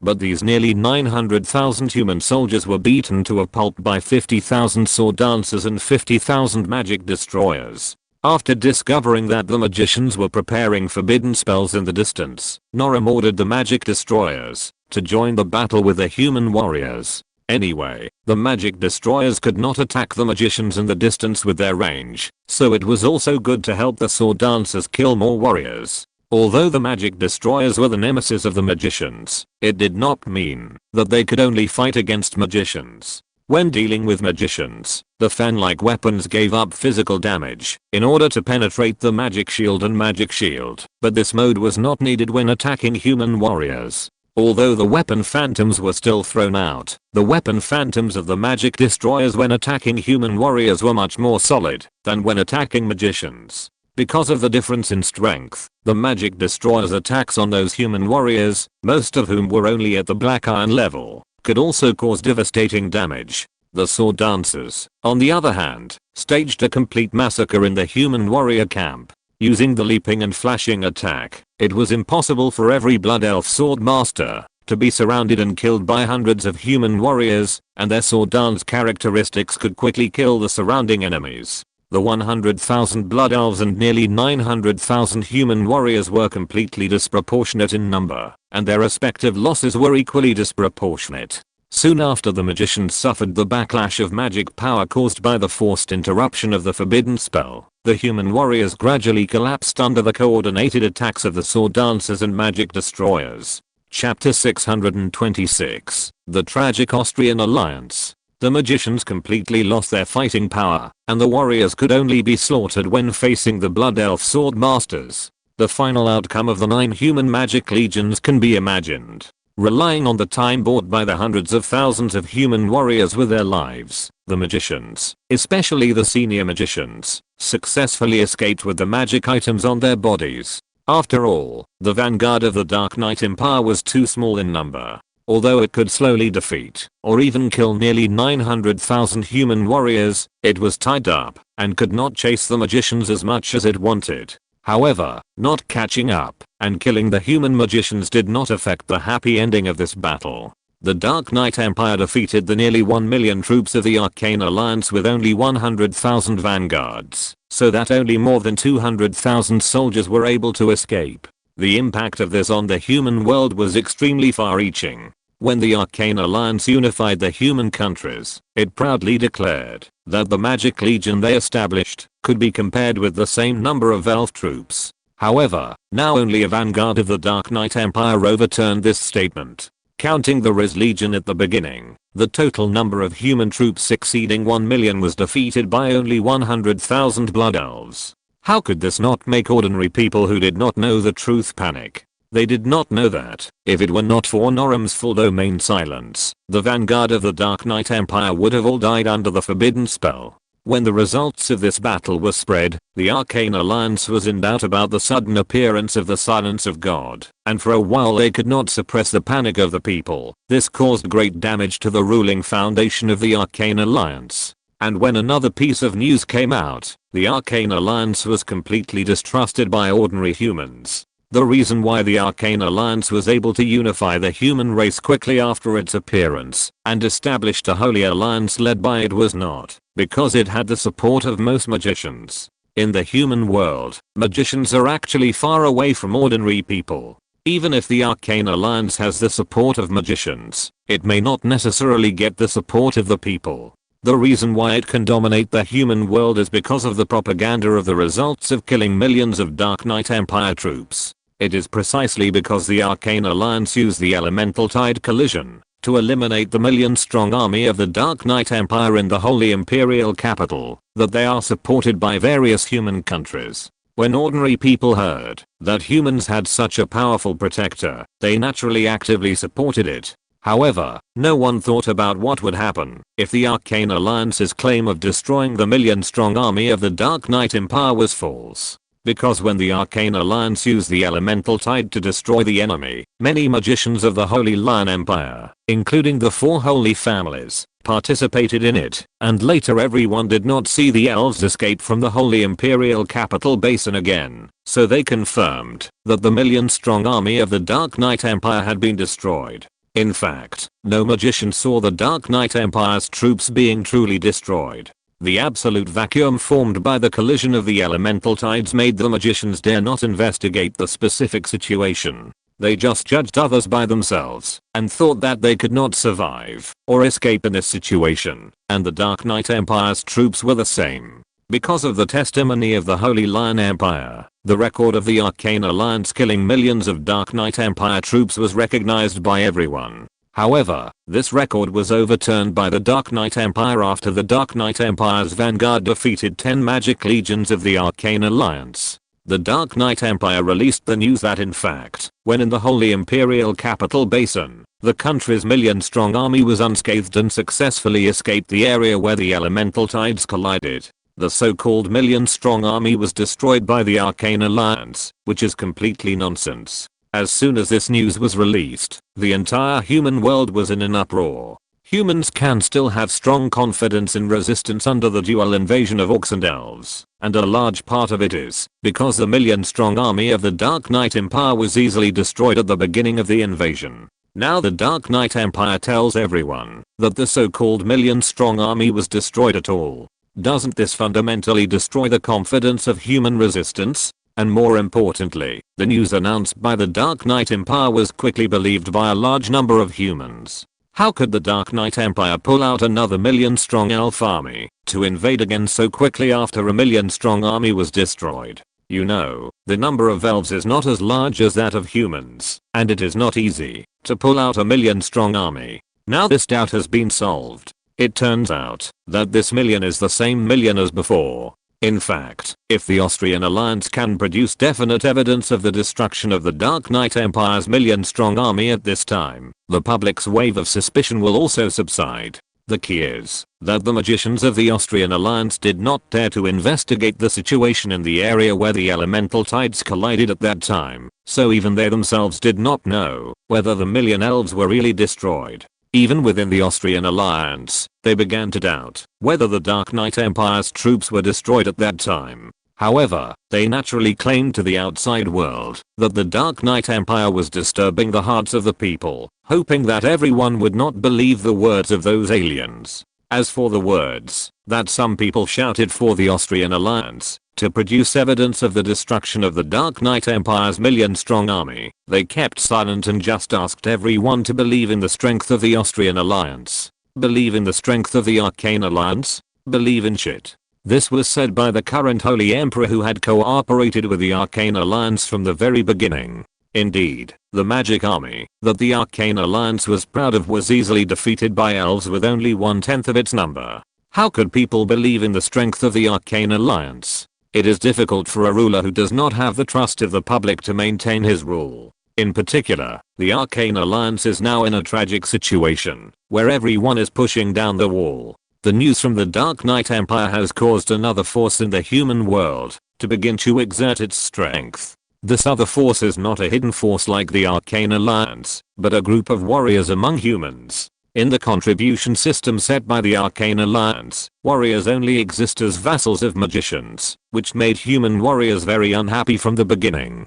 It's just that at that time, the Arcane Alliance contacted the officials of various human countries. It was a general trend to establish a holy alliance led by it. There was no hidden force like the Arcane Alliance among the warriors, so they could only pinch their noses and obey the general trend. A large number of warriors became protectors of magicians and were incorporated into the magic army. However, when the 10 magic corps of the Arcane Alliance and the Holy Lion Empire failed in the battle with the vanguard of the Dark Knight Empire, the magicians used the human warriors as scapegoats and escaped successfully. Only 1 or 2 out of 10 magicians died. On the contrary, only 1 or 2 out of 10 human warriors, who were used to contain the Blood Elves at the beginning, and were later used by the magicians to cover the rear, survived. With such a comparison, how could the warriors among the human race not be angry? Therefore, the warriors first stood up and chose not to obey the rule of the Arcane Alliance. They claimed that the Arcane Alliance was actually just a speculative organization, just taking advantage of the crisis encountered by the human race to achieve their ulterior motives. In fact, the Arcane Alliance did not make any contribution to the human race, and even the initial claim that it had destroyed the millions of troops of the Dark Knight Empire was false. To be honest, these claims by the warriors were a bit exaggerated. The Arcane Alliance did not make any contribution to the human race. At least, they made great progress in the development of the magic world on the ground in Eslays. However, this has nothing to do with warriors and ordinary people, so they were intentionally or unintentionally ignored. In fact, the warriors were able to oppose the alliance with confidence, not only because the alliance itself did not do very well, but also because there was a hidden reason related to the blood elves. 1 or 2 out of 10 human warriors who fought against the Norm Legion escaped, and the sword dancer's amazing swordsmanship spread from then on. Under the sword curtain of the sword dancer, magic can also be easily blocked, which made the warriors see a new way, and no longer have much, or for the magician.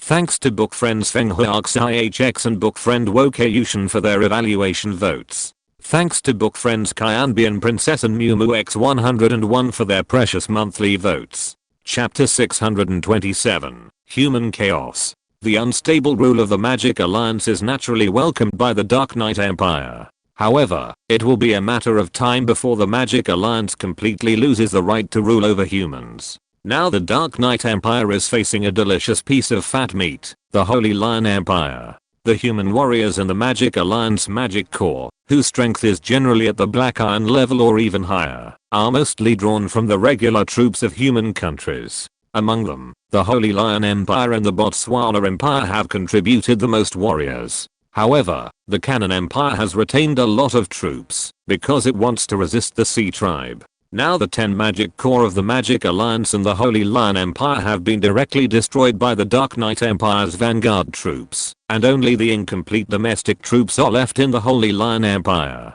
Even the Magic Corps, that the Magic Alliance has spent a lot of effort to form, is not good enough in front of the Dark Knight Empire troops, not to mention the remaining troops of the Holy Lion Empire whose slightly stronger soldiers have been withdrawn.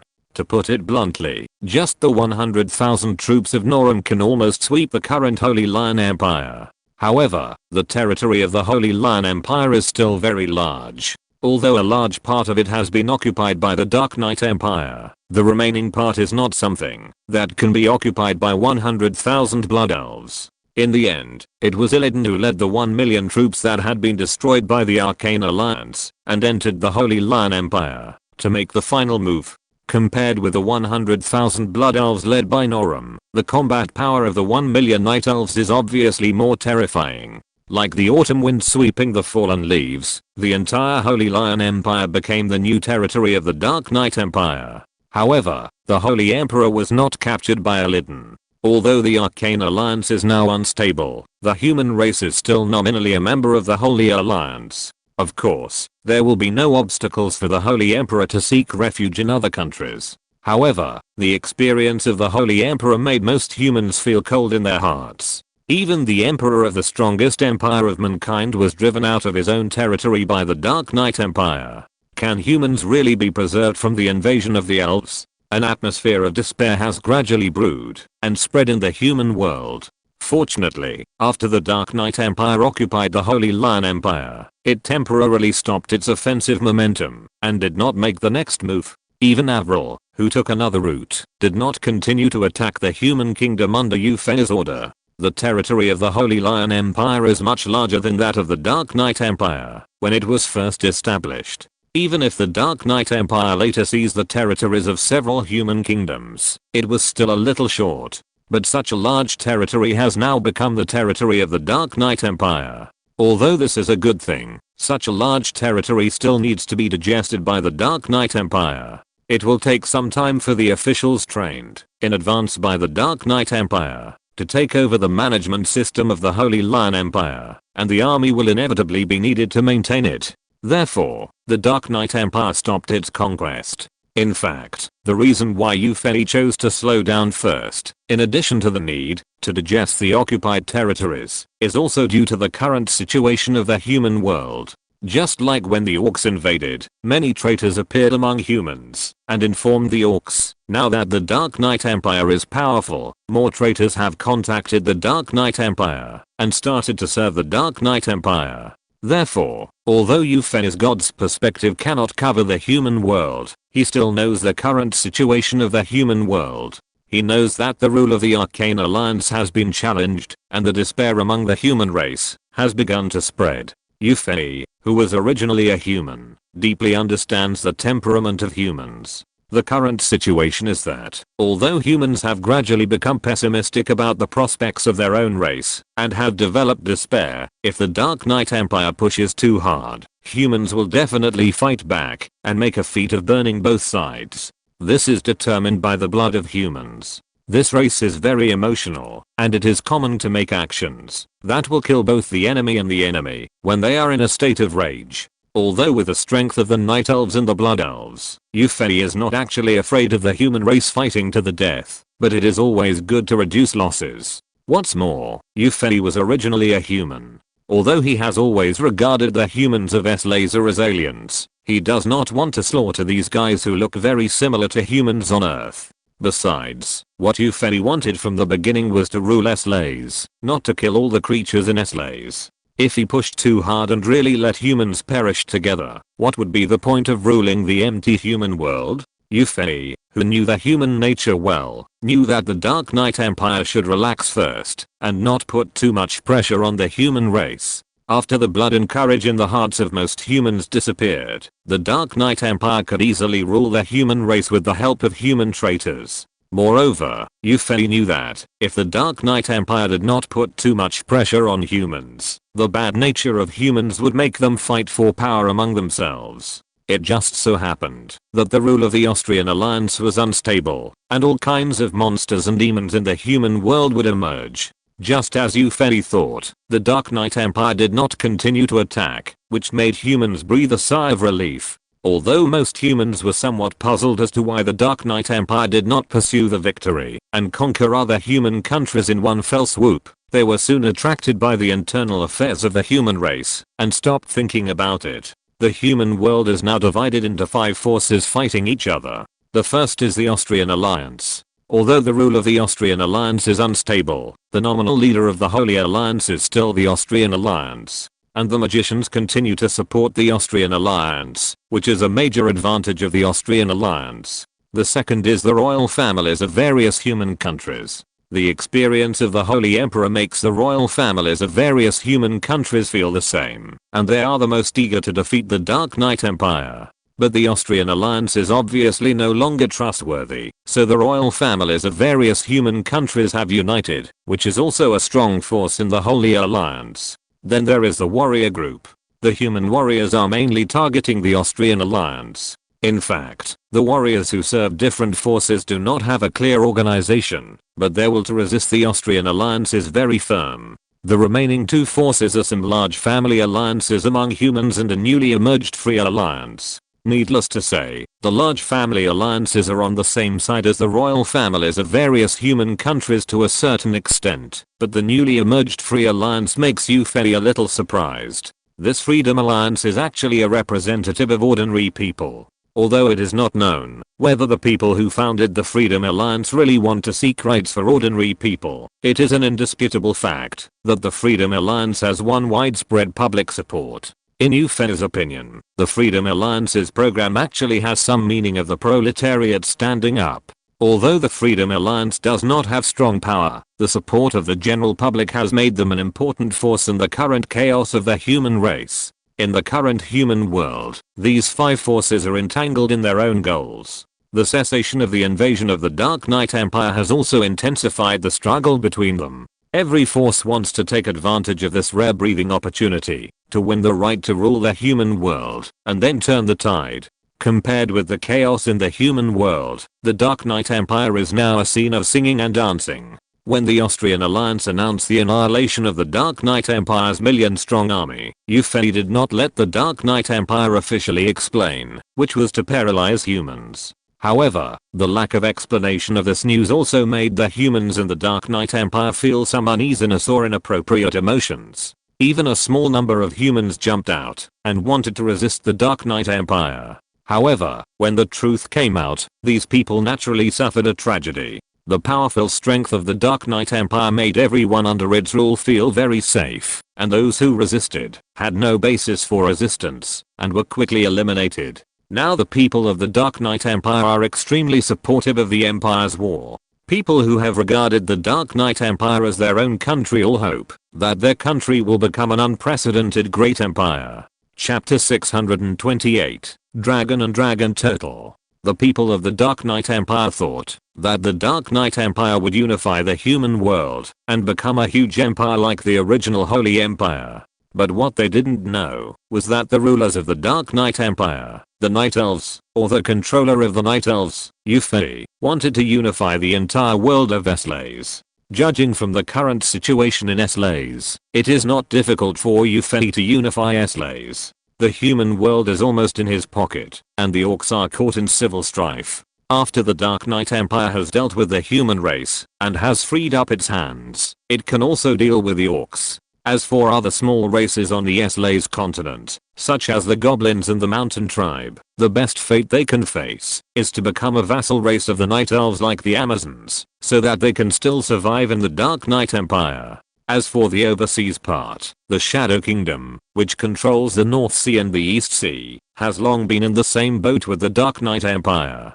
The Sea clan living in the South Sea is now controlled by Yuffie's lawly fellow Tangirgia, and naturally they are also in an alliance with the Night Elves. If you calculate it this way, the time when the Dark Knight Empire becomes the sole overlord of the Eslays world is not far away. However, Yuffie, who was calculating in his mind, forgot about another race overseas. The team of 100 dragons sent by Dragon Island has crossed the open sea and arrived at the offshore area of the South China Sea. This is now the territory of the Sea People. Because the flight route of these 100 dragons did not pass through the range covered by Tangirgia's Tidal Temple's perception field, they were not discovered by Tangirgia at the beginning. However, when these dragons arrived at the coastal area, they were inevitably exposed to the vision of the Naga soldiers and the Sea People. Speaking of which, this was still the initiative of those dragons to expose themselves. When flying over the coastal area, a red dragon in the front of the dragon team suddenly twitched its nose twice, and then asked the other dragons in confusion,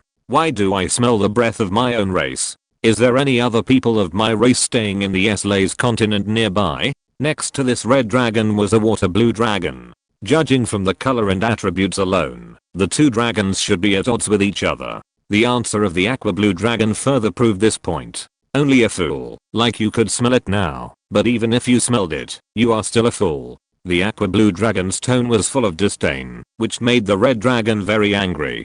"Abik, you are looking for trouble." Before the red dragon finished speaking, the aqua blue dragon, which it called Abik, continued to speak in a contemptuous tone. "I don't know how you can smell the scent of your own race. It's obviously just the scent of some of my subspecies. It looks like your nose was burned by your own flame. Abira. Abik. Abira? The two names are somewhat similar. I don't know what the relationship is between these two dragons who seem to be at odds with each other." The words of the aqua blue dragon Abik made the red dragon Abira stunned at first, and after it twitched its nose violently a few times, an embarrassed look appeared on the dragon's face again, but soon turned into an angry look. The angry fire dragon was about to open its mouth and spit out a hot flame to fight with Abik, but a cold voice made it swallow the flame in its mouth. "Abira, what are you doing?" At the front of the 100 dragons, the leader of the team, a blue dragon with a frost-free breath and a very elegant body and a slender neck, turned its head and looked at the red dragon that was about to spit out the dragon's breath of fire. When the fire dragon Abira saw that his behavior was discovered by the leading blue dragon, he could only stop his action and swallow the dragon's breath that was already at the edge of his mouth with difficulty. "Fianna, it's nothing. I didn't do anything. You know, Abik is my brother. How could I attack him? Haha."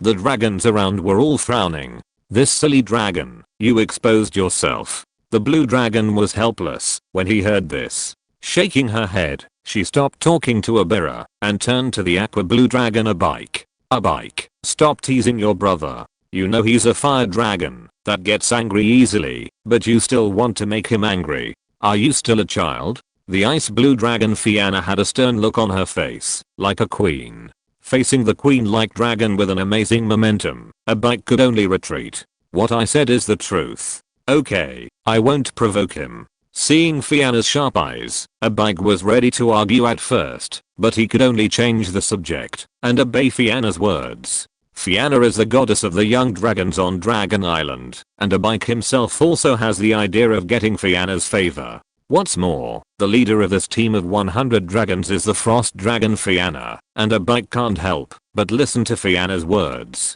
Seeing that Abira and Abik had calmed down after her persuasion, Fianna showed a satisfied look on her face. Then, the ice blue dragon turned its head to another direction, and after thinking for a while, it proposed an idea to the other dragons. I guess everyone has smelled the scent of our subspecies nearby just like a bike. Why don't we go and see where this scent comes from? The other dragons looked at each other and quickly agreed to Fianna's proposal. The dragon race has not come to the Slays continent for a long time. It would be great if they could find some of their subspecies to understand the current situation on the Slays continent. Next, the 100 dragons flew in the direction of the scent of their subspecies and soon arrived above a muddy beach and found the dragon subspecies they sensed. However, the appearance of the dragon subspecies they found made all the dragons look strange. The native subspecies that appeared in front of the giant dragons were huge sea turtles. However, judging from the dragon-like heads that protruded from the tortoise shells covered with huge bone spurs, these sea turtles were indeed dragon subspecies.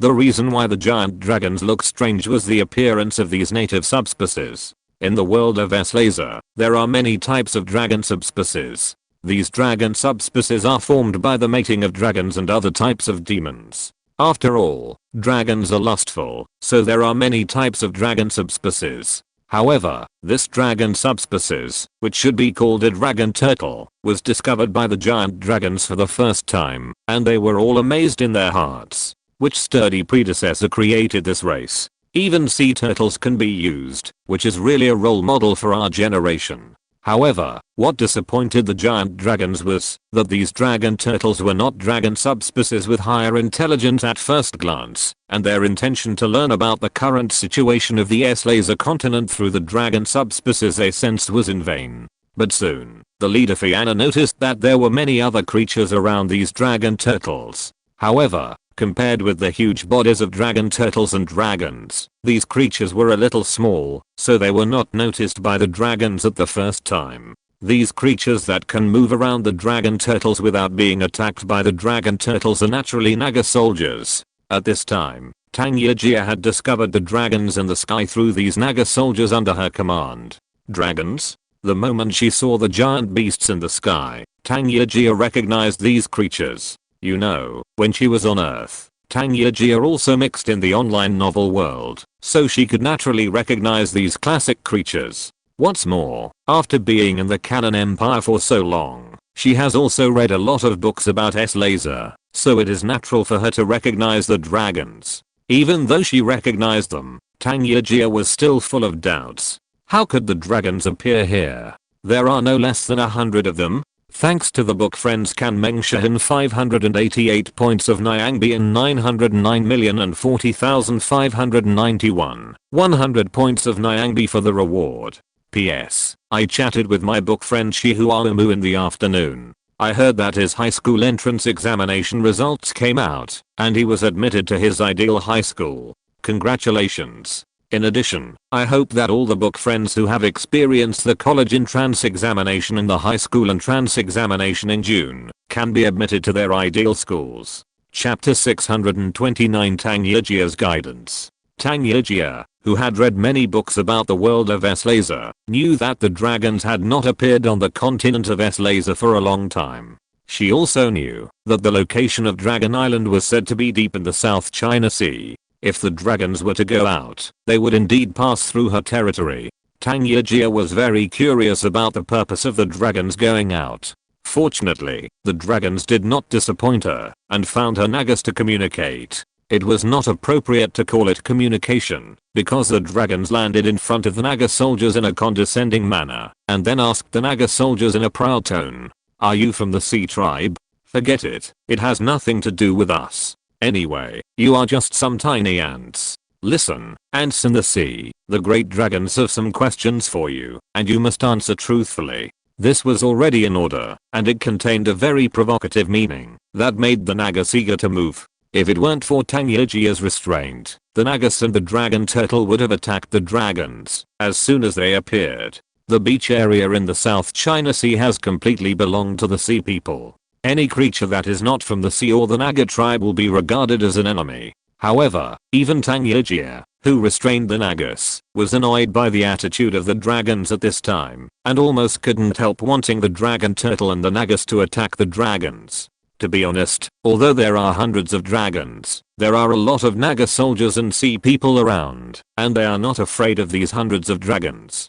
But curiosity overwhelmed the atmosphere, and Tangyajia chose to let a Naga siren come forward to communicate with the dragons, to see what the dragons wanted to ask, and what their purpose was in coming to the Slays continent. The Naga siren assigned by Tangyajia to communicate with the dragon was neither humble nor overbearing. Facing the dragon's arrogant attitude, she did not confront the dragon, because her fellow tribesmen behind her were actually as strong as the dragon, nor did she show an overly humble attitude. The dragon who asked the Nagas questions was the fire dragon Abira. The Naga siren walked to a place not far from Abira, and responded to Abira's previous arrogant words. Yes, we are the sea tribe. If we knew, we would not hesitate to answer the dragon's questions. Abira was a little unhappy that the Naga siren did not show an extremely humble attitude, but after the Naga siren came out to respond, he was pulled aside by his brother Abira, and the leader of the dragon team, Fianna, began to talk to the Naga siren.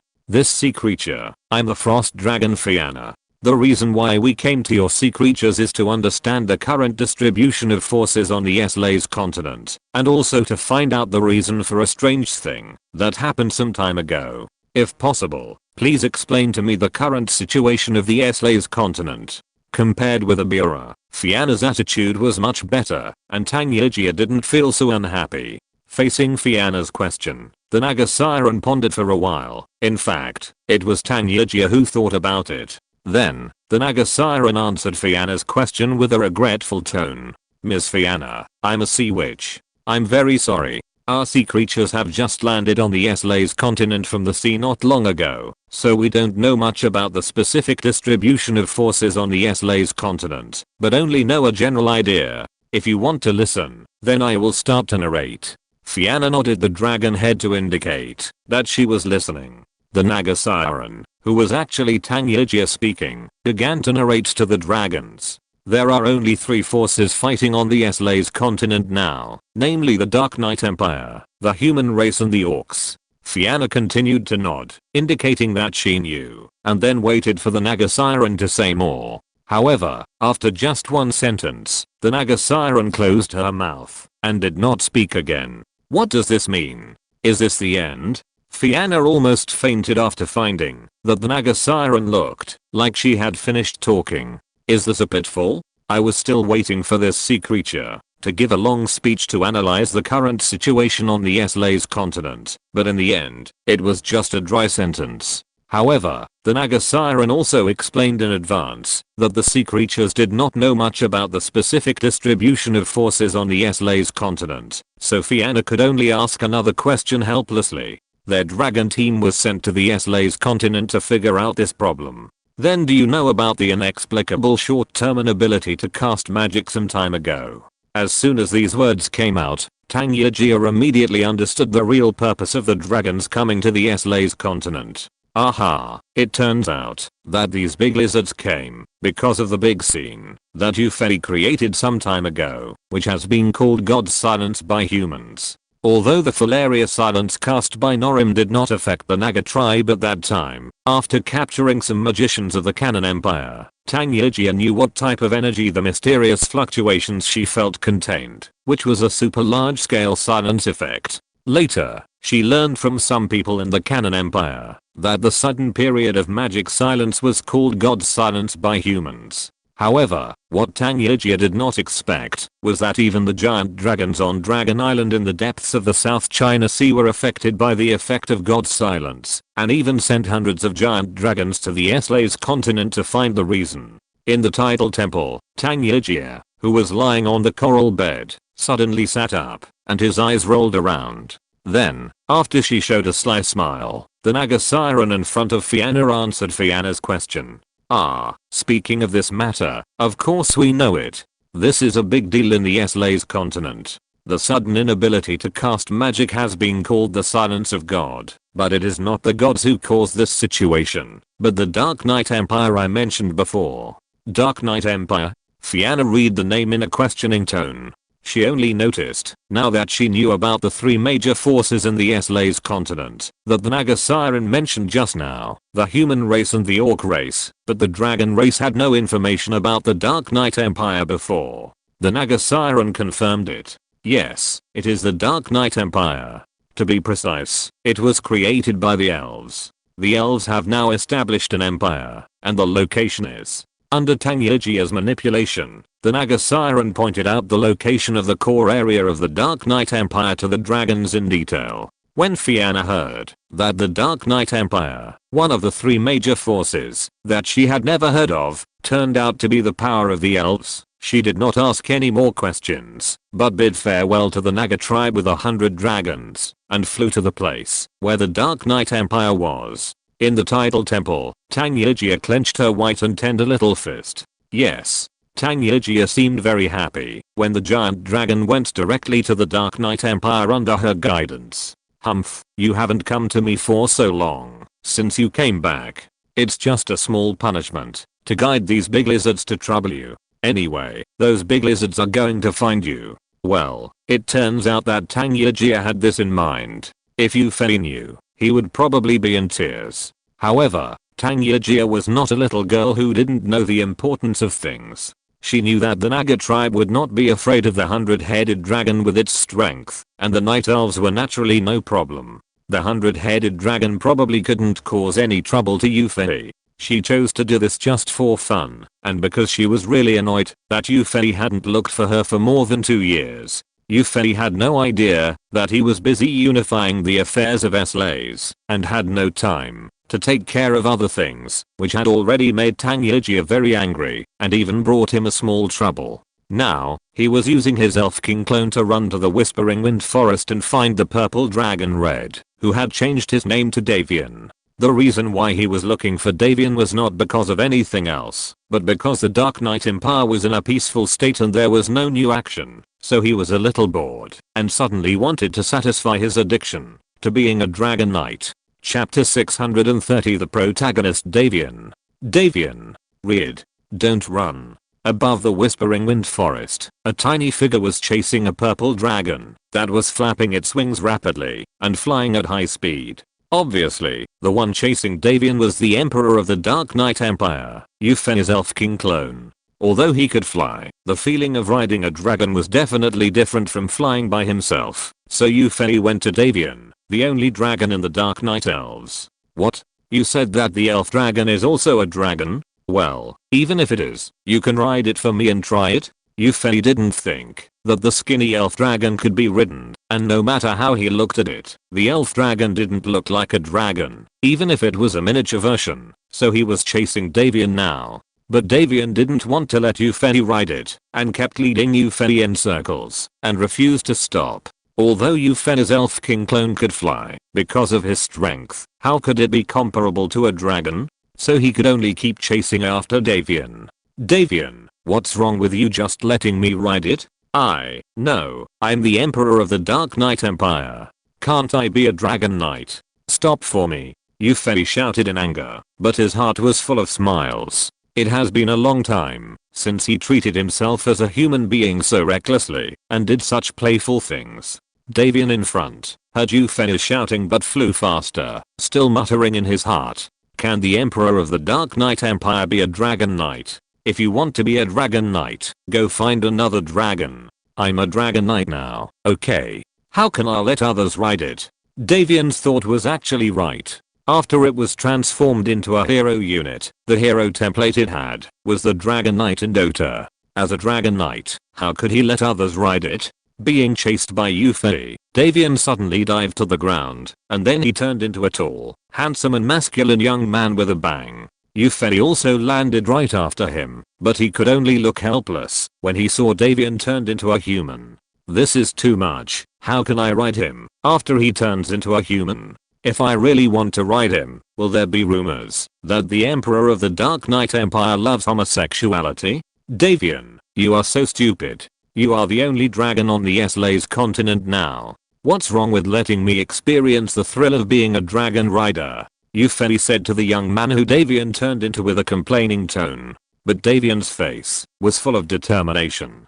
Don't even think about it. If you want to be a dragon rider, go find another dragon. After saying this, Davian was suddenly stunned and then looked into the distance. Yufei didn't notice that Davian was looking somewhere else, and he was still persuading Davian. You are talking nonsense. Where can I find other dragons? There is no other dragon except you on the continent of Eslays. I just want to ride it for a while. It won't hurt or itch. Why bother? Davian suddenly smiled, which made Yufei very happy. Could it be that this guy is finally ready to agree? But it is obvious that Davian is very determined not to be ridden by others. He smiled because of something else. Who said there are no other dragons on the continent of Eslays? Isn't it here? Davian took off into the air and turned into a purple dragon, flying towards the southeast. Yufei was stunned, but soon caught up with Davian and flew towards the southeast together. What does Davian mean by this? Did he find other dragons? That's great. If there are other dragons, it would be great to catch them and use them as your own mount. Riding a sacred giant wolf is not as cool as riding a dragon. After flying with Davian for a while, Yufei saw some black spots in the sky ahead. When the distance got closer, he could see clearly that these black spots were indeed dragons. However, there seemed to be too many of them, right? Yufei thought that Davian had discovered a dragon living secretly on the continent of Eslays, but he didn't expect that there were so many dragons flying in the sky without hiding their tracks. Yufei made a rough estimate and felt that there were at least 100 of them. 100 dragons. It was more than enough to equip each of his heroes with a dragon mount. He didn't expect that he would encounter such a good thing when he ran out after Davian. Yufei didn't expect that he was alone with Davian now, and there were no troops or heroes of the Night Elves or Blood Elves around him. Facing hundreds of dragons, he actually thought of turning all these dragons into mounts at the first time. How audacious is this? It's simply audacious. No matter what Yufei thinks, the protagonist of this chapter is actually Davian, so whether Yufei is bold or delusional does not affect the development of the following events. Let's go back to 10 minutes ago, when Fianna's group of dragons were still far away. It was still the red fire dragon Abira who spoke first, but this time he seemed a little cautious when asking questions. Do you smell the breath of our kind? I smelled it carefully. This time it should not be a subspecies of our kind, but a real dragon.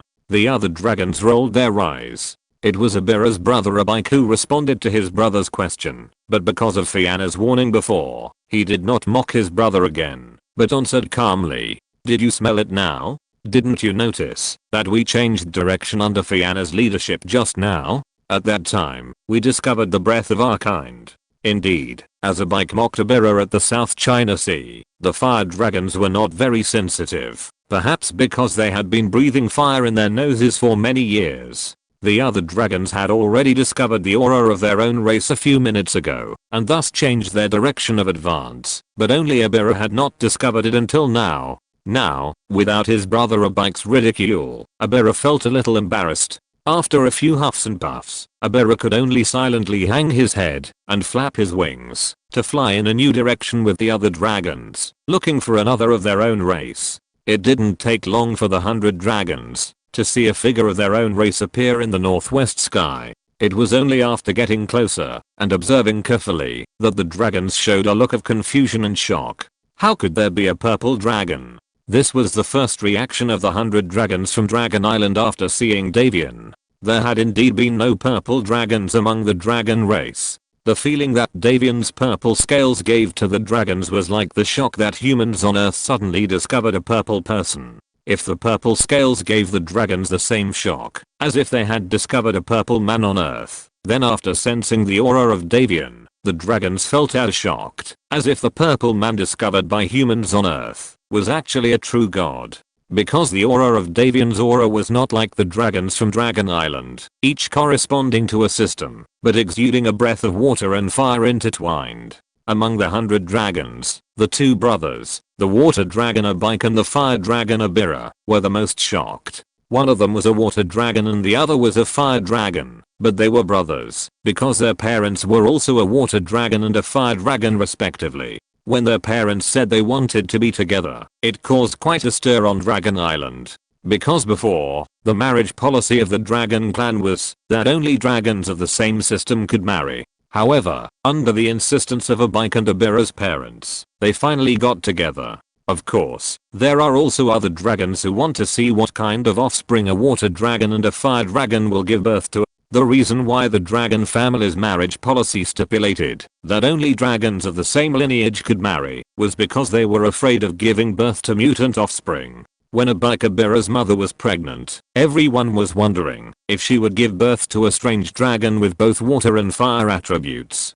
But the final result was that the two twins Abike and Abira were born, with Abikabira's parents testing the waters, and after discussion by the dragon clan's top leaders, the dragons determined that the so-called dragons with two mixed attributes were just nonsense, and the offspring born from the marriage of dragons of different lines would have the same lineage as one of the parents. After that, the number of intermarriages between different lines in the dragon clan increased, and of course it also caused some trouble. In the past, when only dragons of the same lineage could marry and have children, even if dragons were naturally lustful, there was nothing they could do, and they could only do what they loved with their other half. Other dragons of the same lineage can do it, but most of the dragons of the same lineage know each other, and it would be embarrassing for everyone if they were slightly exposed. Now that dragons of different lines can also intermarry, the dragons have many more choices. Even after marriage, it is okay to find another dragon of the same lineage to have sex with. Anyway, even if you get pregnant, you can explain it. This trend has caused the birth rate of newborns in the dragon clan to soar, but it is certain that it affects family harmony. It seems a bit far-fetched. Anyway, the dragons can be sure that, even if dragons of different lines combine to give birth to children, there will be no dragons of both lines. However, the appearance of Davian completely negated this concept that the 100 dragons sent to the Slays continent agreed with. It was not until Davian flew in front of the 100 dragons that they reacted from their shock. As the leader, Fianna looked at Davian's purple scales that were shining and mysterious, and the ice and fire aura lingering on his body, and suddenly showed a strange look. Then, the frost dragon, known as the young dragon goddess in the dragon clan, flapped its wings and rushed to Davian first. Before Davian could speak, Fianna asked Davian first, "This handsome dragon, what is your name?" Fianna's voice became very gentle, without the queen style that she had when she scolded a bick at the South China Sea. Yufei, who was not far behind Davian, almost vomited blood. Is it so that the dragon's pickup skills are so skillful? It turns out that Davian's human form is very handsome according to human aesthetics. Is the dragon form also considered a handsome guy in the dragon clan? No matter how Yufei listened, he felt that what the ice blue dragon opposite said to Davian was like what some female nymphomaniacs on Earth usually say when they meet handsome guys. "This handsome guy, what is your name?" Do they have to leave a phone number or a phone number at the end? Obviously, there are no such things as phones and phone numbers in the world of Slays, so Yufei's guess did not come true. After asking Davian's name, Fianna looked at Davian with expectant eyes, waiting for his answer. Davian was also stunned for a moment, but he quickly answered Fianna's question. "Hello, beautiful dragon. My name is Davian." Davian naturally possesses the aesthetics of the dragon clan, so Fianna is also a beauty in his eyes. Seeing that Davian answered her, Fianna's eyes lit up and continued to talk to Davian. "Davian, this name is really nice, but I still prefer to call you Anan. My name is Fianna, you can call me Nana, Anan." Yufei couldn't hold it anymore. Damn, this female dragon's love affair is too serious, isn't it? She just met, and she called her Anan now. Next, does she want Davian to treat her to a 6U and spicy hot pot, and then have sex directly? Davian was a little overwhelmed by Fianna's enthusiasm, but Fianna was a beautiful dragon after all, so Davian had no aversion to Fianna's closeness, and the two immediately started a heated conversation. At this time, in addition to Yufei's roar in his heart that it was unscientific, how could a dragon have a love affair, the dragons led by Fianna were also in a very complicated mood. Fianna is the goddess of young dragons, and half of the 100 dragons she led admired this beautiful dragon. Of course, most of them were weaker, and only the sky level dragons were more self-aware, just admiring. Only those dragons whose strength had reached the level of adult dragons, in advance at the stage of young dragons, and those dragons who were at the legendary level like Fianna, would have the intention and action to pursue Fianna. For example, the two brothers, Obi and Obi, did not seem to have a very good relationship. In addition to the problems of other departments, there was also the reason that both dragons wanted to pursue Fianna. Now, these dragons who admired Fianna saw that Fianna, whom they regarded as a goddess, ran to another dragon and had a passionate conversation. How could they not feel complicated? Finally, Abira, who was a fire dragon with a hot temper, took the initiative to attack. With a flap of his wings, he flew to where Fianna and Davian were and lowered his voice to remind Fianna. Fianna, have you forgotten our mission? This is the only update for today 0.0 thanks to the book friend Kan Meng Shahan for 2 update tickets and 1 evaluation ticket. Thanks to the book friend 909,040,591 for a valuable monthly ticket. Chapter 631 The protagonist Davian. After hearing Obi's reminder, Fianna came back to her senses. She seemed to be so busy chatting up the handsome dragon that she forgot her mission. She blushed, but it was not easy to see the dragon blushing. Even Davian, who was right in front of her, could not see it clearly. After blushing, Fianna did not want to lose face in front of Davian, so she yelled at Obi, who reminded her. Do I need you to remind me of this? Of course I know the mission is important, but Anan is a fellow tribesman living in Eslays, so she must know something. Am I not going to ask Anan? Obi was very aggrieved by Fianna's harsh words, but beautiful women have privileges, and Obi naturally would not hate Fianna for her attitude. However, perhaps because of the repulsion between the same sex, Obi took this matter to Davian's head and immediately looked at Davian even more unhappy. After Obi's reminder, Fianna began to ask about the business, instead of just cultivating feelings with Davian as before. Not far behind Davian, Yuffie, who had not been noticed by many dragons, pricked up his ears. He was also very curious about the reason why this white-headed dragon came all the way from Dragon Island to Eslays. Anan, I and these fellows behind me came to Eslays from Dragon Island with a mission. In fact, it's not really a mission. Knowing Anan is the biggest gain of my coming to Eslays. Yuffie shuddered. Damn, dragons are so crazy about girls. Can we talk about business? I want to know what you dragons want to do in Eslays. Fortunately, Fianna's crazy love has its limits, and then she really started to talk about business. Anan, some time ago, there was a brief inability to cast magic. You should have noticed it, right? We asked the Sea Tribe at the seaside, and they said it was caused by the Dark Knight Empire in this direction.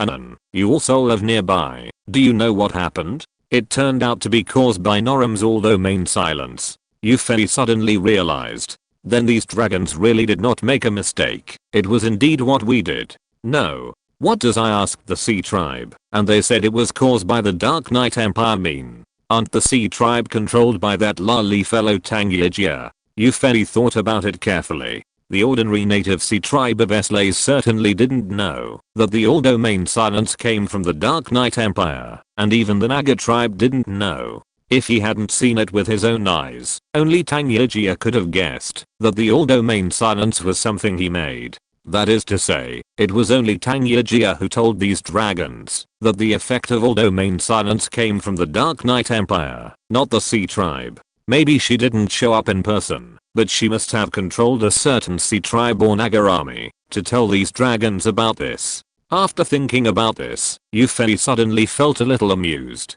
Damn, don't sell your teammates like this, right? Although these 100 dragons are just food in front of the Dark Knight Empire, they have the entire dragon tribe behind them, which is also a big trouble. Okay. What a black-bellied lolly, actually causing trouble for her fellow villagers. Although he thought so in his heart, Yuffie didn't blame Tangiajia much. Just like Fianna has privileges as a beautiful dragon, even if she scolds other dragons, she will not be resented. Tangiajia, this beautiful little lolly, naturally won't make Yuffie feel angry about the little trouble she caused to Yuffie. However, facing the inquiries of the dragon tribe, how should he respond? Yuffie lowered his head, hesitating about how he should let Davian answer these dragons. But before Yuffie could think of how to answer, Davian was very straightforward in the face of Fianna's inquiry.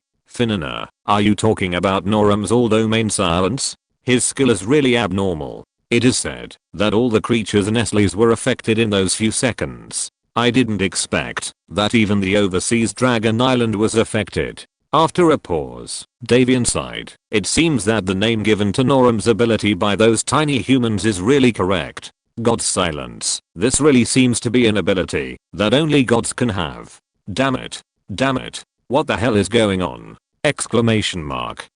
It's not enough that a lowly fellow villager sells out teammates, but this lousy dragon that has never let him ride has also sold out teammates like this? Even if you don't know Norum very well, you can't just expose such a secret thing like this, right? Exclamation mark. Yufei was speechless. He was still hesitating about what kind of explanation he should make up to conceal Norum's existence from these dragons, but the lousy Davian directly explained everything. There was no need to make up an explanation now, because those dragons already knew everything. Sure enough, after hearing what Davian said, Fianna's eyes lit up immediately, and her two huge dragon eyes blinked and stared at Davian, her face full of surprise. Anon, you really know everything. So the sudden inability to cast magic is called full domain silence. Is it the ability of Norum? Anon, you should know Norum, right? Is Norum a human, an elf, or some other race? Immediately, Fianna threw out a series of questions, just like a curious baby. However, Davian did not feel bored, but answered Fianna's questions one by one. Well, full domain silence is indeed Norum's ability. Norum is an elf. I do know him, and we have a good relationship no matter when and where. Men can't help bragging about themselves in front of beautiful women. Although Davian and Norum are both heroes of the Dark Knight Empire, the dragon and the elf don't have much intersection. Davian said that he has a good relationship with Norum, which is purely flattering himself. Teacher, I want to report this guy. He's lying. Yufei couldn't help but want to slap Davian in the face. But he knew that exposing someone's secrets when he was picking up girls was the most immoral thing, and he should be punished by cutting off his penis. So he could only hold back his indignation and watch Davian continue to talk to the beautiful dragon. Hearing Davian's detailed answers to her questions, Fianna was even happier. She couldn't help but get closer to Davian and continued to chat with him. However, such closeness made the giant dragons behind her, such as Abiko and Abira, angry. Anon, it turns out that you really know this Norum. Can you tell me the details? We dragons are very curious about the emergence of the strange situation before. Davian naturally told him everything he knew. Norum is a hero of our Dark Knight Empire. Well, should he be called a general? The leaders, generals, marshals, etc. of our Dark Knight Empire all have some special and powerful abilities. For example, Norum's strongest ability is to make all creatures in the entire SLAs who are not our Dark Knight Empire and the Dark Knight Empire's friendly parties unable to cast magic. Some time ago, our Dark Knight Empire was at war with humans. The humans violated the unspoken rules of SLAs and wanted to cast a large forbidden spell. Therefore, Norum, who was fighting with those hateful humans, used his ability to interrupt the forbidden spells prepared by those human magicians. At the end, Davian added, "This is the whole story. I didn't lie to you. Norum and I do have a special relationship. We are both generals of the Dark Knight Empire." Damn, this pitiful dragon started to flatter himself again. It is true that Norum is a general, but although you, Davian, are already a hero of the Dark Knight Empire like Norum, you don't have any troops under your command, right? Do you deserve the title of general, a dragon who cheats on his father? Yufei couldn't hold back his desire to complain. Davian, this dragon who cheats on his father, is really simple-minded. No, he should be a love crazy. The beautiful dragon said everything when asked, and he wanted to reveal all his past. The beautiful dragon is not much better. He is also a love crazy. Huh. Love crazy with love crazy. It seems good. 3 chapters today, and there are 2 more chapters to come. Chapter 630 to the protagonist Davian. Neither Yufei nor Davian noticed that when Davian said we are the Dark Knight Empire, and that he was also a general of the Dark Knight Empire, the faces of the dragons on the opposite side became a little strange. Only Fianna, who was still in a state of infatuation, had a strange look on her face for a moment, but then she frowned, as if she had decided something, and continued to talk to Davian. Davian continued to sell out his teammates, and even exposed Yufei, who had not attracted the attention of the dragons behind him. Humph, speaking of which, the guy behind me is the Emperor of the Dark Knight Empire, but he is not a good emperor. He actually wants to ride on me to satisfy his addiction to being a dragon rider. Damn it. These two words suddenly popped up in Yufei's mind. The eyes of the dragons who noticed Yufei after Davian's explanation also showed that Yufei's feeling was correct. When they heard Davian say that the elf following him was the Emperor of the Dark Knight Empire, the hundreds of dragons just looked at Yufei together, obviously very interested in such an emperor. But when Davian said that Yufei wanted to ride him as a dragon rider, the eyes of the dragons changed. Yufei suddenly remembered some historical materials he had seen in the human world in the brief history of SLAs narrated by Gargant at that time, which mentioned the conflict between the dragons and the Holy Empire of Humans. In order to gain an advantage in the battle with the anti-human alliance, the Holy Empire stole many dragon eggs and young dragons, and brought them back to the continent of SLAs, using some drugs and magic means to ripen the dragon eggs and young dragons, so that they could grow rapidly to the point where they could participate in the war, and then created a group of dragon riders. After being discovered by the dragons, this behavior naturally angered the dragons, and the dragons joined the anti-human alliance, becoming the last straw that overwhelmed the Holy Empire, causing the Holy Empire, which had already occupied half of the territory of SLAs, and had the potential to unify SLAs, to fall apart. The term Dragon Knight became a taboo in SLAs. After the Holy Empire fell apart, there was no Dragon Knight left, even though the profession of Dragon Knight had once been very popular during the invasion of demons in ancient times. Now that Davian mentioned that Yufei wanted to be a Dragon Knight, and mentioned it in front of hundreds of dragons, wasn't this putting Yufei on the fire? Looking at the terrifying eyes of those dragons, Yufei had no doubt that, if he was big enough, these dragons would rush up and tear him into many pieces and eat them. Run. Yufei made a prompt decision, and took out a scroll to return to the city, opened it directly, and returned to the wind-whispering forest under the effect of mysterious magic circle. There were hundreds of dragons, and although most of them were young dragons of the sky level, there were only a dozen legendary dragons and 2 epic dragons. But ants could still kill elephants, and naturally, there were too many dragons, and Yufei and Davian could not match them. After strategically moving back to the Whispering Wind Forest, Yufei began to mobilize heroes and night elf troops. At the same time, he also used the vision provided by Davian to investigate the situation over there. After Yufei escaped without saying a word using the scroll to return to the city, Davian's reaction was dumbfounded. He still didn't understand how his words would make those dragons feel. The dragons that were originally staring at Yufei as if they were going to devour him were first in an uproar after Yufei disappeared, and then they all looked at Davian. This time it was the elder brother, the water dragon Abik, who spoke. Fianna, have you really fallen in love with this strange purple dragon that betrayed Dragon Island? As a dragon, you actually became a part of the Dark Knight Empire and had to serve as a mount for the Emperor of the Dark Knight Empire. This is something that our dragon clan cannot tolerate. After a pause, Abik stared at Fianna and continued, although the Emperor of the Dark Knight Empire ran away, he can run away, but he can't run away from the palace. We can always find him. What we should do now is to punish this dragon that betrayed Dragon Island, right? Hearing this, regardless of how surprised Davian was, Fianna's face was the first to show a look of determination, and she shouted loudly at Abira. Obi, you don't need to teach me what to do. Anan just lived in SLAs all the time, and didn't know the rules of our clan. I guess he has been in SLAs since he was born. According to the rules of our clan, the behavior of fellows who are stranded outside before returning to the clan will not be investigated. Don't even think about labeling Anan as a traitor to the Dragon Clan. Fianna seemed to be extremely protective of Davian, which made Yufei, who was watching here, secretly shocked.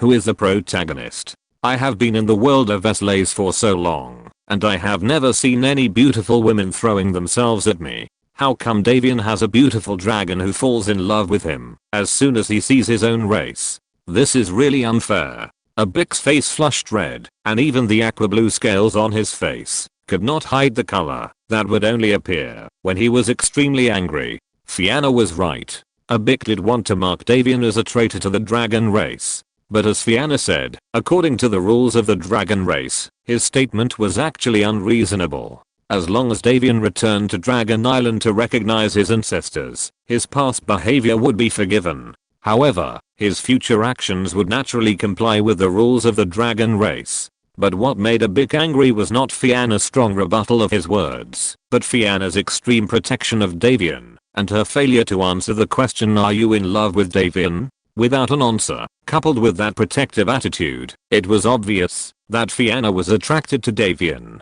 In fact, Fianna chose Davian, and Abik was not the only dragon who was angry. His brother Avril and most of the young dragons among the 100 dragons were very angry. Is our goddess going to fall into the hands of a wild boy? This is absolutely not allowed. However, Abik and his brother Avril are two of the strongest young dragons in the dragon clan, so the other young dragons tacitly agreed to let Abik take the lead. Besides, everyone did think that Abik had the best chance of being favored by Fianna before. One of the two dragons is a water dragon and the other is a frost dragon, which are actually the same species. Even if dragons of different systems can marry each other now, most dragons still marry within the same clan. Abik, who felt that his love was taken away by a sword, was extremely angry, but according to Fianna, he really couldn't prove that Davian was a traitor to the dragon clan. So, Abik, who was angry, made a decision. Okay, Fianna, since you mentioned the clan rules of our dragon clan, I will follow the clan rules.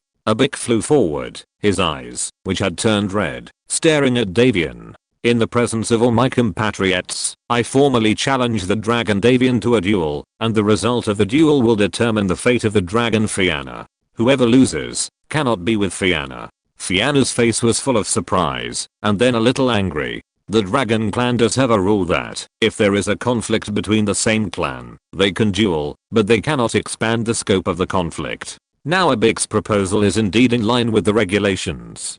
Davian naturally agreed to the duel proposed by Abik. However, he proposed that Fianna should not be used as a tool for fighting, and the result of the duel cannot be used to determine Fianna's fate. At most, whoever loses will be the other party's follower.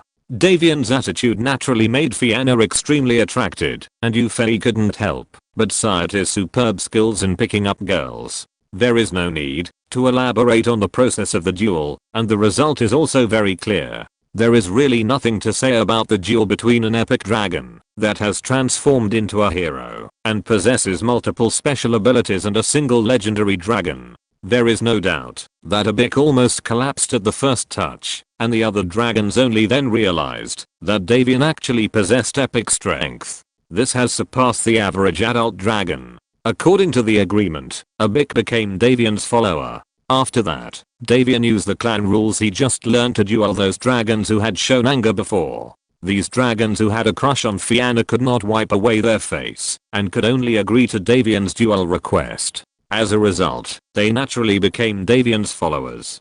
Touching his chin, Yufei's imbalance in his heart became more and more serious. As soon as they met, beautiful women threw themselves into his arms, and there were many younger brothers who came to serve him. Is this novel really me and not Davian? I also want beautiful women to throw themselves into my arms. Chapter 633, Dragon Tribe Surrenders. Indeed, judging from the fact that he bowed down to beautiful women who threw themselves at him, Davian is indeed more like the protagonist than Yufei. However, Yufei complained that he didn't have any beautiful women throwing themselves at him, and it can only be said that he asked for it. Think about it, his original body is the eternal tree, so it is naturally impossible for a beautiful woman to fall in love with a tree, and only the Elf King's clone can attract bees and butterflies. But in the human world, in order not to expose himself as an elf, Yufei always covered his body with a black robe and didn't show his face. How can a beautiful woman throw herself at him if his face can't be seen? It is said that many people who see this kind of guy who hides his head and shows his tail will maliciously guess in their hearts that this guy must be ugly, right? From this point of view, Yufei can only have the opportunity to let beautiful women throw themselves at him in the territory of the Dark Knight Empire. After all, he is the Emperor of the Dark Knight Empire, and he is simply the tallest, richest and most handsome man in the Empire. However, Yufei rarely stays in the palace, and often disappears for a long time after running away. The local elf officials of the Dark Knight Empire have become accustomed to the Emperor's frequent absence. Anyway, the tyrant priest handles government affairs more diligently and smoothly than the Emperor Yufei. As for why the elf officials are not as keen as the human officials to find wives and children for their kings and emperors, it is naturally because the elves have an extremely long lifespan. For example, the Night Elves, who are considered to be elves from ancient times, have a lifespan of thousands of years in the minds of the local elves, so they don't need to rush for future generations. So, as the protagonist, Yufei did not have any beautiful women throwing themselves at him in sleighs, which was completely his own fault. Even the saying that the Night Elves are ancient elves with a lifespan of thousands of years was made up by Yufei. If he hadn't made up this statement himself, I'm afraid the local elf officials would have started to select a talent show for this emperor long ago. Let's not talk about how Yufei complains about himself, and continue to look at our temporary protagonist Davian. Davian was so excited that he even fought with the two epic adult dragons in the dragon team that had been relatively silent. Adult dragons are generally legendary, and epic dragons are also considered strong in the dragon clan. Some of the stronger ones can become dragon clan elders. For example, the current patriarch of the dragon clan is a giant dragon at the peak of the epic level, but he has a combat power that is almost mythical. The result of the battle is self-evident. Even facing an epic dragon, Davian still easily won. Davian had already possessed epic strength a long time ago. After being transformed by the Elder's Altar, Davian not only possessed various skills belonging to the Dragon Knight, but also retained the ice and fire abilities like a two-headed dragon. The ice and fire abilities belonged to Davian's native abilities, so they did not disappear after he was transformed into a hero. When fighting those dragons, he fully demonstrated both the ice and fire abilities, which shocked the dragons. Fianna has already fallen in love with Davian, so she naturally cares about her lover's situation, so she asked Davian what was going on. Davian's eyes rolled a few times, and he actually exposed the information of Yufei's body. Nana, as you said, I have lived in Esraz since I was born. I was hatched from a dragon egg that was abandoned for unknown reasons. What hatched me was the belief of the Dark Knight Empire, or the entire elves, and should be the belief of all the creatures in Esraz, the World Tree. The dragons that were beaten up by Davian one by one now didn't care about the pain on their bodies and exclaimed, World Tree. This is impossible. Speaking of the World Tree, I'm afraid that only the elves and dragons in Esraz today still know its status in ancient times. For the rest, such as the human race and the orcs, the legend of the World Tree has become blurred in the inheritance from generation to generation due to their lifespan. Especially the human race. In order to establish the orthodox status of humans in Esraz, they gradually erased the information about the World Tree. After all, in ancient times, only the World Tree was the greatest existence, and the elves were the only overlords of the world of Esraz, and humans were just vassals.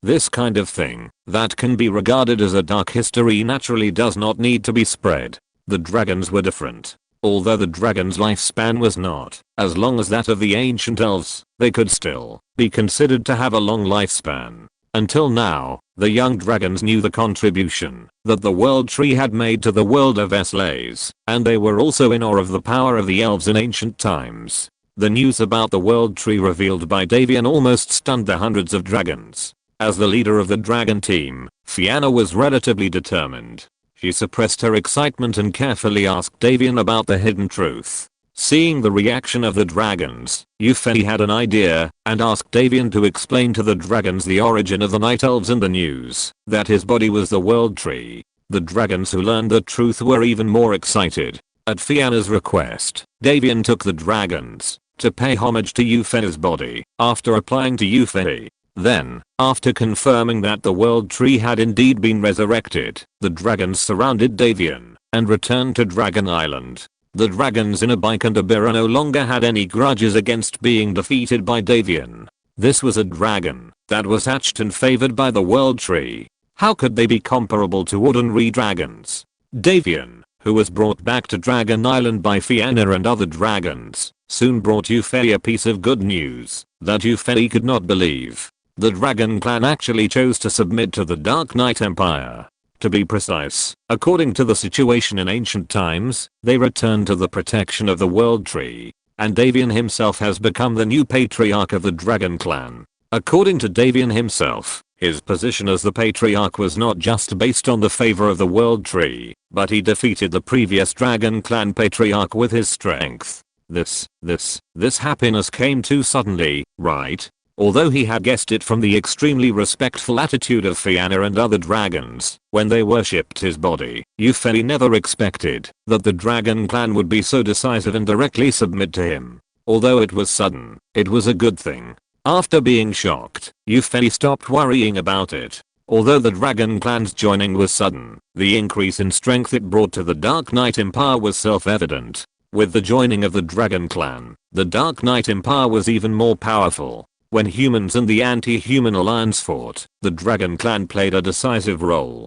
Now, it is an inevitable trend for the Night Elves to unify the world of Veslays. If you're listening to this novel on a channel other than Fanfic World, it means they downloaded and uploaded it without effort. We cordially invite you to visit our channel, Mundo Fanfic Novelos. There you'll find the original version of this story and you can explore many other novels of various genres. We're waiting for you to immerse yourself in a world of incredible novels. Chapter 634, Conquering the Human Race. In a small city in a neighboring country in the southeast of the former Holy Lion Empire, the residents have just gotten up and are ready to start their day. In a small country like this, even the king has no say in the human world today and can no longer control these ordinary people. Now this city is controlled by the Free Alliance in the human world. The 5 major forces in the human world are the Imperial Alliance, the Austrian Alliance, the Warrior Union, the Family Alliance and the Free Alliance, and the term Holy Alliance is still retained,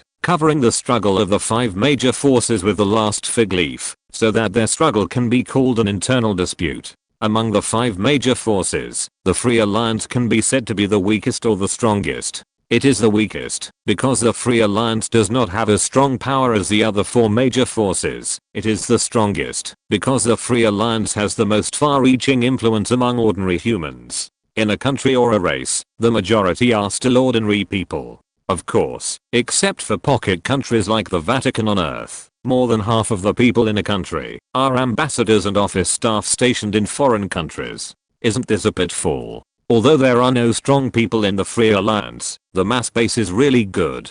This alliance does not have any specific leaders. Instead, ordinary people in any region will naturally join the Free Alliance as long as they want to live a better life and want to be independent. Even in those cities and regions that are not controlled by the Free Alliance, most ordinary people have a good impression of the Free Alliance. Because the Free Alliance has been around for so long, people thought it was just an organization formed by some forces for profit at the beginning, but then the Free Alliance did not have specific centralization, but just tried its best to seek benefits for the people, and gradually it was recognized by ordinary humans. For example, in the neighboring countries of the Holy Lion Empire mentioned now, many cities have become people's self-government and joined the Free Alliance. Under the guidance of the commander sent by the Free Alliance, an autonomous committee has been formed in the city, which has calmed down the atmosphere that was originally panicked by the racial war during this period of time.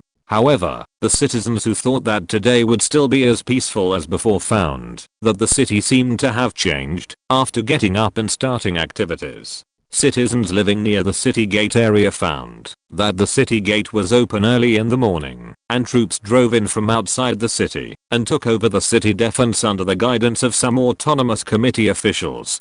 Did the autonomous committee expand the army again? No, there was no referendum on the expansion of the army a few days ago, and I didn't hear that any young man was drafted into the army. Some citizens who got up early in the morning and were still in a sleepy and confused state thought so. But those citizens who had already woken up found that the soldiers who came in from outside the city were all elves. Has the army of the Dark Knight Empire entered the city? Many citizens subconsciously wanted to run, but then they gave up this meaningless behavior. It's just such a small city. As ordinary people, where can they run to? And some citizens who reacted faster thought that these elf troops were actually brought in by officials of the Autonomous Committee. There must be something they don't know. Soon after, the citizens' doubts were answered. As the bell in the center of the city rang, most of the citizens consciously gathered in the central square of the small city.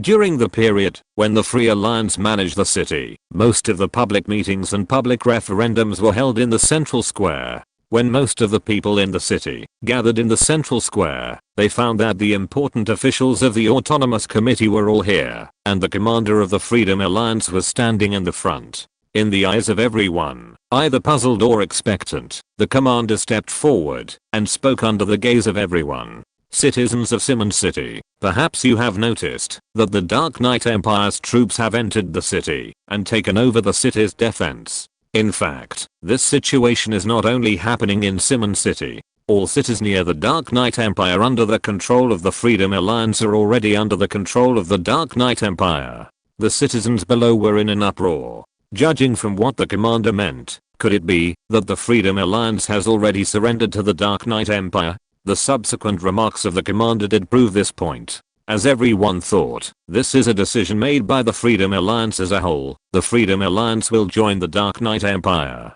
The citizens could not accept it immediately. What's going on? How could the Freedom Alliance, which has always been seeking benefits for ordinary people, choose to betray the human race and the Holy Alliance and throw itself into the arms of the Dark Knight Empire? Before everyone could burst out with emotions, the next words of the commander blocked what everyone wanted to say. Citizens, please don't get excited. Think carefully. Has the Freedom Alliance done anything to let down the common people for so long? The political officer said only this sentence, but it made everyone fall into deep thought. After thinking carefully, people found that after the Freedom Alliance appeared, it seemed that it had never harmed the interests of the common people. On the contrary, in order to benefit the common people, the Freedom Alliance was hated by the Imperial Alliance and the Family Alliance. If it weren't for the people's high voice in supporting the Freedom Alliance would have been eliminated by the Imperial Alliance and the Family Alliance long ago. So, is there any hidden reason for the Freedom Alliance to join the Dark Knight Empire? Perhaps it was because the Imperial Alliance and the Family Alliance forced it too much. After seeing that the citizens of Simon City had calmed down, the political officer went on to explain all the reasons. In fact, the Freedom Alliance chose to join the Dark Knight Empire to benefit the common people. Perhaps everyone still doesn't know what human life is like in the Dark Knight Empire. Everyone's attention was attracted. Indeed, the Holy Alliance has always been promoting how evil the Dark Knight Empire is and how it wants to massacre humans and rule the human race. The incident of Mayev's massacre of the city was brought up and talked about over and over again, making ordinary people think that the Dark Knight Empire was really a very evil country for a while. But people also know that the number of elves is too small compared to humans. It is impossible for such a large Dark Knight Empire to have only a small number of elves living. As some news about the Dark Knight Empire spread, everyone also knew that the previous massacre was just an isolated case. The vast majority of the people in the Dark Knight Empire are still humans, and the elves are the rulers. However, ordinary people in the human world really don't know about the living conditions of humans in the Dark Knight Empire. What the political officer wants to tell everyone is exactly what ordinary people don't know. As the political officer tells everyone knows that in the Dark Knight Empire, the lives of ordinary people are actually much better than those in the human world. All the Dark Knight Elves need is energy and wood. The wood can be collected by the elves, and the energy is obtained by the underground dwarves digging magic crystal mines, which has nothing to do with ordinary people. Therefore, the tax rate in the Dark Knight Empire is as low as possible, and this extremely low tax rate is still to maintain the lives of local elves. But how many local elves can there be? The elves who love nature are not hedonistic, and naturally will not desperately exploit the interests of ordinary people to satisfy their own desire for enjoyment like human nobles. Compared with ordinary people living in the Holy Alliance, the life of ordinary people in the original territory of the Dark Knight Empire is like heaven. Even the occupied area of the Holy Lion Empire, which has just been occupied for a period of time and has relatively strict management, is only stricter in order to eliminate resistance forces. According to the description of the commander, the life of ordinary people is much better than that of ordinary people in the Holy Alliance. Later, the important officials of the Simon City Autonomous Committee also proved that everything the commander said was true, and made the citizens of Simon City completely believe the human life in the Dark Knight Empire described by the commander. If the commanders from other places may still lie to everyone, then the officials of the Autonomous Committee who are all selected from Simon City will never deceive everyone. In this way, people will not feel any rejection of the Free Alliance joining the Dark Knight Empire.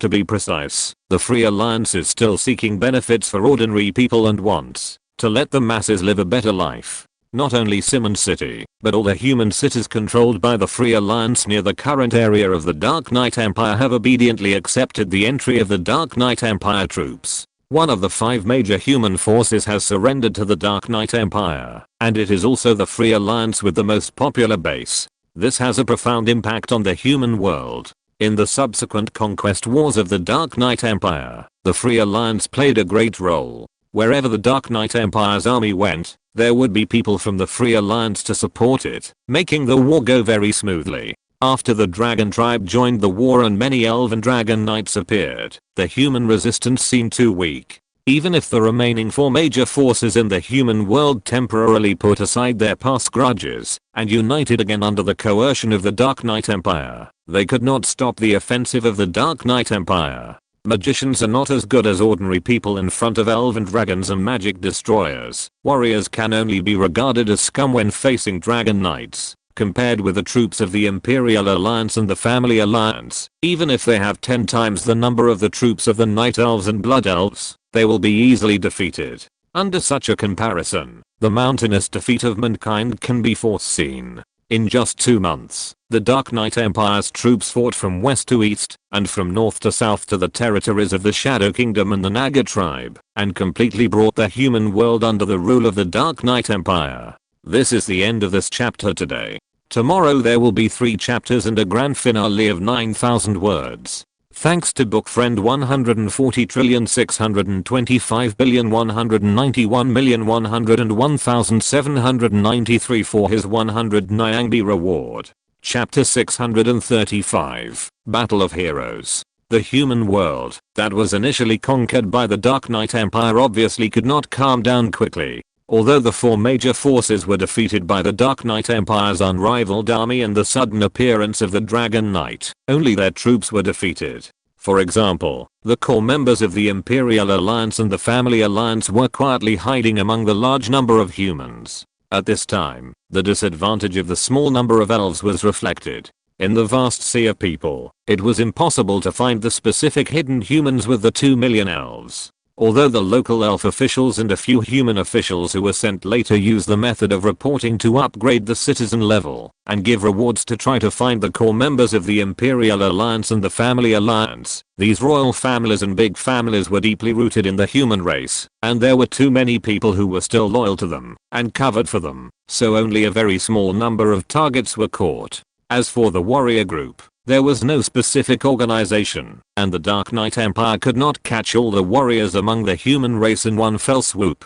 There were too many people to kill, and the humans would definitely resist violently. Only the Arcane Alliance was the most comfortable one when the Dark Knight Empire had just conquered the entire human world, but it was the first to be completely wiped out afterwards. The comfort of the Arcane Alliance came from the Sky City. When they saw that things were impossible, the members of the Arcane Alliance retreated to the Sky City, and a large number of elite magicians among humans also entered the Sky City for refuge. However, the reason why they were the first to be wiped out was also because of the Sky City. For thousands of years, the Arcane Alliance had been very secretive because of the existence of the Sky City and had not been discovered by the continental countries. Therefore, at this critical moment, they took it for granted that this spectacular city floating in the sky could protect themselves. But those magicians forgot that the Dark Knight Empire was not one of those weak human countries. The reason why it was difficult for human countries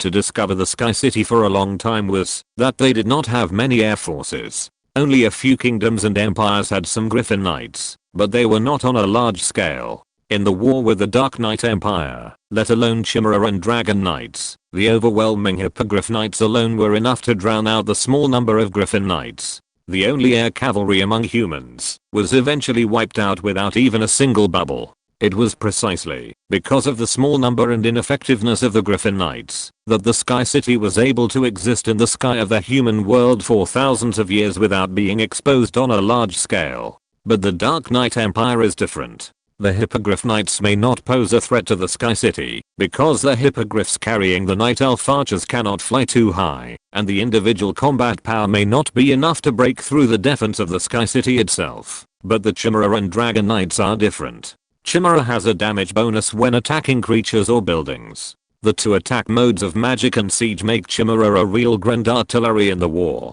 It is too easy for thousands of Chimeras to destroy a small Sky City. Moreover, the Dark Knight Empire now has the legendary Dragon Knights and Slays. In the previous war, the appearance of the Dragon Knights completely destroyed the courage of the human army to fight, making the Dark Knight Empire's advancement extremely smooth. And the Dragon Knights are naturally an excellent choice to deal with the Sky City.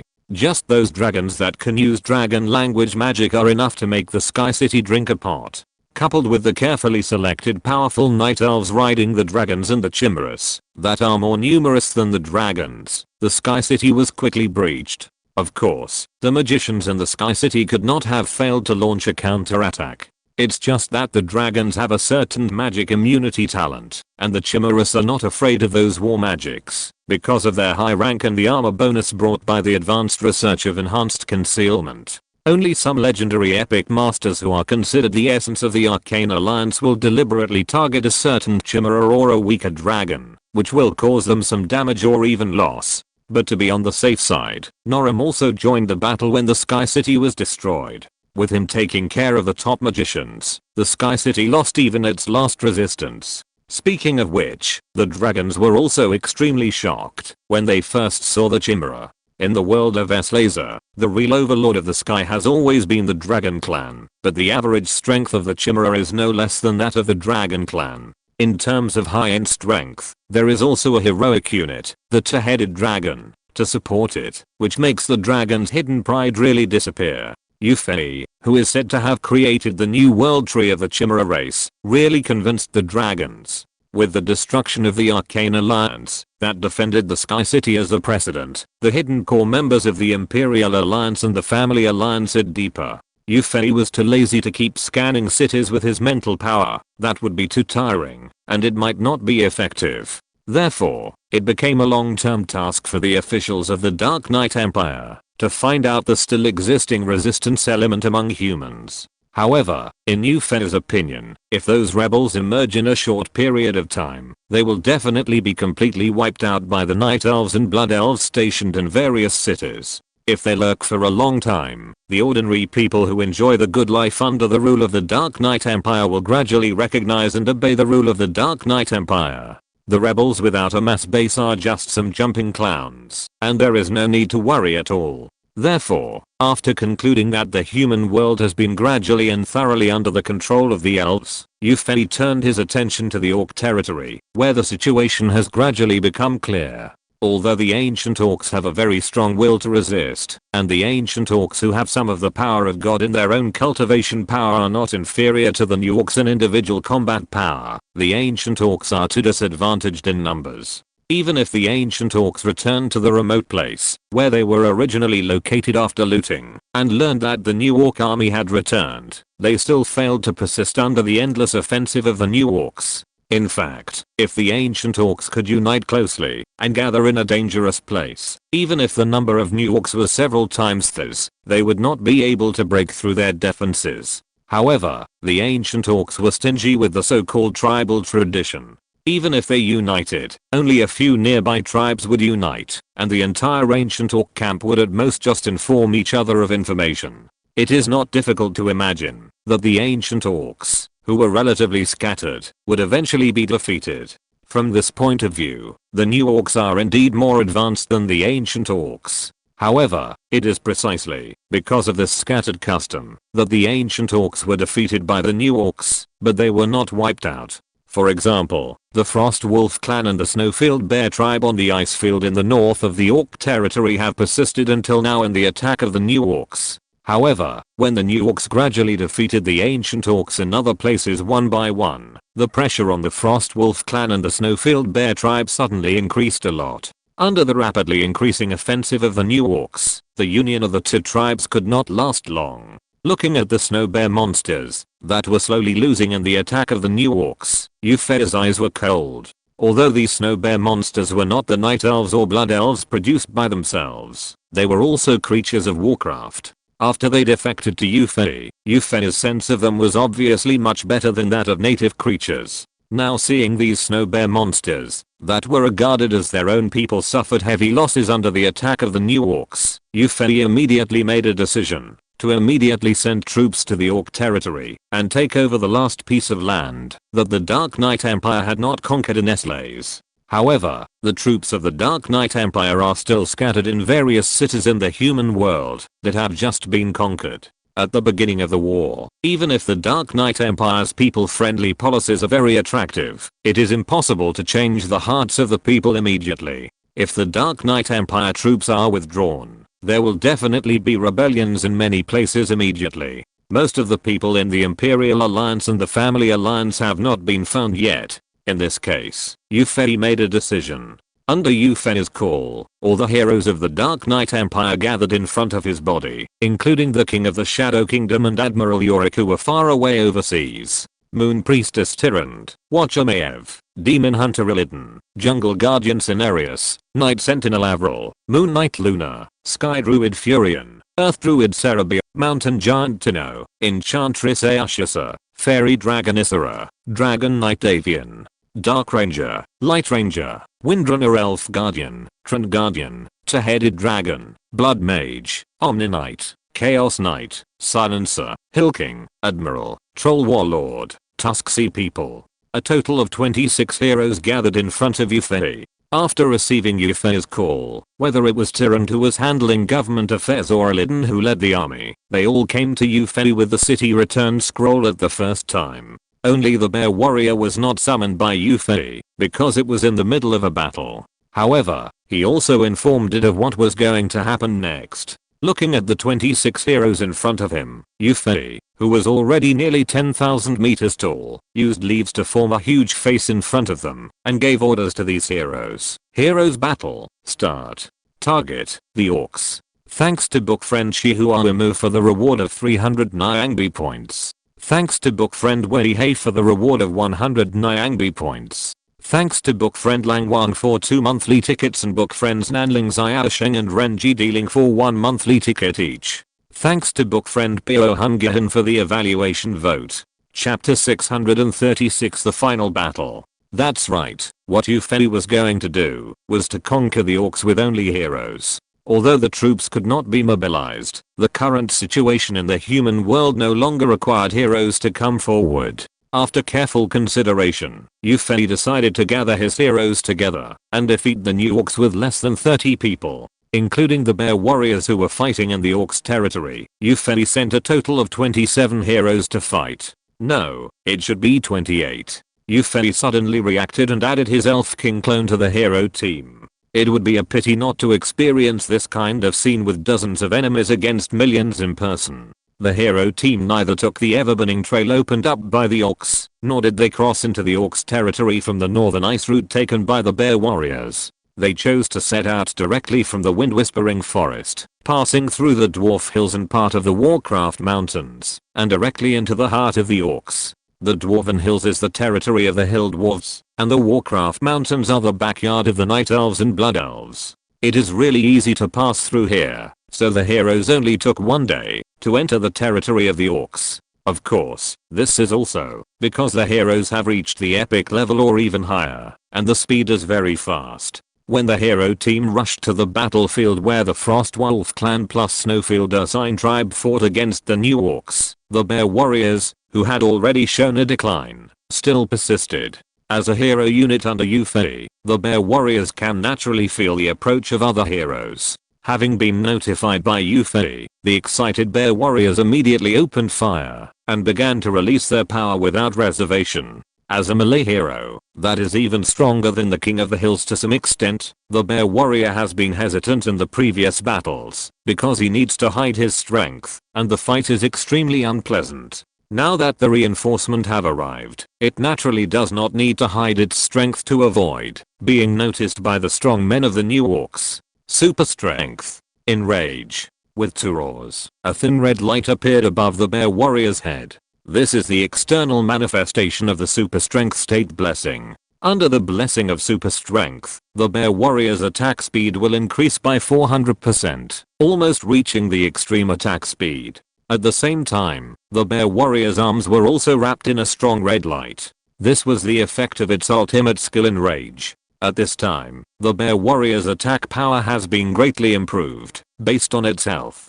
The bear warrior, whose attack speed and attack power have reached a peak, stomped on the ground fiercely and killed the orc soldiers surrounding it with a shocking earth. Then, he roared and rushed towards the legendary orc leader of the new orcs. This orc leader is a Tauren. It seems that after Cain Bloodhoof was captured by the Blood Elves, the Tauren troops and the new orcs were under the command of this legendary peak Tauren. Facing the bear warrior who suddenly broke through the siege of the orc soldiers and rushed to him, this legendary Tauren seemed a little caught off guard. However, it took a while for the bear warrior to rush over. The legendary peak strength of this Minotaur was not exaggerated.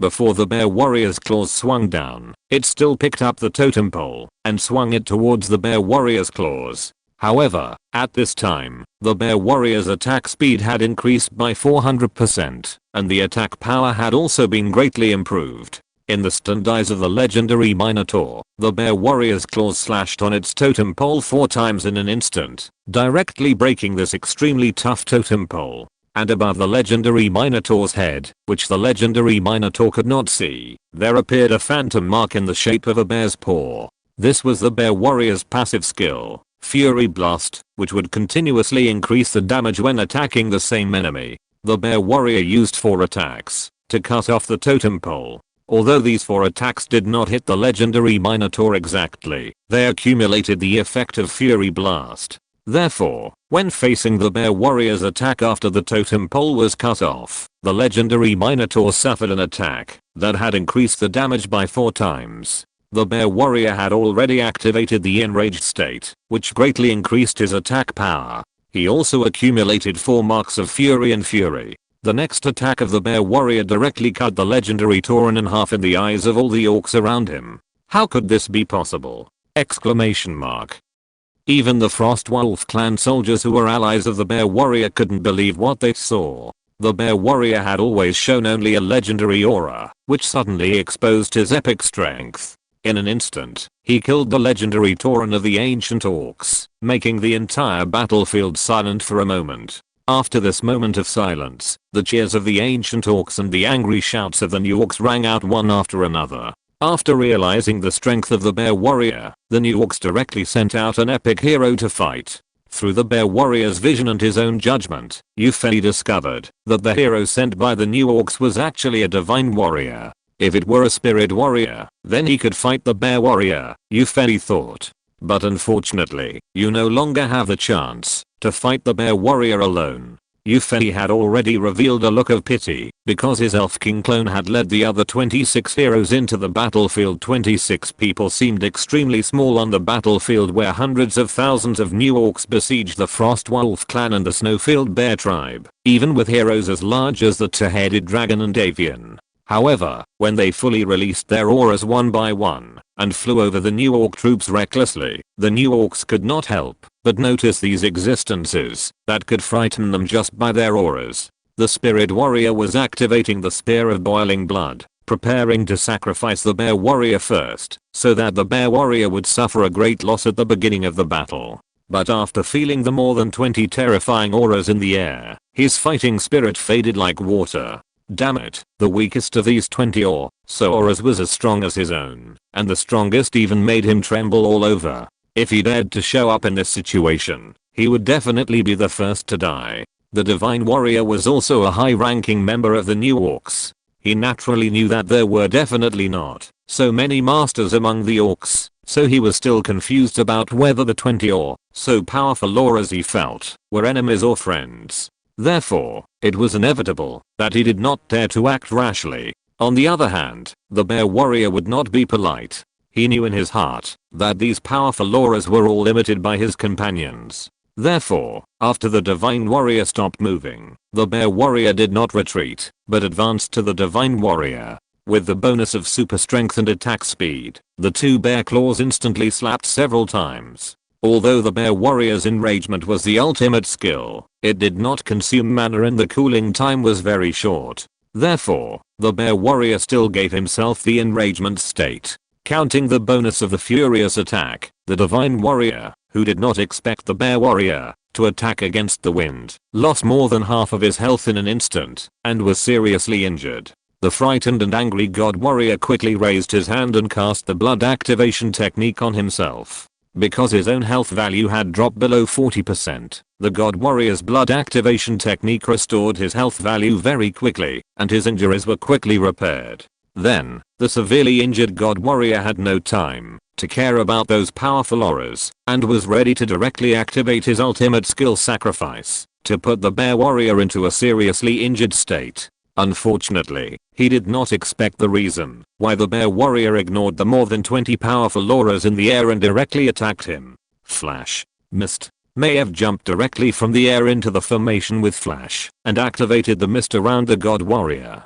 Under the cover of the mist, the god warrior could not even see the target clearly and was silenced, so there was no way to cast the sacrifice. When the mist dissipated, a trace of hot blood appeared on the ratchet in Maiev's hand, and the body of the god warrior fell in a pool of blood. All these changes made the Frostwolf clan dumbfounded. When Chief Thrall was about to come over to establish a relationship, Maiev flew away with the bear warriors, leaving only the warriors of the Frostwolf clan and the Snow Bear tribe. The heroes were still busy defeating the large army of new orcs, and had no time to waste with the Frostwolf clan. In the next few days, the 28 heroes who gathered together began to sweep the orc territory from north to south. Inexplicably, Eupheli connected the number 28 with the 28 constellations, and couldn't help laughing. Among the 28 heroes, the strength was also divided into 3 levels. Tyrande and Illidan were both mythical level strength. One was a level 10 hero, and the other was a level 9, belonging to the strongest level.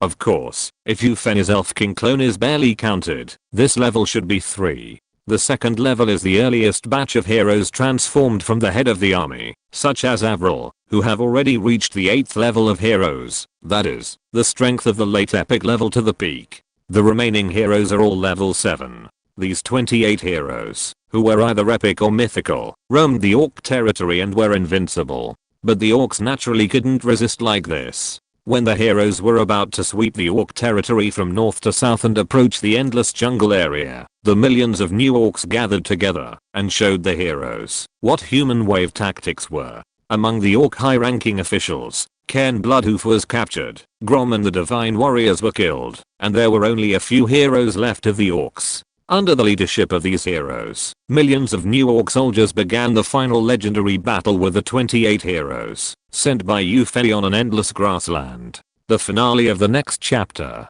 Chapter 637 The Truth and a New Journey. 28 people against more than 2 million orcs. This kind of scene has never happened in the history of the S-Laser world, and it will never happen again in the future. No matter who it is, after seeing this 1 to 100,000 number comparison, I'm afraid that they will subconsciously think that the 28 people are dead. Indeed, even an ordinary epic level strongman cannot fight against an army of 100,000 by himself. There is a precedent for this kind of lunatic in the S-Laser world. In the end, the arrogant epic level strongman was dragged down by 100,000 soldiers and died unwillingly at the hands of ordinary people he had never looked at. This is a record of 100,000 human soldiers. In comparison, the orc warriors who have completely accepted the power of God are not a little bit stronger, so it is not unacceptable for 100,000 orc warriors to kill an epic level strongman. However, in front of the 28 heroes sent by Eupheli, more than 2,800,000 orc warriors gradually lost their courage and blood in the protracted battle, and were gradually defeated by the enemy who was only 100,000th of their own. This cannot be blamed on those orc soldiers. Although even ordinary epic level warriors cannot fight against an army of 100,000 other heroes under Yufei ordinary epic level warriors, I'm afraid that ordinary epic level warriors can be solved with just a little effort in front of these heroes. Facing an enemy 100,000 times his own, Yufei, as the leader, first launched the Tree Realm Advent, incorporating more than 300,000 orcs. In the human world, Yufei used this ultimate skill to kill 300,000 orcs in one fell swoop, so there would naturally be no pressure this time. After Yufei took action, the rest of the heroes also showed their abilities and exerted their greatest abilities. The white tiger under Tyrant's crotch stepped in the air, holding up the strongest moon priestess of the Night Elves steadily without any shaking. And as Tyrant prayed, a little starlight suddenly appeared in the sky, began to flicker in the daytime, and the light became more and more intense. Not long after, these stars quickly grew larger and fell to the ground. The beautiful starlight from a distance was not gorgeous at all when it fell on the orcs' heads, but instead carried an endless breath of destruction. Tyrant's ultimate skill, Falling Stars, was presented to the orcs. Illidan was not to be outdone, quietly transformed into a huge demon surrounded by black mist, and then laughed strangely to open the demon realm, just like Yufei's tree world descended, absorbing a large number of orcs, and then slowly cooking. Following closely, the fairy dragon's dream entanglement, the sky druid's natural wrath, the moon knight's eclipse domain, the crazy growth of the tree spirit protector. One by one, the domain type or super large scale killing skills bloomed in the millions of orcs. The earth druid roared and summoned his war bear, war eagle and porcupine, and transformed himself into a giant dragon to slaughter the orcs. The blood mage summoned the fire phoenix and threw out a firestorm. The king of the hill roared and started the descent of the gods, and instantly transformed from a short, poor and ugly man into a tall, rich and handsome man. The admiral took out a horn and blew it, and a huge ghost ship appeared in the void and ran over the orcs. Every hero used all the skills he had to the fullest, and launched a massacre against the orc army with unequal numbers and opposite strengths. One by one, the orc soldiers died from several domain skills, or were killed by falling stars from the sky, or turned into ashes in the apocalypse composed of thunder, fire, hurricanes, and ice rain. The leader of the new orcs, the troll witch Dr. Vol'jin, looked at everything in front of him, and closed his eyes in pain. God has given us powerful power, but has he sent these messengers of the gods to take it back? Several orc heroes around him had also joined the battle. Batrider, Shadowhunter, and other heroes who were famous among the new orcs, seemed extremely weak when fighting against Yufei's heroes. God, please tell us what to do. We no longer expect to become the overlord of Slays, but we only hope that the orcs can continue. With tears in his eyes, Vol'jin fell to the ground, already on the verge of collapse. This war with extremely uneven numbers lasted for 3 whole days. After all, the hero's magic power is limited. Even if all their skills are used, it is impossible to directly solve millions of orc soldiers. Not every hero has domain skills or super large scale killing skills. After 3 days of fierce fighting, although the heroes did not feel tired physically, they began to feel tired mentally. As heroes, they are not just war machines like ordinary night elves. However, 3 days of persistence are not without results. In front of the heroes of the Dark Knight Empire who have never stopped killing, the orcs have completely lost their desire to fight. In fact, the orcs had already collapsed since the 3rd day. Finally, with the surrender of Vol'jin, the current leader of the new orcs, this war with a huge disparity in numbers finally ended. Like the human race, the orcs were eventually incorporated into the rule of the Dark Knight Empire. Of course, Vol'jin could only represent the new orcs. On the side of the old orcs, the wise chief of the Frostwolf clan, Thrall, soon surrendered to the Dark Knight Empire, allowing the remote areas in the orcs' territory to become part of the Dark Knight Empire. So far, the Shadow Kingdom in the East China Sea in the east, the Far North Sea in the north, the Dragon Island far overseas in the south, and the territory of the orcs in the west, the entire Esra's continent and even its affiliated islands and seas have become the territory of the Dark Knight Empire in name and in reality. At the founding ceremony of the Dark Knight Empire, Yufei finally shouted out the words he had always wanted to shout out in the Slays world with the Elf King clone. All under heaven is the king's land. All the people are his subjects. Although Tangyojia laughed at this sentence, the domineering aura revealed in the words permeated the entire Eslays. The Eslays world has since entered the Dark Knight Empire era. Unfortunately, the Dark Knight Empire era did not last long. After unifying the entire Eslays world for a year, the Yuan Muzenju that Yufei's original body practiced also reached the so-called tribulation period under the nourishment of the infinite Yuan linguid energy in his body. However, the heavenly tribulation that Yufei expected did not come. The sudden space crack above his original body, however, transmitted a lot of information, letting him know the reason for everything. Yufei's crossing was not an accident. He knew it from the beginning. He has always felt that there is a black hand behind him, controlling everything about him. This behind-the-scenes mastermind is most likely the mysterious voice coming from the headphones that caused him to travel through time. Now, Yufei, who has learned the truth, finds that his guess is not wrong. There is indeed a mastermind behind the scenes, but this mastermind has no ill will towards Yufei. In other words, even if she has ill intentions, Yufei will willingly accept all her arrangements. Because this mastermind behind the scenes is the mother of all earthlings, the Earth. That's right. It's the Earth. When Yufei first learned the truth, he was shocked. Was it the Mother Earth that made him travel through time? To be precise, it should be the Jaya consciousness of the Earth. Just as people have souls, planets also have Jaya consciousness similar to souls. It's just that Jaya consciousness does not have various personal emotions like humans. She is just using her all-embracing mind to silently nurture life on the planet and protect them. And the planets without Jaya consciousness are almost all the planets in the endless starry sky without signs of life. Planets without Jaya consciousness cannot breed life. If the Earth loses Jaya consciousness, then what humans will face is the real end of the world. Such an end of the world may not have landslides, hurricanes and tsunamis, but humans will gradually die in an unknown process until the Earth becomes as dead as other planets in the starry sky. Unfortunately, the Jaya consciousness of the Earth is about to die. Perhaps it is a last glimmer before extinction. The Jaya consciousness of the Earth actually has emotions and wisdom, and is no longer the empty consciousness that is like an intelligent program.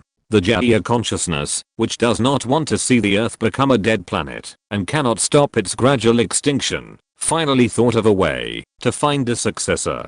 During that time, Yufei was not the only traverser. Everyone who is chosen by Jaya consciousness will be given some strange powers, and put into another world. If the chosen person can eventually unify that world, and has the power to receive this information, then the first person to have this power will take over the Jaya consciousness that is about to die, and become the new Jaya consciousness of the Earth. It's just that Jaya consciousness doesn't know what form can get enough power before she dies the fastest, so the power form given is also different. For example, the 3 traversers who were put into the world of Eslays and the demon world have completely different ways of controlling a race, and the Orcs are an unexpected product. Yufei's form of existence is the one that is closest to Jaya consciousness, and he is also the first to receive the information left by Jaya consciousness and return to the Earth to become the new Jaya consciousness. So, is this the truth? Yufei fell into a trance.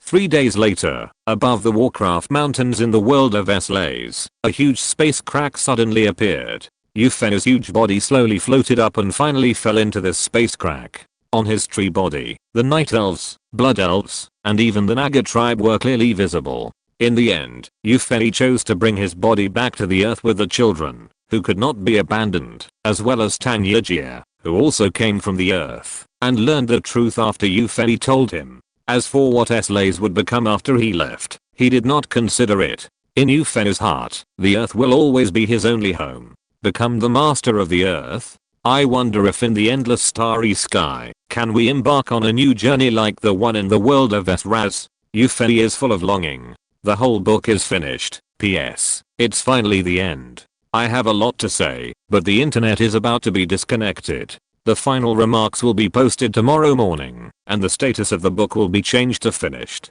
In the final remarks, there will be the original outline and ideas of the book Warcraft Eternal Tree, the explanation of the 2 big holes that have not been filled, and the conception of Hongchen's new book. I hope everyone will remember to read it. Well, this is the last time I ask for awards, recommendations, subscriptions, and everything for this book.